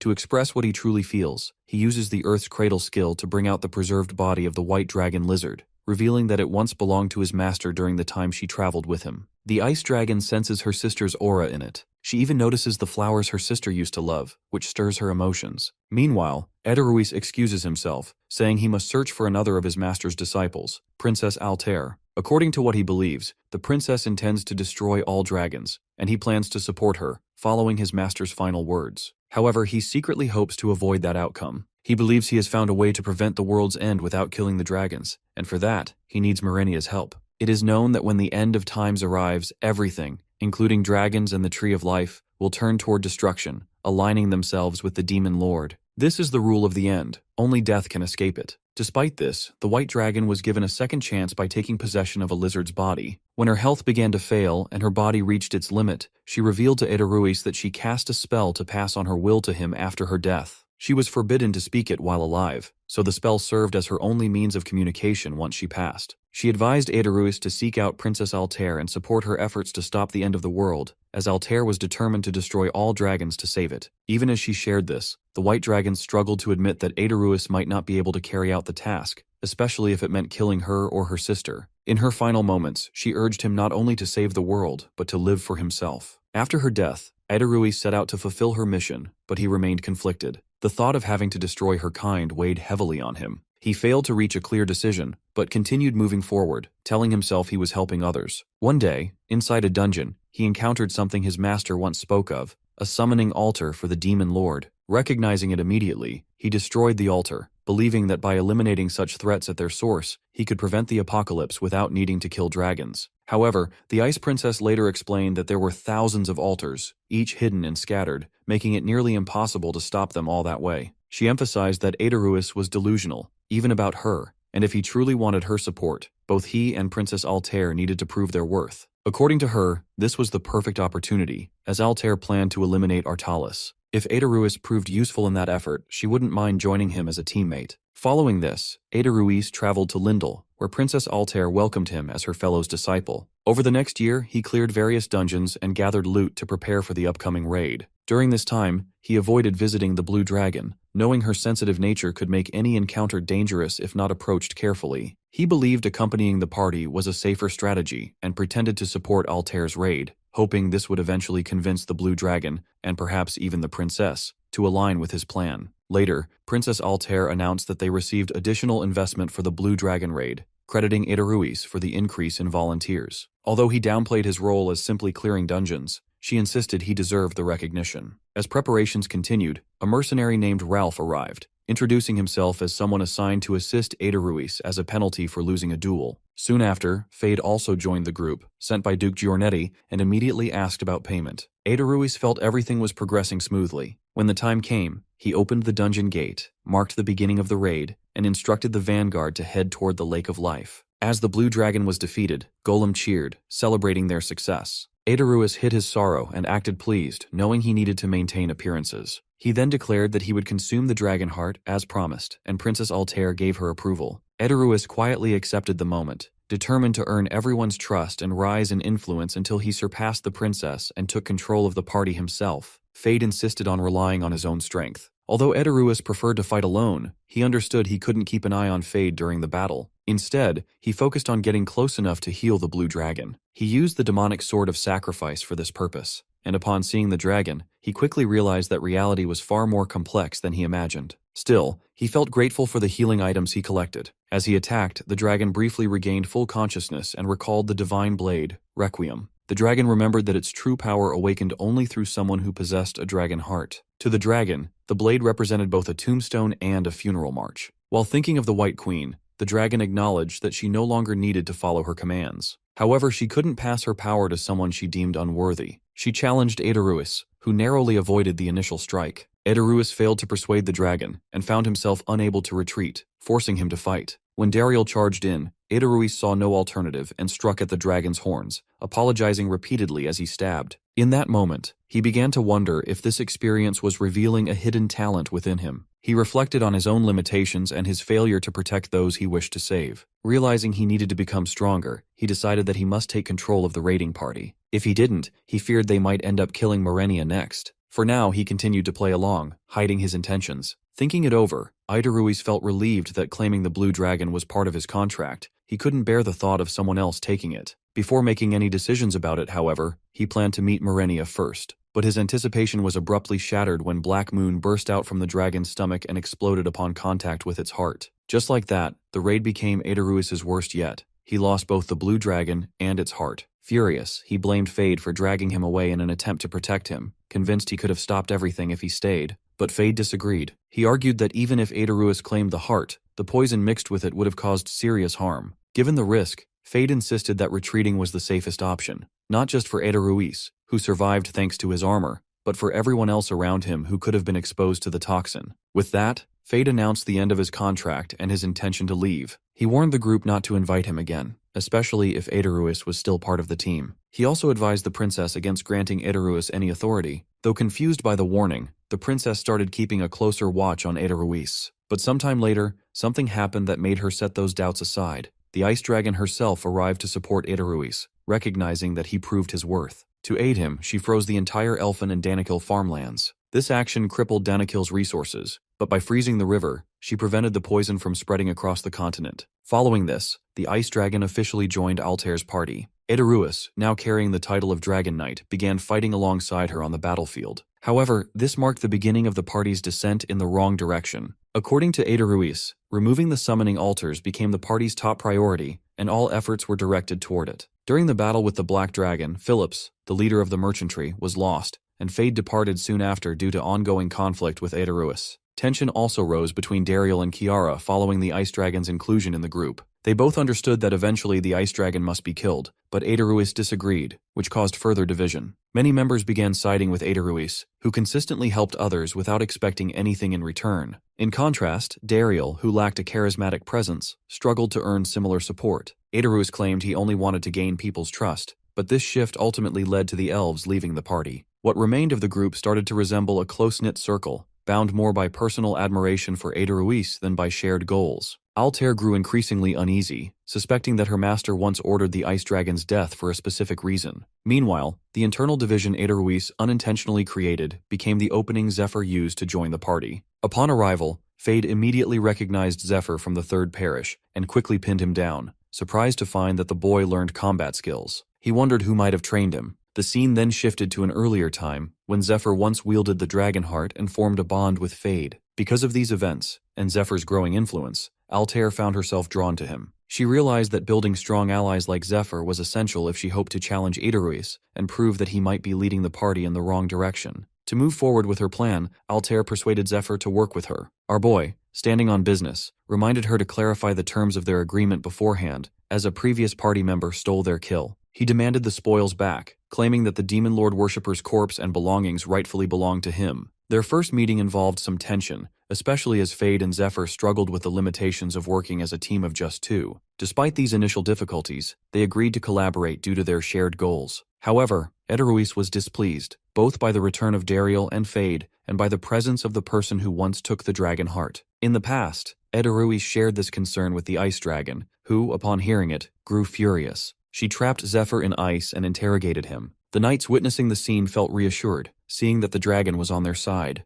Aderuis, meanwhile, used Zephyr's presence to subtly influence public opinion in his favor. Back in the present, Zephyr observes the boy during training and quickly realizes that, while naive, he is instinctively cunning and driven by a thirst for fame. The boy, aware of his limitations, pushes himself hard, hoping for just one chance to gain freedom and influence during the upcoming raid. Meanwhile, Aderui, while running through preparations, remains frustrated by Zephyr's use of the Silver Lion's control over him. Still, he knows that Zephyr will likely lift the training restrictions once the dragon raid begins, as his full power will be needed. Aderuis remains firm in his belief that he alone should have the right to decide whether his master, the White Dragon Familiar, lives or dies. During the pre-raid briefing, Altair assigns all party members to specific teams. The auction team is tasked with purchasing equipment, while the farming team, which includes Aderuis and the priests, is assigned to gather loot from monsters. Upon hearing this, Ned realizes he must keep a close eye on Aderuis during the mission. Lastly, the scout team consists of Fade, Dariel, and Dariel's sister, who are tasked with locating more members. This team division reminds Zephyr of his earlier days.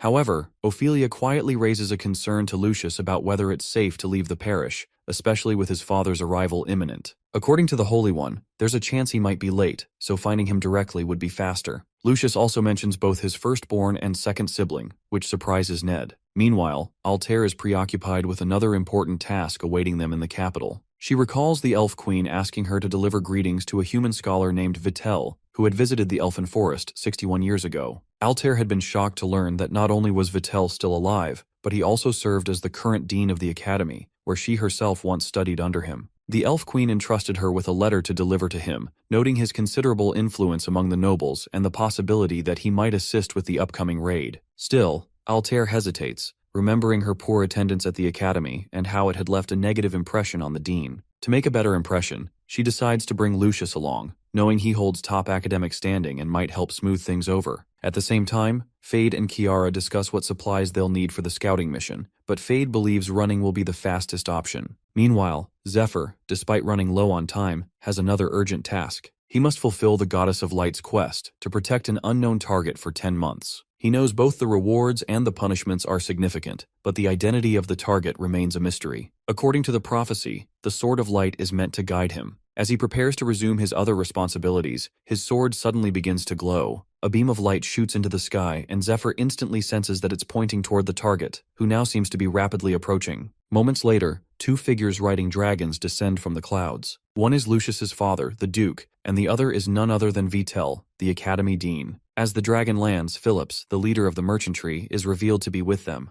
Zephyr immediately recognizes him and recalls leaving him in the Elfin Forest for his safety. Altair, upon seeing Phillips, feels slightly relieved, and Phillips appears just as glad, having heard that the group managed to capture the smiling woman, the very reason he had gone into hiding. Phillips quickly explains the situation. Knowing the group's deteriorating condition, he brought Lucius's father, the Duke, along with Professor Vitel. When Ned sees the Duke for the first time, memories resurface. He remembers how the Duke had played a key role in shaping the world's current state. The Duke had benefited greatly from the economic collapse caused by the bubble break, and his aggressive investment strategies had only worsened the damage. Ned indirectly blames that event for his own family's downfall, and as a result, finds no reason to hold a favorable opinion of the man. Even from a purely logical standpoint, the Duke appears to be the worst kind of person, self-serving, short-sighted, and entirely focused on his own family's gain. That's why Ned finds it hard to believe that someone with such a reputation for greed would willingly join the human resistance. Altair, on the other hand, is excited by the Duke's arrival. She had intended to approach him for help,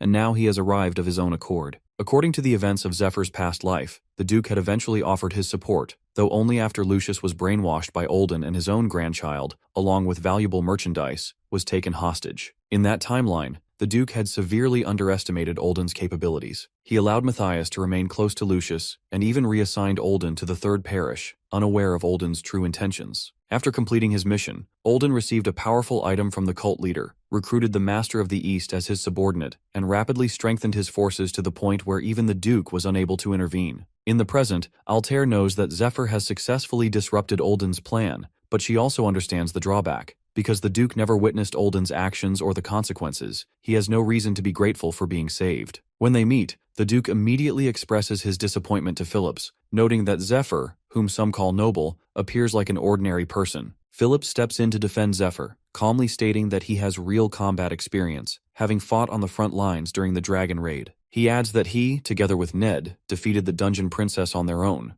This revelation surprises the Duke, who seeks confirmation that the two truly acted alone. Phillips confirms it and mentions that they also witnessed what transpired inside the dungeon. The Duke shows interest in learning more but refrains from asking further, aware that revealing too much might expose his real motives. Instead, he shifts the conversation, making it clear that he will not offer any financial support. On the contrary, he states that if they want access to his knowledge and connections, they will have to pay him. Lucius, taken aback, urges his father not to speak that way, reminding him that Zephyr saved his life and is the only one capable of helping with the dragon raid. However, the Duke quickly silences him, further fueling Lucius's frustration. He mocks his son, telling him to focus on repaying his own debts. As for the Ice Dragon raid, the Duke notes that the Guild Union is already on standby and prepared to act at any time, implying that he has other options. As the Duke prepares to add more conditions, Zephyr steps forward and firmly interrupts him. He states that whatever offer the Duke intends to make, he can provide a better one. With that, he summons the light sword and swears an oath, declaring that he has been sent by the Goddess of Light. He reveals that she has instructed him to protect the Duke. Then, using light chains, he restrains the Duke, ordering him to stop the theatrics and remain still. With that, the Duke silently joins their cause, Big Cap, and the groups proceed with their assigned duties. The farming team sets out toward the desert lands, where they meet Harvey of the Galliano Guild, who has been ordered to join the princess's raid. The auction team, led by Phillips, heads toward the capital, while the scout team also departs on their mission. Kiara feels anxious that Zephyr is not with their group,